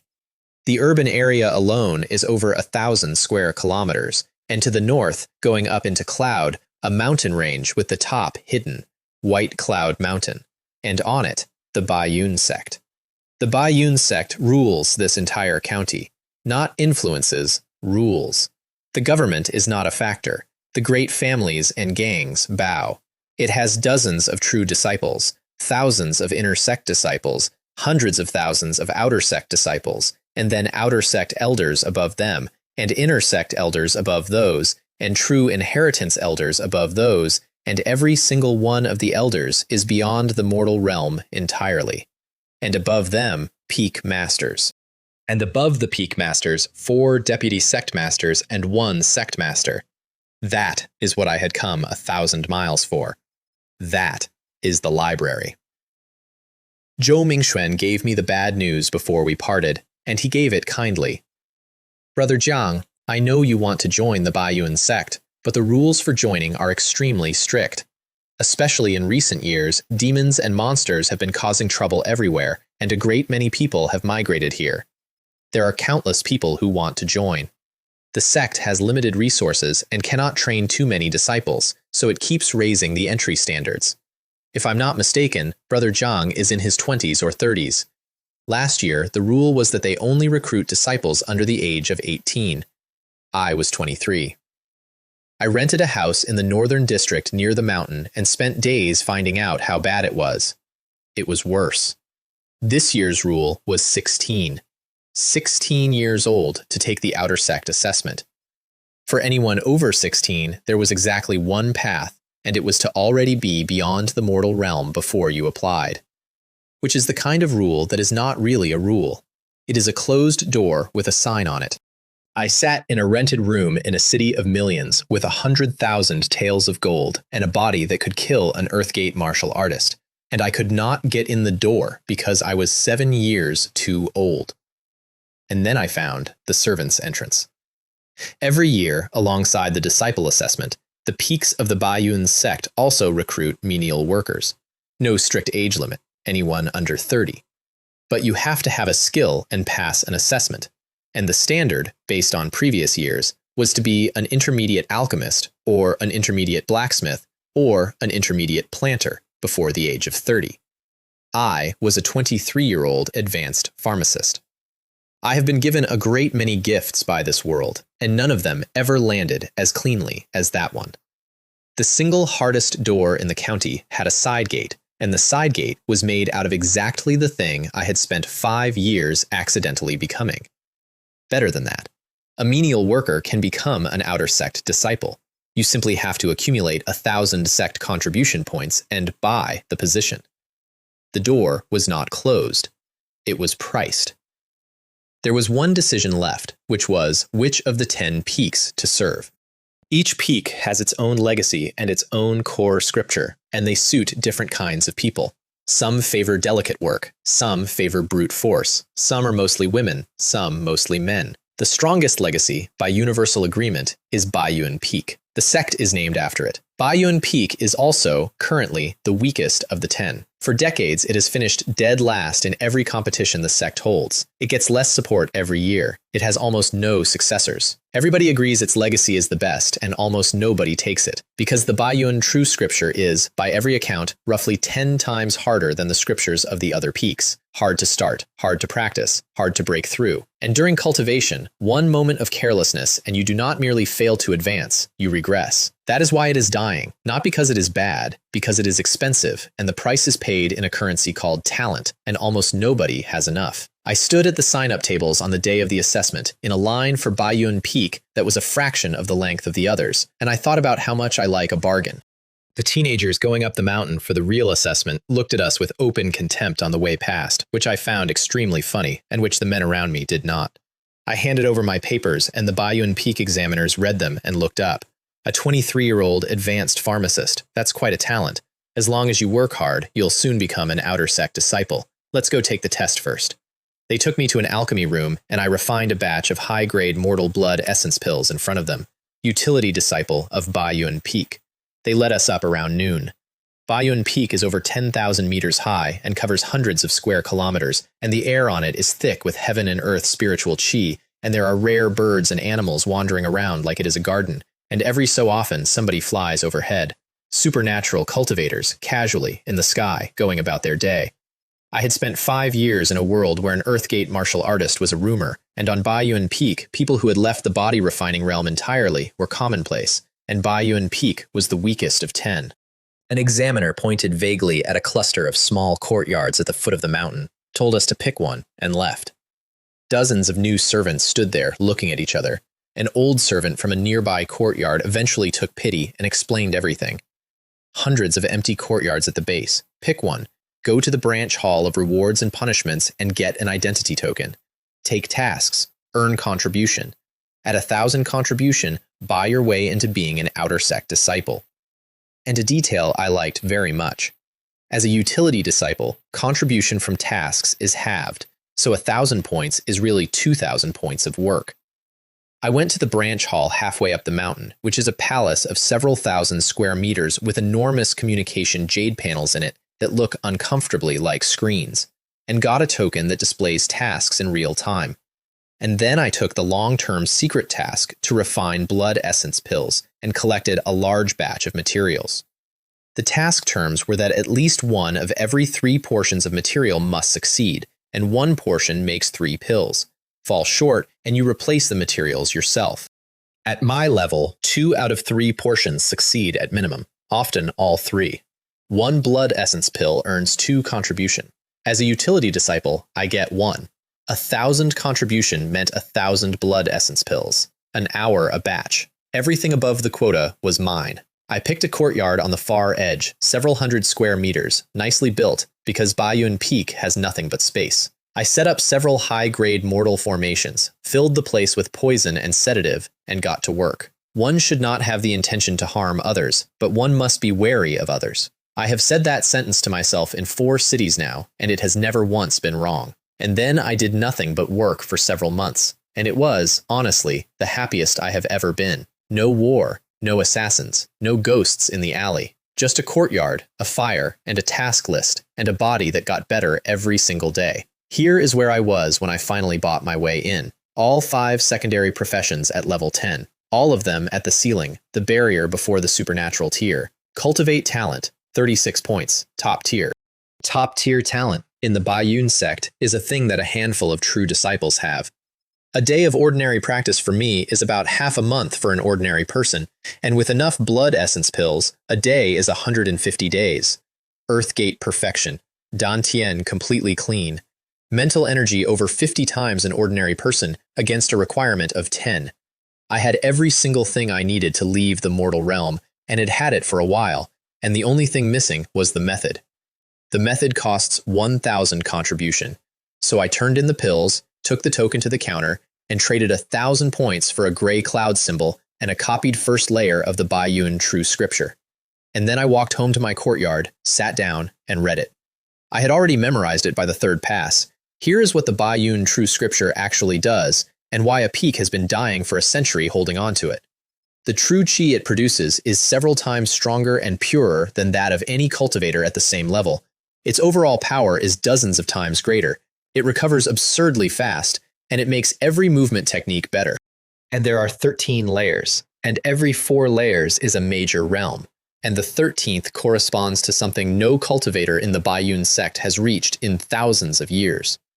The first layer alone tells you how to condense the seed. I sat down in my cultivation room and reached out with mental energy, and heaven and earth spiritual chi came in like it had been waiting. That is the part nobody could have prepared me for. There was no struggle. There was no effort. For everyone else, gathering enough spiritual chi to form a seed is the work of an opportunity, a moment, a lifetime. I had 50 times the mental energy required, and it came in like water into a hole. It merged into my Dantian, and the scripture I had just learned started running by itself, and a point of spiritual chi condensed and fused with everything I had built and turned into a seed. And then more chi came, and the seed grew, and grew, and then it burst with a sound like a small pop, and threads of Bayun true chi came out of it and started circling in a space that had been sealed since the day this body was born. Lay cultivation, level 1, lifespan, 96 years. Then 146. 50 years in a single step. In this world, the average person lives about 50 years. I had just gained an entire human life in an afternoon, and I sat there in a courtyard on the edge of a mountain, alone, and did not move for a while. Strength around 5,000 pounds, 100 meters between one blink and the next. True chi is not a bigger version of chi blood. A single strand of it can destroy a boulder. An Earthgate martial artist cannot survive being hit by one thread of the stuff, and I had a Dantian full of them. Once true chi forms, magical power arises on its own. You stop being mortal. That is the actual line, and it is not poetry, it is a description. And here is what I did with the greatest moment of my life so far. I cooked dinner. I got up, went into my kitchen, and started preparing a large number of dishes, and then I went and invited 2 men to come and eat them. Jiang Wanhai and Xu Jianfeng. 2 servants I had met doing missions over the months, both of them alchemy obsessives, both of them decent, and the 3 of us had teamed up on several large secret contracts together. They came and congratulated me for accumulating 1,000 contribution and buying my way into the outer sect, and neither of them was jealous, which is the only reason I had let them get close. Brother Song, you're really working too hard. It's not even been a year, and you've already accumulated 1,000 contribution points. You truly deserve the nickname Desperate Saburo. Besides hard work, the most important thing is that Brother Song is exceptionally talented in alchemy and has a high amount of mental energy. Otherwise, he wouldn't be able to accumulate contributions so quickly. We drank, and they told me I worked too hard, and I did not tell them that 4 hours earlier I had left the mortal realm entirely and gained 50 years of life. I have thought about that dinner a lot. Not because it was important, because it is the last completely uncomplicated evening I can remember having. The next morning, I spent another 1,000 contribution on a book called The Alchemy True Solution, and my alchemy went to 11. 11 is not a level. 11 is a category change. Below 11, you make mortal pills. At 11, you are an alchemist, and you make spiritual pills, which are worth tens of times what mortal pills are worth, and which mortal bodies cannot even absorb. The first one I tried was the white cloud pill, which is the standard cultivation medicine of the sect. I failed it more than 10 times in a row. I have been making this sound like nothing was ever hard. 10 straight failures, each one burning materials that cost more than a year of a village blacksmith's income. Talent does not mean you skip the failures. It means the failures are cheap in time and expensive in everything else.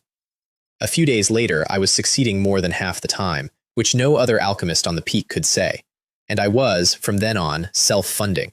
That is the actual milestone. Every cultivator in that sect is limited by how many pills they can buy. I was limited by how many pills I could be bothered to make. Then I spent 6,000 contribution on the white cloud smoke leap technique, and this is the technique that made me. What it does is simple. You leap in any direction, including up and sideways and backward, and white smoke pours out from under your feet, and the smoke is not for show. It jams the eyes. It jams whatever a cultivator uses instead of eyes. Somebody trying to track you gets a wall of nothing while you come at them from a place they have already checked. And once I had it, I discovered the second half of my cheat. I already knew that a mastered technique could be fed into a higher one of the same kind. My village footwork went into following the wind years ago. What I found out on Bayun Peak is that this is not a special case. It is a law. Any technique that is a tier below another, taken to major achievement, can be merged into the higher one, and it does not just give experience, it gives its nature. Following the wind went into the smoke leap, and the smoke leap came out able to do things the manual does not describe, because it now had wind in it. Nothing I learn is ever wasted. Everything I outgrow becomes a component. That is the whole engine, and it took me 5 years and 2 cities to see it. Around then, I picked up a 7th profession, and it was one I could not have taken before because it does not exist below the supernatural realm. Talismanship. You write with spiritual chi on paper, and the paper holds a spell until somebody tears it. Every level a talent point, and the points were landing on a body that could already use them, so my chi cultivation went to 2 and then 3 while I was still learning to write. I bought the Bayun fire spell and the Bayun earth spell, and the first time I ran the fire spell at full output in an empty valley, a meteor shower came down across several hundred meters of ground and set all of it on fire, and I stood there in the middle of it with my ears ringing, thinking about the fact that 4 years earlier I had been extremely proud of hitting a wooden post with an arrow. Then I found the sky cloud blade art on the exchange list, and nobody wanted it. It is one of the great arts of the peak. In several centuries, the number of people who have gotten anywhere with it can be counted on one hand, and every one of them stalled at minor achievement and stayed there for the rest of their lives. It took me a few days. I fed my whirlwind saber into it, and the saber went with me the rest of the way. And that is when I got the news from the south, and everything I had been building suddenly had somewhere to go. 2 supernatural cultivators had gone into Liaohe City to deal with Jiang Jinfeng.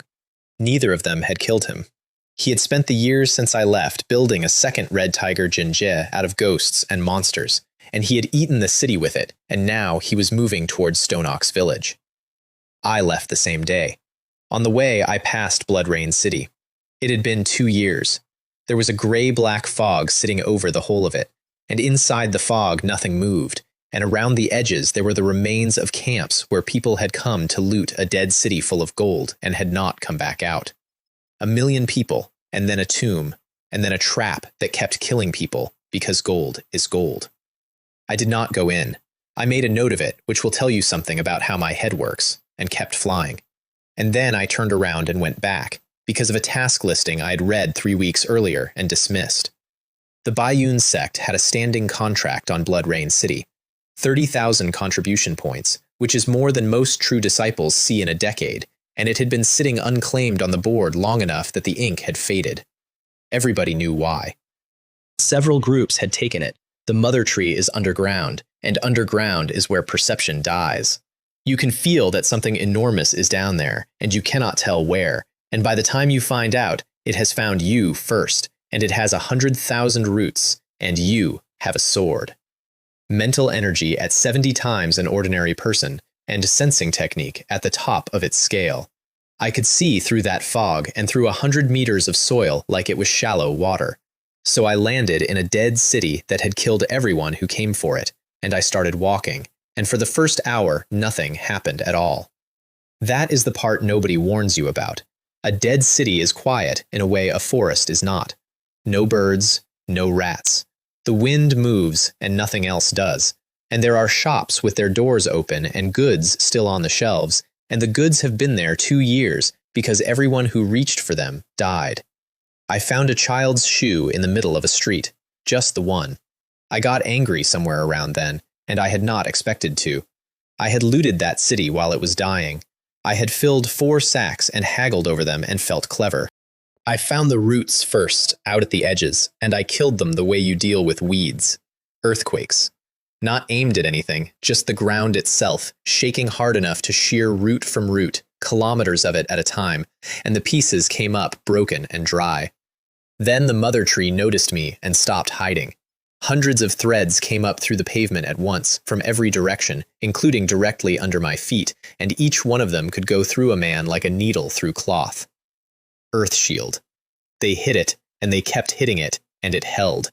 And I finally had what I had come for, which was a fixed position, because a thing that is attacking you is a thing that is telling you where it is. I put gravity on it, pinned it down through 100 meters of soil, and then I put a sea of fire into the hole, and then a fire dragon down the middle of that, and the ground of Blood Rain City lit up from underneath like a lantern. It came out.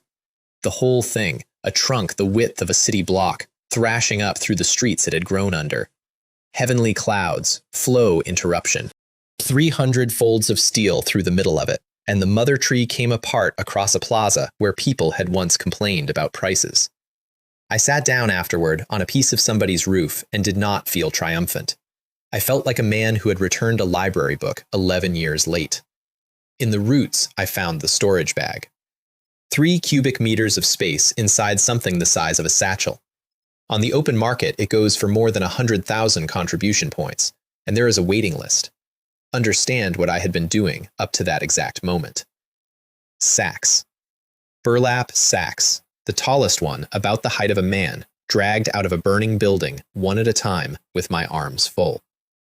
I stood in a dead city, holding a bag that could eat a warehouse, and the first thing I thought, honestly, was that I should have been robbing people much faster this whole time. I also cut the mother tree open and drained it. Sap. Several jars of it, carefully, wearing gloves I had made for handling things that dissolve gloves. It eats through mid-grade spiritual artifacts, and it does not care what the artifact is made of. I did not have a use for it. I took it because it was there, in the same way I once filled a jar with ghost ash in an alley at midnight while my hands were still shaking. Then I spent 3 days looting Blood Rain City properly, which is a sentence that needs one line of defense. There was nobody left to inherit it. Every family in that city had gone into the ground with it 2 years earlier, and every scavenger who had come since was part of the scenery by now. I hired dozens of the surviving cultivators from the camps at the edge, paid them properly and up front, and put them to work under my protection, and they made more in 3 days than in the previous 2 years of dying at that tree line. Then, I sold the entire haul to Zhou Mingxuan's caravan for 500 low-grade spirit stones, and did not haggle. And on the last morning I walked to the district, where a family had once gotten off a caravan and gone to start a new life, and I stood in that street for a while.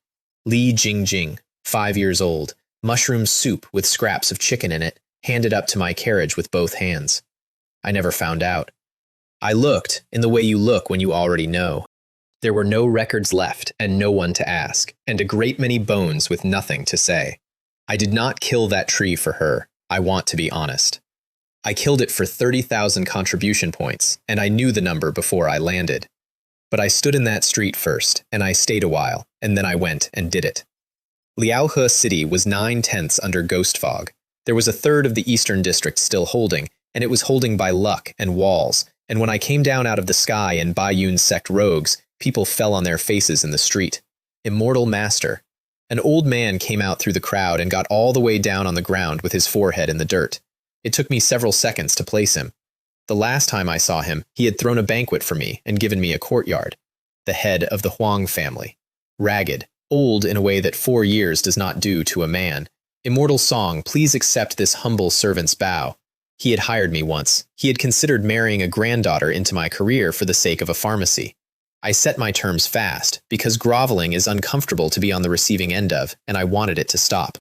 I told him I would clear the fog and everything in it. In exchange, the city would hand over 90% of every resource it still had, except the grain. I said that out loud, and I want it in the record, not the grain. You keep every grain of food in this city, because if I take it, you starve, and then I will have cleaned the monsters out of a city that dies anyway. He agreed before I finished the sentence, which is what happens when a man has spent 2 years listening to things eat his neighbors. Then I walked into the fog, alone. The first 200 came at me on the way in, and I killed them with fireballs without breaking stride. And that is not a boast, that is a description of the pace. Cast, walk, walk. And at the ruins of the apothecary division, where a courtyard used to have a stream running through it, something was waiting for me. Crimson tiger armor, black smoke, 2 red eyes, the Liao He blade in his hand. I let you escape before, but you won't get away this time. 500 ghosts and monsters came up around him in a black spiral. I had been thinking about this specific fight for 4 years. I had built most of what I was around not losing it. Meteor shower. The spiral came apart. 500 of them went up at once, and Zhang Jinfeng went up with them, and he burned, and then he started to come back, because he always came back, because he was not in his body, he was in the blade. Meteorite iron, even Earthgate could not break it, even higher cultivators would find it difficult, which is the sentence Xu Chunglin had said to me in a restaurant with his voice not quite steady. So I did not try to break it, I poured Mother Tree sap on it. That is the stuff I took out of the red tree demon's roots. It eats through mid-grade spiritual artifacts. It is the single most corrosive substance I have ever handled, and I had been carrying it around for exactly this kind of occasion, because I have never once stopped being the man who fills his pockets before leaving the house. The Liao He blade dissolved, and Zhang Jinfeng, who had killed 34 experts in half a month, who had eaten a city of 1 million people, who 2 supernatural cultivators had failed to put down, went out like a match in a wind. The fog that had stood over Liao He City for 2 years thinned and lifted and was gone by afternoon. Somewhere at the edge of the crowd, a young woman in a plain dress stood with her maid and watched me walk out of it. She had lost more than weight this time. Her family was ruined and her city was a graveyard, and she was standing in the street with everyone else. I did not stop. I did not snub her either, and that is not a snub, because a snub would have required noticing her, and I genuinely did not. He's a toad trying to climb up to me. I thought about that sentence exactly once, for about a second, somewhere around the time I was collecting 90% of a county's remaining wealth from its most powerful family. And then I let it go, and I have never enjoyed anything more in my life. Then I went home. The whole village came out to the gate, all of them, 1,600 people standing in the road because the blacksmith's boy had come back. And my father was in front of them, and he did not run, because a man of 59 does not run in front of his neighbors. 59. In a world where the average person lives about 50 years. I looked at him with the eyes of a spiritual rank alchemist, and I saw exactly what I was looking at, and I did not say a word about it. He was fine. He was better than fine. He was upright and cheerful, and he had been eating the pills I sent him for years. He was also stuck at the 3rd layer of external forging, where he had been for decades, and the medicine had stopped moving the number, and there is only so much any pill can do about the fact that a body is a thing that ends. The Huang family sent me a servant girl as a gift while I was there. It was Sun Qingju. Her family had worked out where the wind was blowing and had decided to make an offering, and the offering was a young woman in a plain dress standing in my father's courtyard with her eyes down. I sent her back. Politely, through an intermediary, without any particular ceremony, and without ever addressing her directly. Not out of cruelty and not out of revenge. If I had taken her, she would have belonged to me because her family gave her to me, and I have spent this entire story trying not to be the sort of man that world produces by default. Also, and I am being honest here, 4 years earlier, she had made me sit in a tea house for 3 hours, and I am not a big enough person to have arranged an emotional reconciliation about it. I stayed home for months. Everything else in this story is escalation. Those months are the opposite. I worked in the forge with my father. I dug in the vegetable patch. I ate dinner at a wooden table. I did not fly. I did not cast anything, and I made a specific and deliberate effort to not behave like a man who had recently deleted a Ghost King. Jo Mei Lin came by. She had married a village boy years ago, and she brought him with her, and she was exactly as loud as she has always been. I gave them talismans. Good ones. The kind that would put a hole in anything that came over that wall. She thanked me and told me I looked thin, which is the single most Jo Mei Lin sentence ever spoken, given that I was at that point capable of lifting a house. I passed the intersect examination somewhere in there, and it is the only exam I have ever taken where the goal was to score badly on purpose. You go into a hall, you strike a measuring pillar, and a number comes up, and the number determines your rank and your allowance and how many people watch you afterward. I went in wearing a concealment talisman of my own manufacture, tuned so that the pillar would read a respectable, unremarkable, entirely forgettable figure. It worked perfectly. The examiner glanced at the number, wrote it down, and told me I was doing well for my age, in the tone of a man who says that 40 times a day. Inner disciple. No one looked up. That is a skill too. Nobody puts it on a manual, but knowing how hard to hit a rock in front of witnesses has kept me alive more often than any saber technique. I spent the allowance immediately on the profound earth skill, which is a body-refining art with 1,000 layers in it, and the Baiyun thunder method. And on the way home, I ran into a white demonic fog that covered hundreds of li of countryside, and I sat on a hill and waited half a month for it to move on. Half a month. On a hill. Doing nothing. Because it belonged to something at the golden core level, and that is a thing that even sect elders go around. I want that noted next to everything else. I could kill a ghost king that 2 supernatural cultivators had failed to kill, and I still spent 2 weeks sitting on a hill because something bigger was in the way. My talent kept climbing while I sat there, and at 65 it did something new. It stopped giving me speed and started giving me faculties, photographic memory, then knowledge transference, which is what lets me feed one art into another without doing the work twice. Later, a cultivation prodigy trait, and then a supernatural tempered body, which is the one that still unsettles me, because what it means is that my body now improves on its own, without training, as a background process, like hair growing. I did not build that. I did not choose it. The panel simply decided that at a certain point, I should stop having to participate in my own physical development. That was around the time the Ping An Trading Company sent its head to my door to offer me a position as guest elder. 10 low-grade spirit stones a month and access to their resources in exchange for essentially nothing.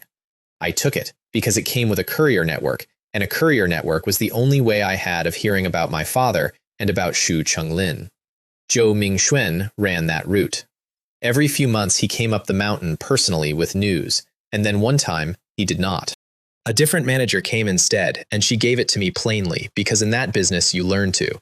He went into the Yinhuai forest 4 days ago. It got him. 3rd day now, so there is no point. The company was not sending anyone. They were very clear about that. What lives in that forest is called Granny Locust Tree. She is at the middle spiritual rank, and a Tao Foundation cultivator would not survive meeting her. My thought process was about 2 sentences long. That man had spent years carrying letters about my father up a mountain for a fee that did not cover the risk. One should always strive to have a clear conscience. I left within the hour. The Yinhuai forest laughed at me when I walked into it. The trees. Actual laughing out of the wood, from every direction at once, which is a thing I could have gone my whole life without experiencing. He's already been eaten by Granny Locust Tree. Now go back, I said. Then you can all die, and set fire to the forest. That was the first time I fought something I could not simply out-damage. Sea of fire across the tree line. Earthquakes under the roots. Fire dragons through the canopy. And out of the ground came a dragon made of thousands of roots braided together, thicker than a house, and it took my fire and did not care. So I wrapped it in a lightning film first, and then hit it with the sea of fire, and the two together did something that neither did alone, and the root dragon came apart into ash in midair.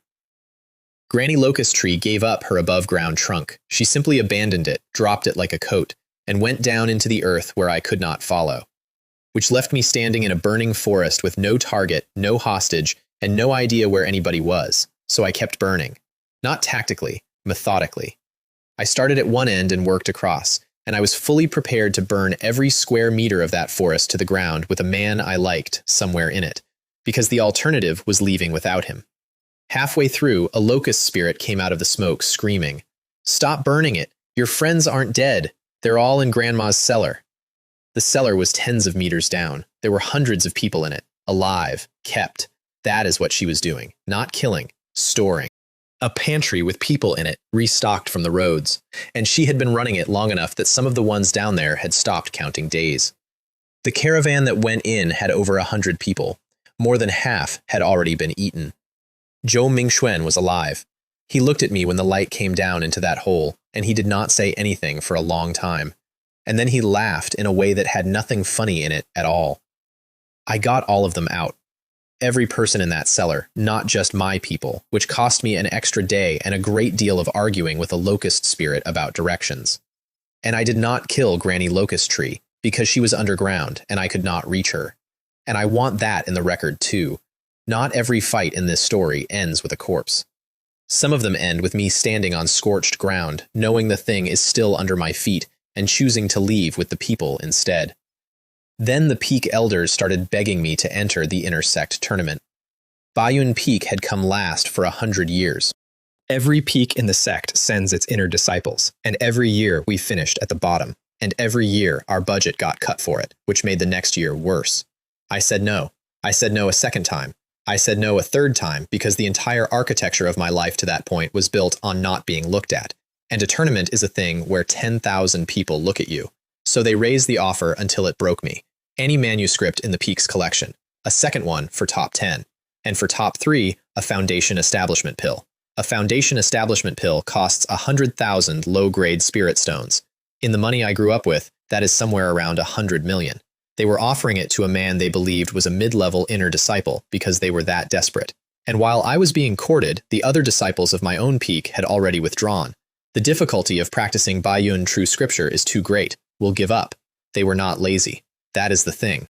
The scripture eats every hour and every contribution point they have, and there is nothing left over for combat spells. So they show up to a tournament holding the strongest legacy in the sect and no way to use it. A peak full of people carrying a treasure they could not lift. I signed up. My first opponent was a young man named Wang Lei from Bamboo Peak, and he came off the ground with a sword and a lot of confidence. I hit him in the forehead with Palm Thunder. He landed on his back with his hair smoking gently and did not get up. Second round, a young man named Ding Hao walked out and announced with feeling that Wang Lei is my good brother. Palm Thunder. Same spot, same smoke, same result. Third round, a man named Bo Zihang, and this one was actually strong. 6th layer of lei cultivation and change. And he explained to the crowd that it was his duty to avenge his 2 brothers. It took 3 waves of thunder instead of 1. He landed next to where the other 2 had landed. The crowd named them the 3 brothers of Bamboo Peak on the spot. And the rest of that story is my favorite thing that happened at that tournament. They were furious for about a day.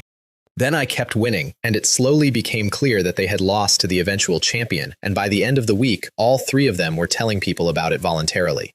2,000 competitors, 1,000, 500, 250, 125, 32, 16, every single one with the same 2 moves. Earth Shield, then Palm Thunder. I did not vary it once, not because I was showing off, because every additional technique I showed was information, and information is the thing that gets you killed later.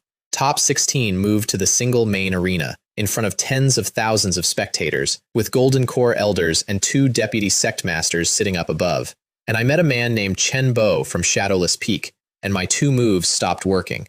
He vanished. Not fast, gone, and I could not find him without opening my mental perception wide enough for every elder on that platform to feel it. So I stood there and took hits. That is what it looked like from the stands, and that is what it was. My earth shield started to crack, and the crowd started to talk, and one voice carried down from somewhere above, and I have never forgotten it.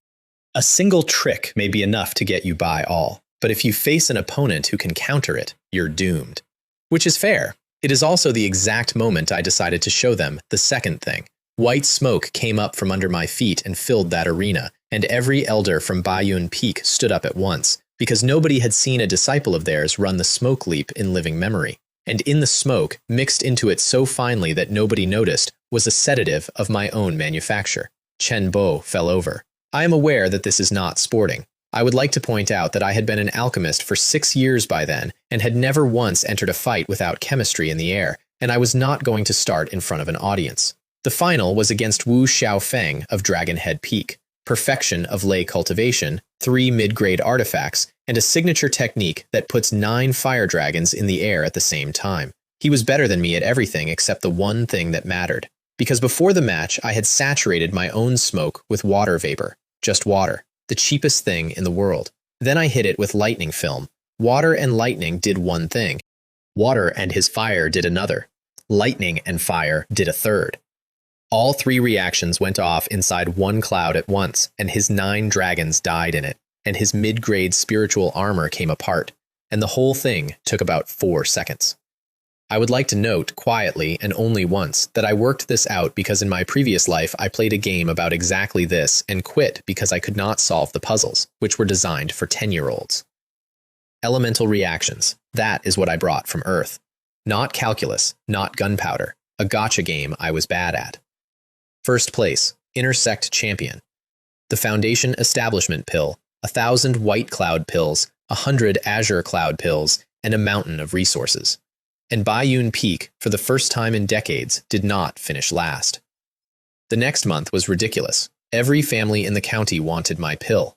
The Liu family, which is the strongest family in Baiyun County, with a half-step golden core somewhere in its ancestry, sent a steward to my courtyard to offer 100,000 spirit stones and, quote, a favor from the Liu family. 100,000 is what it is nominally worth. What it is actually worth when nobody is selling is double that or more. Are you kidding me? I said that out loud to a steward in my doorway, and then I closed the door. Others came with 150,000, 200, 210. They were all working from the same assumption, which is that a 6th-layer ley cultivation disciple will not need a foundation establishment pill for another few decades, and so he might as well cash out. I refused all of them, and then a month went by and something did not happen, and I took it worse than I want to admit. Not one true elder offered to take me as a disciple, the Inner Sect Champion. Nobody came. I sat in my courtyard turning it over and came up with a memory of a tea house and 3 hours and a girl who never came downstairs. Could it be that he was just imagining things again? So I went into the forest, killed a spirit deer, and ate my feelings. What was actually happening, which I did not learn until much later, is that in the Cloud Palace the patrol elders had been fighting over me for a month, physically. 7 separate times. I am 800 years old and I do not have a closing disciple. Where is your respect for your elders? Nobody could agree, so nobody moved, and from outside the palace the whole thing looked like a deafening silence, and the families of Baiyun County read that silence exactly the way you would expect. If the sect has not claimed him, then something is wrong with him, and if something is wrong with him, he can be killed. She came at night, and she came alone, and she was the last thing I expected. A slight woman in her 30s, walking into my courtyard like she was crossing her own garden. Liu Haiyue, head of the Liu family, late-stage Dao Foundation, which is an entire major realm above me. My poison net turned her fingertips black in about 9 seconds, and she stepped through the outer arrays without much trouble. And then she stopped in the middle of my yard and said something that I am going to have carved on something someday. A 6th-layer ley cultivation cultivator, and this courtyard is more imposing than our clan ancestral hall. Then the double mystery formation fired and put tens of thousands of caddies of pressure straight down on top of her. She survived it by burning a mid-grade talisman, which is a thing you would spend on saving your own life once in a decade, and it cut her strength in half. Then the lightning came, and the water, and the fire, with all the reactions between them. And I was not in the courtyard. I was several dozen meters above it, invisible, sitting still, watching. Hidden book, mental energy at over 100 times normal, and a woman a full realm above me could not find me. She tore my courtyard down to gravel looking for me. Every wall, every array node, the house, the garden, all of it. What else can you do besides hide? She screamed that at an empty yard, and I sat above her in the dark and let her keep spending, and my poison kept working the whole time, and her true chi went down to about 1/10 of what she came in with. Then I came down. Sky cloud, mountain splitting. I cut her in half, and then I sat in my ruined courtyard for a while and made myself say the honest thing out loud, because it is important to me that I never start believing my own advertising. Without the formation, and without the poison, in a straight fight, I would have lost. I could take a mid-stage Tao Foundation cultivator on merit. She was late stage, and she was better than me, and the only reason I am alive is that I spent 2 years turning my house into a weapon. I looted her storage ring, 10 cubic meters of space and about 1,000,000 spirit stones in it. Then I picked up her body and carried it to the main hall of Baiyun Peak and put it down in front of the elders. By the elders above, this is the man who just assassinated me. They identified the technique on the corpse inside a minute. Direct line of the Liu family, no question. And then somebody asked, almost casually, how long I had been cultivating. 3.5 years. The hall went very quiet, and then it went very loud, and I got out of there fast. And as I was leaving, I heard the noises of a physical altercation starting behind the doors. 3 days later, the Peak Lord came to see me. Xie Zhendong, Golden Core, Lord of Baiyun Peak. He sat down, accepted tea, and mentioned in the tone of a man discussing weather, I have already wiped them out. The Liu family, the strongest family in Baiyun County. Gone in 3 days, along with everything they had spent centuries accumulating, and he handed all of it to me as compensation. Hundreds of thousands of mid-grade spirit stones, which is tens of millions of low-grade. And then, only after that, he asked the actual question. Would you be willing to become my disciple, and my last disciple? I was on my knees before he finished the sentence. Then he asked me for the truth about my body, and I gave him a slice of it because I had spent 5 years learning that you never give anybody all of it. I told him my true chi is about 8 times denser than standard, that my mental energy is somewhere past 140 times an ordinary person, that my physical refinement is around the 300th layer. He lost the ability to speak for a moment, and he did not see the rest. A golden core cultivator, my own master, looking directly at me, and my concealment held, because concealment is a profession too, and I had taken it to the ceiling like everything else. Then I gave him the story. The one I had been building since a courtyard in Stone Ox Village. I drowned when I was 18. I was between life and death for a long time, and I experienced something like an epiphany in there, and I have been different since. And he finished it for me himself. That life or death epiphany should have awakened your hidden spiritual root. I did not have to lie. I only had to leave a shape in the air and let a very smart man fill it in with the most reasonable explanation available, and then agree with him. He gave me 2 pieces of advice. The first was never to do anything like that again, which was touching and also several years too late. The second was to tell nobody. Because the demons and monsters this sect has been killing for 1,000 years will hear about a spiritual root like that, and they will come for it. He gave me 1,000 square meter courtyard at the summit of the peak, where the spiritual chi is dozens of times denser and a day is worth dozens of days below. He put it deliberately off to one side, away from everyone. He had known me for 3 days, and he had already worked out that his disciple needed to be left alone. I took the profound earth skill to its 466th layer up there. A layer count means nothing on its own, so here is the translation. At 466, my raw physical strength was into the hundreds of thousands of caddies, and that is without true chi. No spell, no technique, no artifact, just a man swinging his arm. Which meant I could punch a Tao Foundation cultivator to death while my Dantian sat there doing nothing. And that mattered enormously, because every single expert I met from then on was measuring me by my chi. They kept looking at the wrong number. That is the whole trick, and it has never stopped working. Somewhere in the middle of all that, the panel handed me a new trait, and it was not a combat one. Herb identification by touch. I put my hand on something and I know what it is, how old it is, and what it does. Which sounds minor next to a divine body and 1,000 layers of earth, and which quietly doubled my alchemy income, because the single largest cost in that trade is being sold 300-year cloud essence that is actually 280. The banquet is where I found out what the world had actually been doing while I was busy. True disciples of Baiyun Peak get received in the Pine Pavilion. There were dancers at lay cultivation level. The accompanist was a grandmaster musician, the best in the county, and his job that evening was background music. And the conversation over the wine was this. Yuanhe City had already been breached. It's a pity for the nearly 1 million people in the city. Half of Baiyun County is under the demons now. Last month, we lost 100 disciples on compulsory missions. And 1 true disciple. I sat there with a cup in my hand and understood something that reorganized my whole picture of the last few years. I had thought things were calm. They were not calm. I had simply been low-ranking enough that nobody bothered telling me. The peace I had been enjoying was an administrative filter. I left after 1 cup. A servant girl asked if I would come and look at the flowers. I said I was busy. I was, in fact, busy. I went home and worked, and I did not stop working for a long time. And that is not discipline. It is fear, wearing discipline's clothes. Then a letter came from Zhou Mingxuan, with nothing in it, just pleasantries and a signature. Except that under the signature, when I put the right reagent on it, there was a second letter. The Wang family of Yunsheng City had been moving their ancestral graves and had found a 1,000-year-old cloudstone. The family head, Zhou Tianyi, killed everyone who saw it, including 2 of Mingxuan's own maids. And in the process, something came up out of that tomb and went and told the iron-armored mutants where the city was.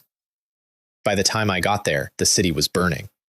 Hundreds of monsters working through the streets, dozens of Baiyun sect disciples trapped inside a defensive formation, and Zhou Tianyi standing in his compound with his relatives, blaming the sect for the whole thing.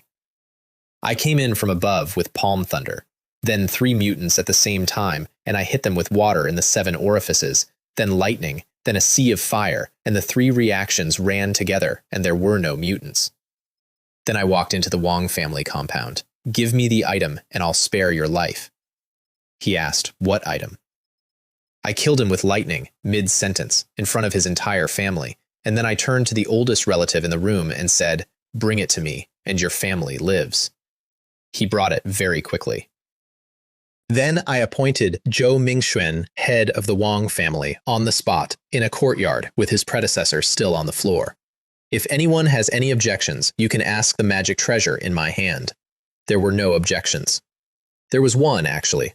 A sect disciple named Zhang Yingxia, related to the Wangs by blood, who had been covering for Tianyi for years, and who stood up to say that this was all irregular. Palm thunder, rope, and a trip back to the sect for trial. With the Cloudstone, I forged the Baiyun Dharma attire, the staff and the robe first, and later I bought enough stone at auction to finish the boots. A complete set multiplies every white cloud spell I own by 5. The auction is worth 30 seconds, because it is the day I learned what I was worth. A disciple of a peak lord gets a private box. On the block was a 10-kilogram 1,000-year cloudstone, opening at 100 high-grade spirit stones, with golden core cultivators bidding against each other. I took it at 1,500, which is half again over market. And after the hammer, the golden cores worked out who was in the box. That is, the closing disciple of the Baiyun peak lord. Remember the Liu family. They were erased for trying to assassinate him. Let's let it go for now, as a way of giving Baiyun Peak Lord a face. 1,500 high-grade spirit stones for 10 kilograms. The stone I took out of Yunsheng City weighed 83 kilograms. I had been carrying more than 10,000 high-grade spirit stones around in a bag for weeks, thinking of it as a nice find. Zhou Mingxuan, a caravan manager I once pulled out of a cellar, had made me richer with 1 letter than the tournament, the Liu family, and 4 years of alchemy combined. Some people are your lucky star, and you do not get to choose which ones. I spent a chunk of it on failures, thousands of them. A poison called bewitching incense, colorless and odorless, that will drop a golden core cultivator, and whose antidote requires a drop of my own true chi, which means I am the only person alive who can cure it.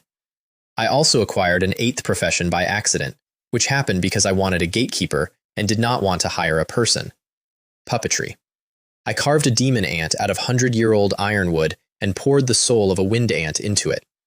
Turning the world upside down, the soul returns to its rightful place. Then I made dozens more and hid them in the grass around my courtyard, and now anything that steps within 100 meters of my house wakes up several dozen wooden ants that report directly to me. My cultivation talent hit 90. Around then, a junior sister from the Hall of Rewards named He Ru Yun bought 10 portions of 100-year cloud essence on my behalf for 100,000 contribution points, which is a thing that normally gets bought out within minutes of listing by people with better connections than me.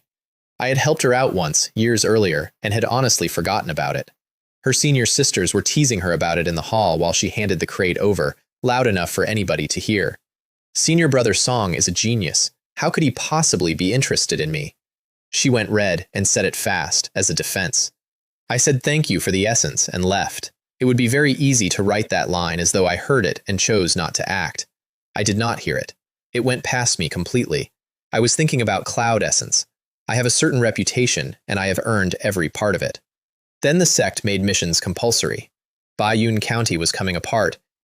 Mines, herb mountains, beast valleys, all falling one after another, and there were not enough people left to hold them, so even true disciples started drawing assignments. My second senior brother pulled a string and got me a soft one, which he did on our master's instruction, because master had said the boy should get some field experience. 1 year as the master of Cloud Valley 86, where they condense 300-year cloud essence. The manager was a Tao Foundation cultivator named Wang Xinjing, and on my first day she brought me the shadow ledger herself. The valley skims a portion of the surplus, and half the skim traditionally goes to the master. She was testing me, and I knew it. I told her to keep running the valley exactly as she had been running it, and to come to me only if something went wrong. That is not integrity. That is a man who does not want a second job. A few weeks later, a few hundred cloud beasts hit the valley formation at once, and I went out alone and cleared all of them in under 3 minutes, then swept the corpses into a pile with a whirlwind for processing.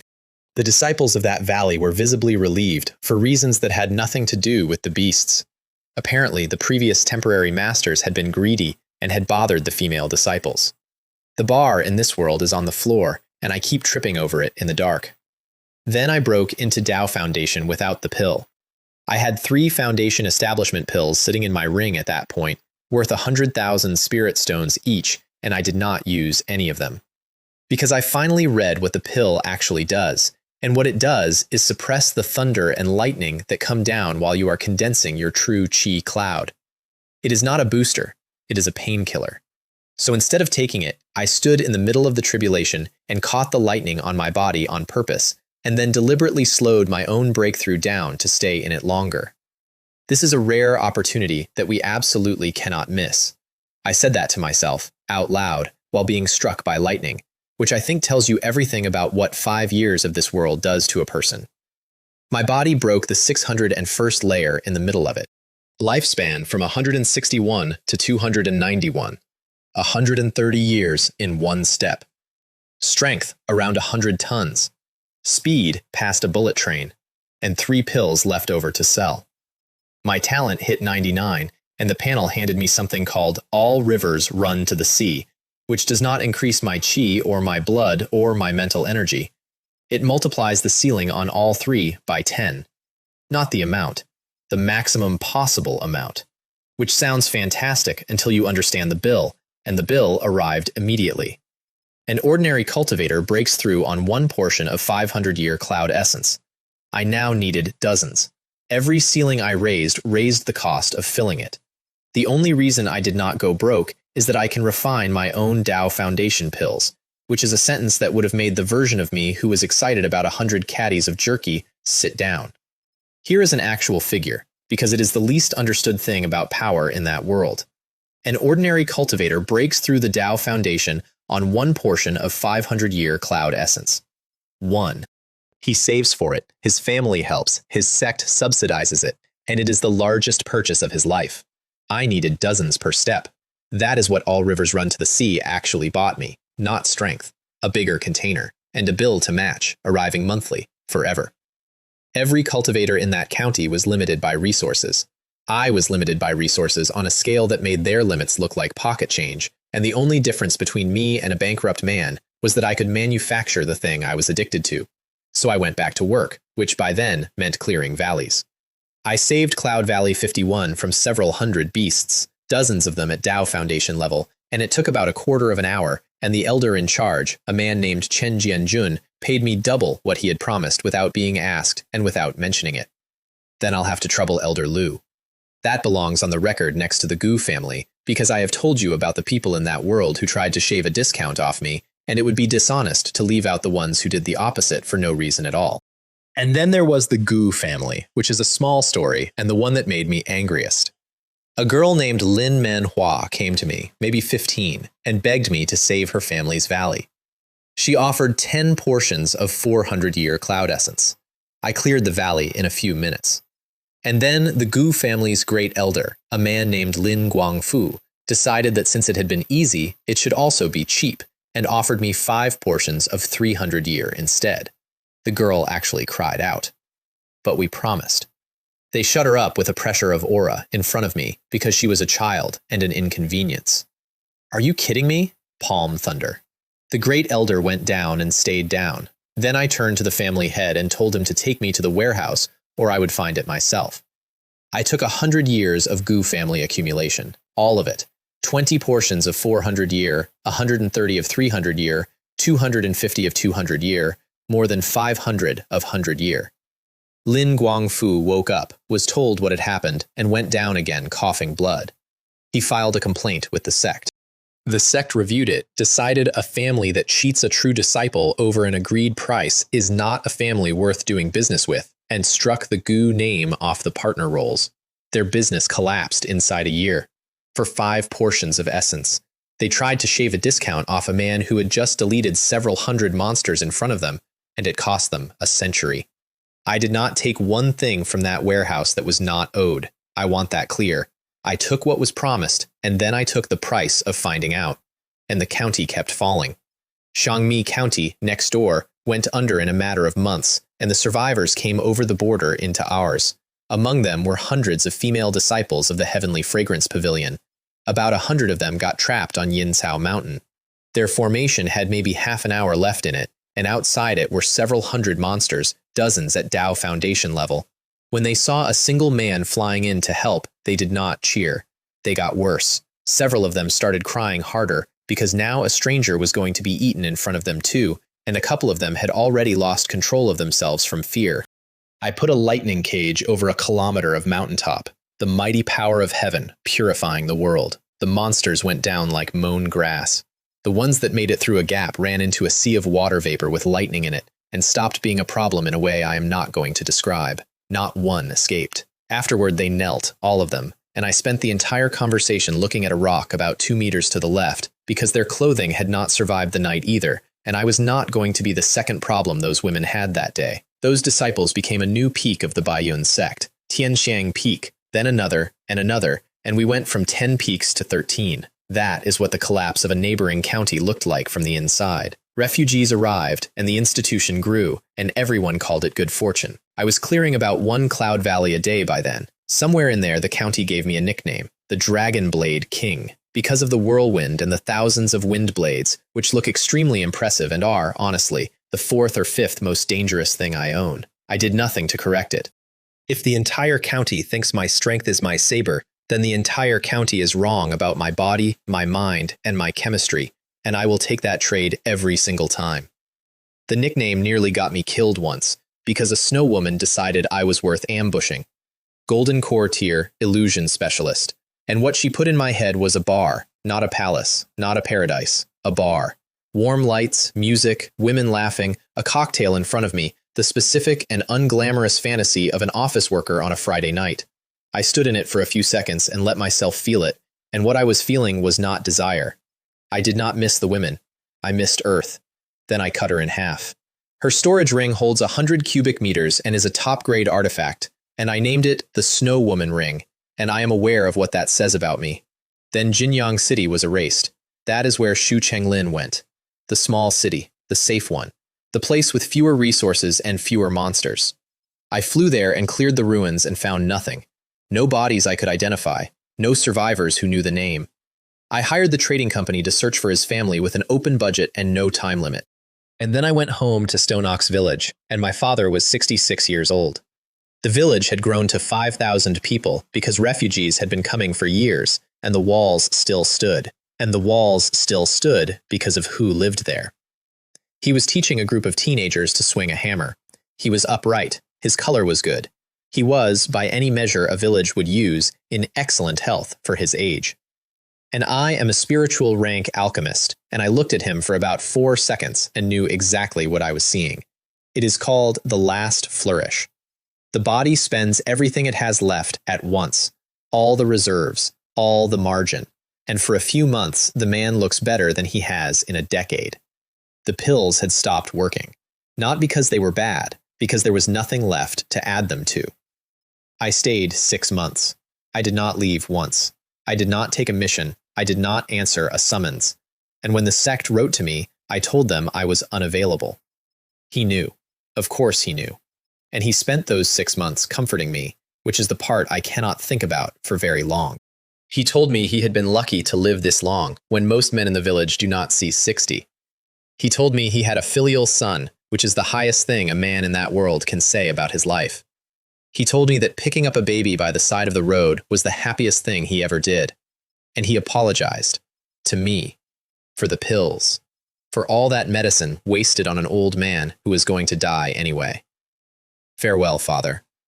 The funeral ran 3 days. Golden Core cultivators came down out of the sky for it because their sect brother's father had died, and the villagers of Stone Ox saw flying immortals for the first time in their lives standing in the road with their mouths open at a blacksmith's funeral.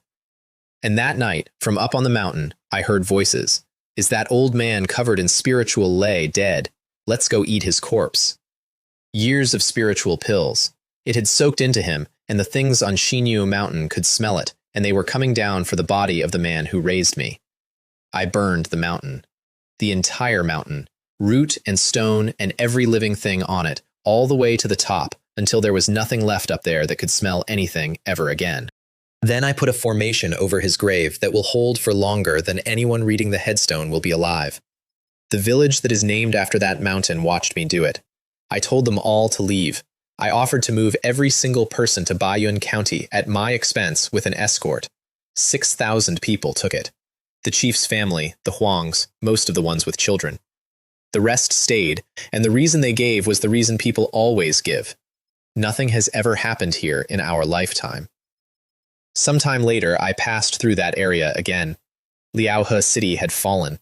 Stone Ox Village was gone, and everyone who stayed had been eaten, and there was nothing left of a place that had stood for centuries except a stone wall with holes in it. My father's grave was untouched inside its formation on a bare black mountain. 34 of Baiyun County's 75 cities had fallen by then. I broke into the Golden Core somewhere in the middle of all this, and I am going to give it to you in 2 sentences because I could not make myself care about it at the time. I compressed a lake of true chi 1,800 square meters across down into a core the size of an apricot, where most people's are the size of a bean.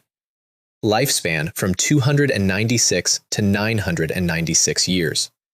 700 years, and the thing I actually wanted was 5 more for a blacksmith, and there has never been a pill for that in any world I have lived in. I also learned something that humbled me on the way through. I had assumed that with 1,800 square meters of true chi, I would simply overwhelm any ordinary Golden Core cultivator by volume. That is not how it works. Their chi is condensed, and mine was not. It is like comparing cotton to stone, and there was a great deal more stone in the world than I had allowed for. What kept me competitive was not my chi. It was my body and my mind, which are the 2 things nobody in this world was measuring. Then, Master called 12 of us to a room and shut the door. The Baiyun sect is on the verge of collapse. I need you all to escape from this place and leave some seeds. And then he told us the thing the sect had hidden for 1,000 years. The Baiyun sect is not an independent sect. It is a splinter. It is the Baiyun elephant, one of the 1,000 manifestations of the Myriad Manifestations sect, which is the first sect of Yu province. The main sect had already intervened. That is why we were being attacked by spiritual rank monsters instead of divine rank ones. Somebody up there had put a hand on the scale, and the scale was still going down. They split the Peaks library into 12 parts and gave one to each of us. 3 of the 12 refused to go. My son is 2 years old. I got married last month. They stayed. They knew what staying meant, and they said it anyway, in front of everyone, and nobody argued with them. I went. I want to be honest about why, and it is not a flattering reason. I had the courage to die. There was simply nobody left in Baiyun County worth dying for. My father was under a formation on a burned mountain. Shu Chunglin was missing and presumed. My village was a wall with holes in it. The 3 who stayed had wives and children and parents. I had a storage ring. Master stayed too. He was the Peak Lord. He was going to die with his mountain, and he had made that decision before he called us in, and he did not mention it once. We got as far as the county border. Waiting for us there was the Black Dragon King. at the perfection of golden core, with about 35 dragons behind him. Somebody had told him our route. It was one of ours, a true disciple named Zhou Junjie, and he did not even try to deny it. I'm sorry. I don't want to die, and I don't want my parents and friends to die either. And then the dragon explained why he was there, and I felt my whole life turn around and look at me. Somebody had killed his wife, the White Snake King, and the trail led to an auction in Baiyun County, where the seller smelled of Baiyun true qi. Our Golden Core elder went down in one hit, then my second senior brother, then my sixth senior sister, then the rest of the true disciples, one after another, faster than I can write it. And then there was one man left standing, and the Black Dragon King looked at me with what I can only describe as confusion, because a Tao Foundation cultivator should not have still been upright. I broke 2 of his dragons with my hands, then I grew to about 3 meters and told him the truth, because he was going to die anyway, and I wanted him to have it. That day, I encountered your wife and the Tree Turtle King fighting.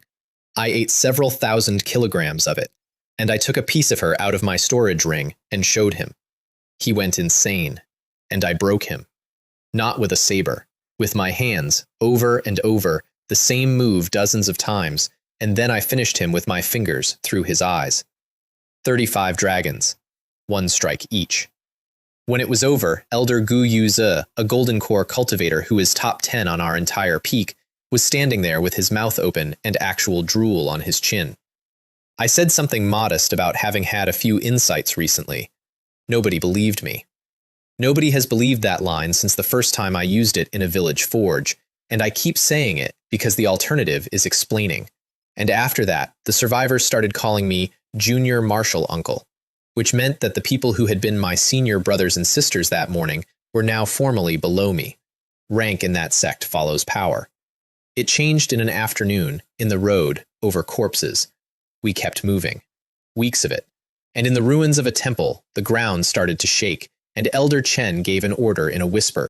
Hold your breath, look down, and don't look around, because the strong ones can feel a gaze. What went past us was a one-eyed mountain giant, about 1 kilometer tall, and each of its steps covered several li. It did not notice us. It kept walking, and after a while, from very far off, we heard screaming and a sound like a mill. It had reached the county city we had passed through a week earlier. 1 million people. I had killed a Golden Core Dragon King with my bare hands 9 days before, and I lay face down in the dirt of a broken temple and did not move a muscle until it was gone. That is the correct response. I want that understood. There is always something bigger, and the skill that keeps you alive is not power. It is knowing which of the 2 situations you are in. We reached the Myriad Manifestations sect through a canyon called the Sliver of Sky. The disciple who met us was a woman named Feng Xinye, closing disciple of Bright Moon Peak, 26 years old, middle stage Golden Core, carrying a divine rank artifact. 26, middle stage Golden Core. That is what the main sect grows as a matter of course.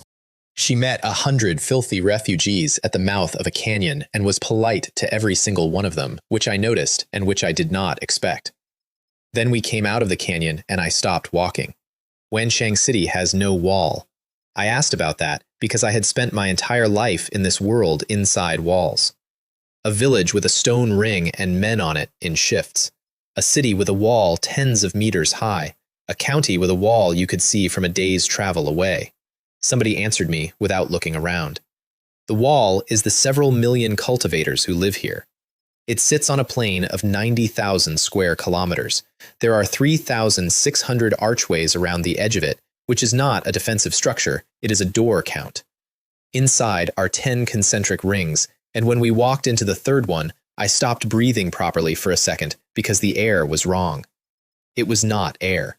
It was fog, and the fog was pure spiritual qi, thick enough to see, thick enough to taste, drifting between buildings the way steam drifts off a river in autumn. I had spent 11 years buying that substance by the portion. 100-year cloud essence, 400-year, 500-year, hoarded and rationed and fought over. Families had tried to cheat me out of it.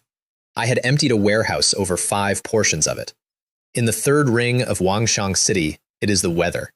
They gave the Baiyun survivors a palace, and with the palace, a formation that condenses cloud essence out of the local air on its own, at a rate of about 100-year essence per year, with nobody doing anything at all.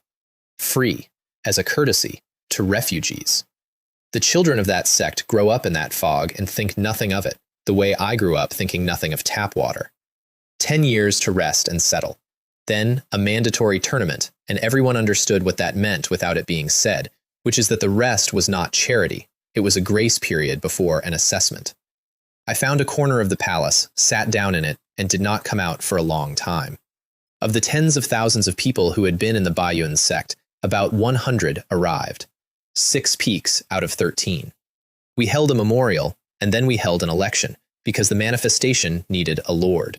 My opponent was Peng Jianhua, perfection of golden core, 400 years old, 3 high-grade artifacts, and the general opinion of the other peaks was that the whole thing was a farce. A 30-year-old with a golden core body. Nonsense. Baiyun Peak is making a grab for power. He opened with a fire phoenix a kilometer long. I punched it once, not hard, and it melted like snow on a stove. Then he used a 2-sword immortal killing technique, and I caught the first sword in my hand and the second one behind my back, between 2 fingers, without turning around. Is this what you mean? Then he brought out a golden 2-headed dragon, and I hit it at full strength, and the sound my strike made was a tiger's roar, and the wind of it knocked spectators off their benches, and the dragon came apart in the air. I lost. He said it plainly, and he meant it, and he served under me afterward without a day of resentment, which I think says more about him than the fight does.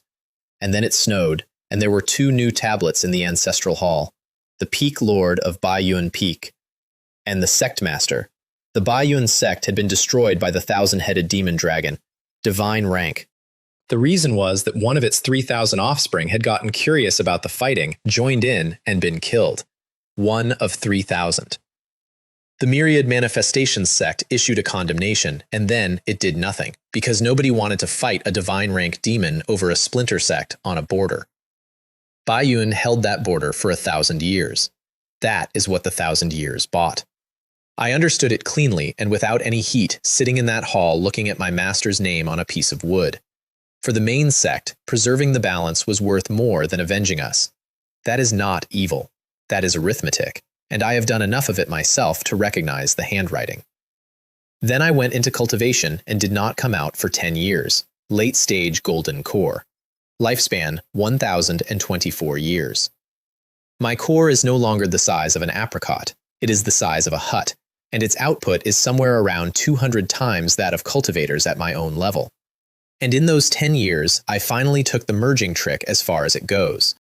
I fed the profound earth skill into the white cloud body refining art and got something that is not in any manual, the Baiyun profound light art, 8,966 layers deep. I fed the 100-beast fist into itself and its own descendants until it came out the other side as the 10,000 beasts fist, which is divine rank. My archery went divine rank the same way. Everything I have ever learned and outgrown is now inside something else, still working. And then I went looking for new professions, because 100 talent points is 100 talent points, and I had run out of trades this world recognizes. So I started trying earth ones. What follows is the single most undignified week of my immortal life. Driver. I spent a full day driving a cart around a spiritual city at speed, cornering aggressively, working the reins like a man on a schedule. The panel gave me nothing, not 1 point. Apparently the universe does not consider transportation a craft. Nurse. I set up in a district clinic and took 4 patients. 3 of them ran. The 4th had a broken leg and could not run, and I want it noted that he tried. Matchmaker. 6 couples. 4 broke up. The other 2 had fights so severe that one of them is, as far as I know, still ongoing. The panel rejected all of it. And then, out of nowhere, it accepted hypnosis. I had been messing with it as a way of calming spirit beasts, and one morning the panel informed me that I had reached level 1 in a profession I had not known I was practicing. A month later, it was level 10, and 10 levels is 10 talent points, and I was suddenly extremely glad about all the couples I had ruined. I still do not know what rule the panel is running. 8 of my professions are ancient crafts, and the 9th is a thing I picked up as a party trick. There is no logic in it that I can find. I have simply stopped asking, the way you stop asking why the boss drops the loot it drops. Then came the tournament, and Baiyun's 10 years of quiet ended in the worst possible way. 956 manifestations compete. The Myriad Manifestations sect ranks every one of its 1,000 splinters against every other, and the ranking decides your ring, your resources, and whether you exist next century. We had about 100 disciples. The outer tournament put us past 10,000th place. The inner tournament passed 1,000th. The true tournament passed 5,000th. Total score, 4 points out of 30. 900th out of 956. And the stands said what stands say. No wonder they couldn't hold their county. It's about time they were moved out of the third ring. The elders came to me afterward to apologize, all of them, one at a time, and I did not blame a single one. They were 100 survivors of a massacre being asked to fight the strongest sect in the province. I looked up at the stands while they were apologizing, more than 100 lord gods on golden thrones, and the king of the northwest, whose presence alone made the sky over that arena go dark.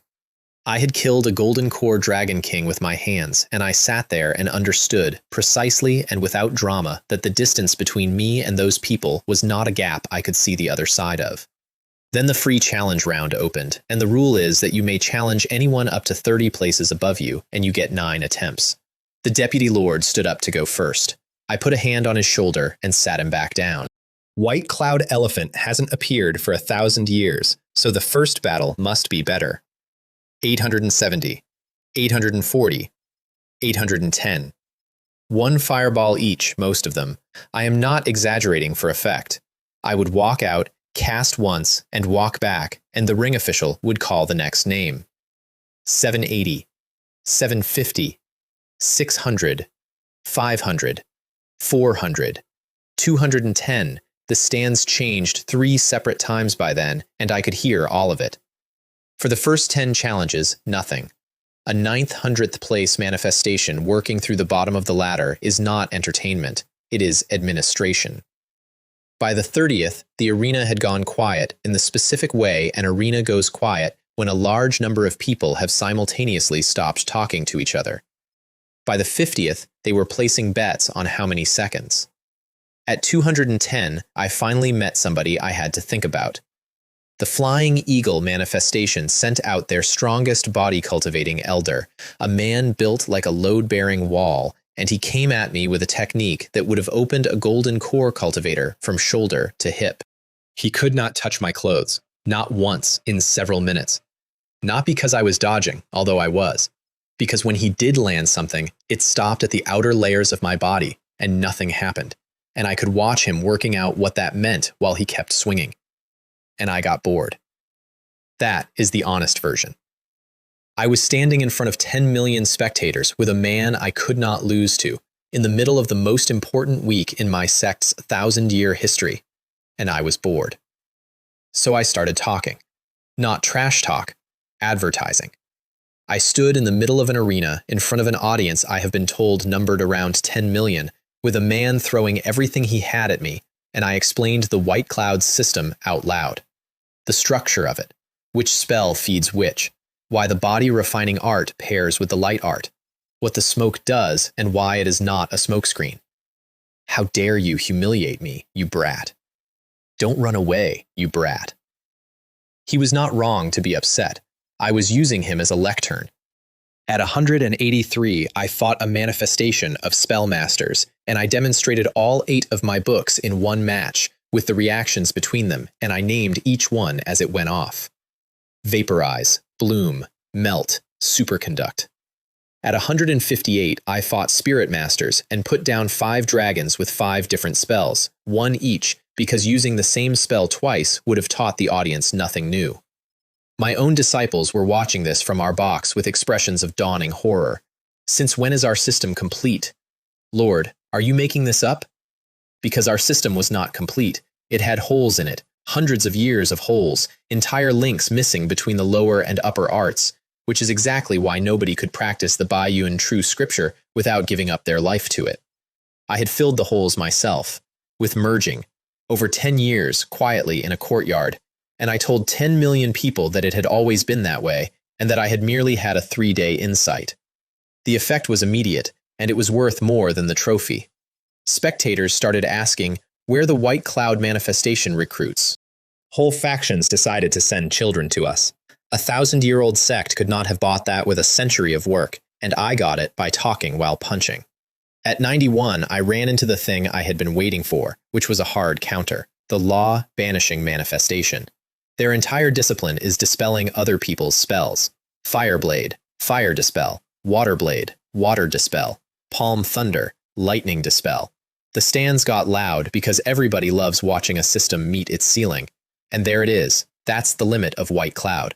So I stopped casting one spell at a time. Several hundred fireballs from every direction at once. He screamed something about a great dispersal and wiped them, all of them, which was genuinely impressive. And in the 2 seconds that took, the water arrows and the palm thunders and the earth spikes arrived together, with reactions firing between them, and there was nothing left to dispel with. I surrender. That is the whole answer to a counter, incidentally, and it is not clever. If somebody can erase one of your things, send 11. Then I got to 70, and this is my favorite fight I have ever been in. The Gold Jade Manifestation. Their reputation is body refining, the same as mine, except theirs is famous and mine was a secret. So I took off the Baiyun staff, then the crown, then the robe. I put all of it on the ground in front of the whole arena, body only.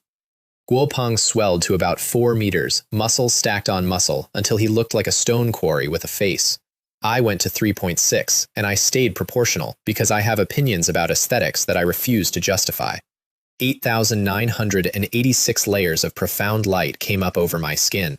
We hit each other for a long time. The arena floor cracked, the protective dome over the stands started to whine, and in the middle of it, between exchanges, I turned my head and gave the audience a running commentary. That strike went through about 5,000 of my 8,986 layers, 3,000 short of a wound. Recovery took roughly 10 breaths. I was scoring my own opponent's best punch, out loud, while he was standing in front of me. Then I finished it in the most obnoxious way available. I used my spells, not on him, but on myself. I pulled earth and stone and metal and branches in from all over the arena and packed them around my own body, layer on layer, 8,986 layers of armor, 300 meters thick. Guopeng hit it at about half strength. He got through 1,000 layers. He stood there for a second, looked up at the wall of dirt I had built out of a fight, and gave up. Nothing short of a god is getting through that. 900th place to 70th, 28 consecutive wins. The stands, which had spent the first day discussing whether to evict us from the third ring, gave me an ovation that went on so long the officials had to intervene. And for the first time in 1,000 years, the White Cloud manifestation finished above its own historical best. I stopped at 70 on purpose. Above 70th place, there are only Lord Gods, and a one-eyed giant had taught me enough about scale to know when to sit down. Final score, 66 points, 70 second place overall. 62 of those points were mine personally. The prizes were 60 million contribution, 1,000 portions of 1,000-year cloud essence, 10,000 caddies of 1,000-year stone, and 100 artifacts. I took 80%. Everybody agreed I had earned it, and nobody so much as raised an eyebrow, which tells you how the split looked from the outside. The 20% I left behind was still more than every manifestation below 100th place received in total. Then I watched a fight between gods for the first time. 2 junior gods in the main arena, and what I saw was nothing. I could not see them move. Not slowly, not blurred. Nothing. A man who kills golden cores with his hands, sitting in a good seat, watching 2 blank spaces and some weather. 100 million spectators around me, all of whom could also see nothing, discussing it knowledgeably. Did you see that last exchange? Magnificent. I have never felt more at home. There is one behavior that crosses every world, and it is people pretending to understand the thing they just watched. Afterward, Feng Xinyue came to see me on behalf of Bright Moon Peak. Bright Moon is at the summit of the divine rank. Their offer was that I transfer, and that her master would take me as a personal disciple. For context, Bright Moon Peak has accepted only women for several 100,000 years. Her argument was not flattery, it was a diagnosis, and it was a good one. Your White Cloud system tops out at Junior God. There is no road past that inside it. Come with us, and there will be. And the guarantee. We will keep the White Cloud manifestation inside the top 100 for 1,000 years. I said no. The reason I gave her was true. The Baiyun sect was good to me when I was nobody, and right now it is standing on me. And if I step out from under it, it falls. The reason I did not give her was also true, and it is the one that decided it. I have too many secrets to spend my days inside arm's reach of somebody else's golden core master. I took the hypnosis to level 20 instead, and my cultivation talent hit 125. Peerless, the panel's word, not mine. 1 in 1,000 years. It handed me a trait called Vajra Indestructibility, which multiplies the durability of my body by 10, and my core went to perfection. And then I merged the glazed golden body into the white cloud body refining art, and got the white cloud glazed body and pushed it to the 10,001st layer. Divine rank. I had been climbing toward that for 11 years, and it still surprised me. My body started to grow. 2 meters, then 10, then 100, then 500, then 1,000 meters tall, standing on a mountain with clouds going past my chest. And a divine ability came through with it, one of the 36 heavenly abilities, and it is not the one that comes standard. The standard one is called growth according to the law of the earth. You get bigger, that is it. Mine is size as desired. I can grow, and I can also shrink down to an inch. I stood there at 1,000 meters, running the numbers on what an inch-tall divine body can do, and I started laughing, and it went on for a while, because the answer was that I could finally go and find that dragon. I crossed tens of thousands of li in a few hours at the size of a thumbnail. Bayun County had become a forest. That is the part I was not braced for. Not ruins, forest.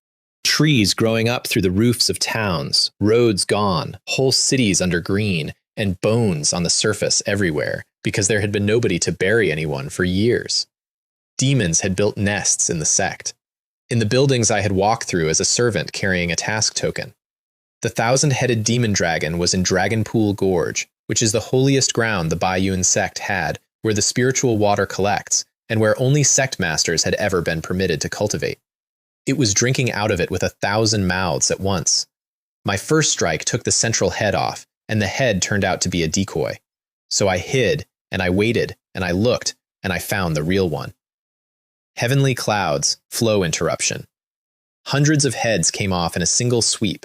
Its armor was divine rank, and my blade could not finish the job, so I put my hands on it instead, and I took it by the head and broke it against the walls of its own cave, over and over, faster than it could regrow. Halfway through, it started negotiating. "Who are you? Let's talk this out." Then, when that failed, "Are you not afraid of starting a war between humans and demons?" I hit it harder. I killed the last 2 heads with my hands, including the real one, and the moment was not what I expected. There was no rush. There was no relief. I had spent 20 million contribution points preparing for that fight, and the thing had not used 30% of its strength before it died. The creature that erased my sect, killed my master, and ended 1,000 years of border defense because one of its 3,000 children got curious, was not even a serious opponent by the time I got around to it. That is the thing nobody tells you about revenge taken late. You do not get to fight the monster that beat you. You get to fight whatever is left of it once you have grown past it. And the size of the thing you lost stays exactly the same. The corpse was worth 30 million in materials. Its 10 storage rings were worth 50 million more. I stayed in Bayun County afterward and kept killing. I did it in a disguise because I have never once stopped being careful, and the disguise I picked was a purple gold crown, a suit of golden chainmail, and a staff, the Monkey King, out of a book I read on Earth as a child. Nobody in that world had any idea what they were looking at, and the demons of Bayun County spent months telling each other stories about a golden-crowned killer, and I did not correct them either. And I was not only doing it for loot. I want that said plainly, once, because I have been unsentimental for this entire story. I was doing it in memory of the dead. That county was a graveyard nobody had visited, and I visited it with a stick. Then I hypnotized a many-headed dragon and asked it questions, and it told me something that stopped me where I stood. After Bayun Peak fell, the bodies of the Peak's disciples were never found. Not missing, never found. As in, the demons had gone through the ruins afterward, and there had been no bodies at all. Because there was a hidden passage. I put out a bounty, 10 million contribution points for any information at all. A few days later, a lead came back, and it pointed at Mangcang Valley, which is a cursed place under permanent fog that even gods do not enter. Under a village at the bottom of it, in caves, more than 10 years of hiding. They had been living on what they could scavenge, and every scavenging trip cost lives. And the reason nobody could get out was that a mad, divine rank fox had been circling the entrance the entire time. She had damaged 3 souls and 7 spirits in a failed breakthrough, and what was left of her was not a person or an animal, just an enormous, circling appetite. I grew to a kilometer and went to meet her. She took human form to fight, which is a thing divine beasts do, and she was also a kilometer tall, and she was not wearing anything, and she opened with a kick. I turned my head away and punched her. She got up. I punched her again. That went on for 2 days. 2 full days of hitting a divine rank fox in a fog bank while looking somewhere else out of politeness, which is the least dignified fight in this entire account, and I stand by every second of it. At the end of the second day, she stopped fighting and started to make a small sound, almost like crying, and in the cracks of her broken soul, my hypnosis finally caught. She stopped being a monster and started following me around like a dog. I named her Xiaohua. 9 professions, a divine body, an ability out of the 36 heavens, and the thing that finally solved the unsolvable guardian was the trade I picked up by ruining 6 couples' relationships. Then I walked into the village at the bottom of Mengcang Valley. An old man came out of a doorway, completely white-haired, thin in a way that is not about age. Xiaofu, is that you? Xie Zhendong, my master, who stayed to die with his mountain 12 years ago, and had spent those 12 years underground keeping a few hundred people alive on scavenged food. He put his arms around me and cried, and then he said something I have not been able to repeat to anybody without stopping in the middle. Master also thought that you would definitely surpass Master in the future, but I didn't expect this day to come so soon. And then they started coming up out of the ground. Zhou Mingxuan, who had once run a caravan and later a family, and who had been eaten by a forest and not stayed eaten. Chen Hanyu, my village chief, who had bought the first blade I ever made for 100 caddies of jerky and set the price in front of witnesses so that his neighbors would not have to haggle. Chen Haodong and Chen Meixia, who ran into a burning headquarters twice looking for a man who did not need saving. Zhou Meilin, still built like she could carry a cow up a hill, and still, unmistakably, the loudest person in the valley. Huang Jianming, He Ruiyun, who bought me cloud essence once and got teased about it, and Xu Chenglian, 60-something when I met him and old now, standing in the light at the mouth of a cave, looking at me. I had buried that man twice in my own head. Once when the red tiger Junjie fell and I could not find him, and once when Jinyang City was erased and I flew through the ruins calling a name. And it turned out my master had gone down to Liaohe City himself, years ago, before any of this, and taken the Huang family and Xu Chenglin and every single person from Stone Ox Village who would come, and moved all of them up to his own peak, because his disciple had people there. He never told me. Not once. Not in 10 years of tea. He did it, and then he stayed behind to die with his mountain, and if that mountain had gone the way everyone expected, I would have spent the rest of my 900 years not knowing he had done it. I sat down on a rock in a cursed valley with a fox the size of a hill sitting behind me, and a couple of hundred people stood around not knowing what to do with themselves, and I was, for the first time since a river on Earth, completely out of things to calculate. I got all of them out, several hundred ordinary people and several thousand cultivators, onto flying ships across tens of thousands of li, into the third ring of Wanshang City, where the air is fog made of spiritual qi. Stone Ox Village now exists inside the strongest sect in Yu Province, and its residents complain about the humidity. So, where that leaves me. 12 years ago, I was a dead man on a riverbank with someone else's hand on my ankle and 4 words in my head. Now I am a divine rank body with 9 professions, 1,000 years of life in front of me, and a sect standing on my shoulders that would fall over if I stepped out from under it. I would like to tell you that this feels like winning. Here is what I actually think about. The 1,000-headed demon dragon had 3,000 children. I killed the parent. Every one of those 3,000 knows my name now, and the demon factions have a term for people like me, and I am on the list they keep. Somewhere out past the edge of the province, something is already deciding what to do about the man who did that, and I am going to have to be considerably stronger by the time it arrives. That is the part I can solve. That is just more work. And work I know how to do. The part I cannot solve is smaller, and it does not go away. I have a panel that has given me strength, speed, mental energy, 9 professions, 36 heavens worth of divine ability, and 963 years of extra life. I have made pills that would resurrect a battlefield. I burned an entire mountain in one night because something on it insulted a grave. And with all of it, every point and every level and every stolen fortune, I could not buy a 52-year-old blacksmith 5 more years. He gave me the key to his cellar on an ordinary evening because I was hungry. And that cellar was his entire life's savings, and he never once asked me what I was. There are people in this world who have gone past the divine rank. There are things in the myriad manifestation sect that a junior god cannot see. Nobody has ever been able to tell me where the top is, so I am going to keep climbing, and I am going to find out. And somewhere up there, I intend to ask a very specific question. Because if enough power can hold back lightning, and enough power can stop a mountain from walking, then maybe, somewhere far enough up, enough power can turn a year around and give it back. I have 963 years to go looking. He had 5.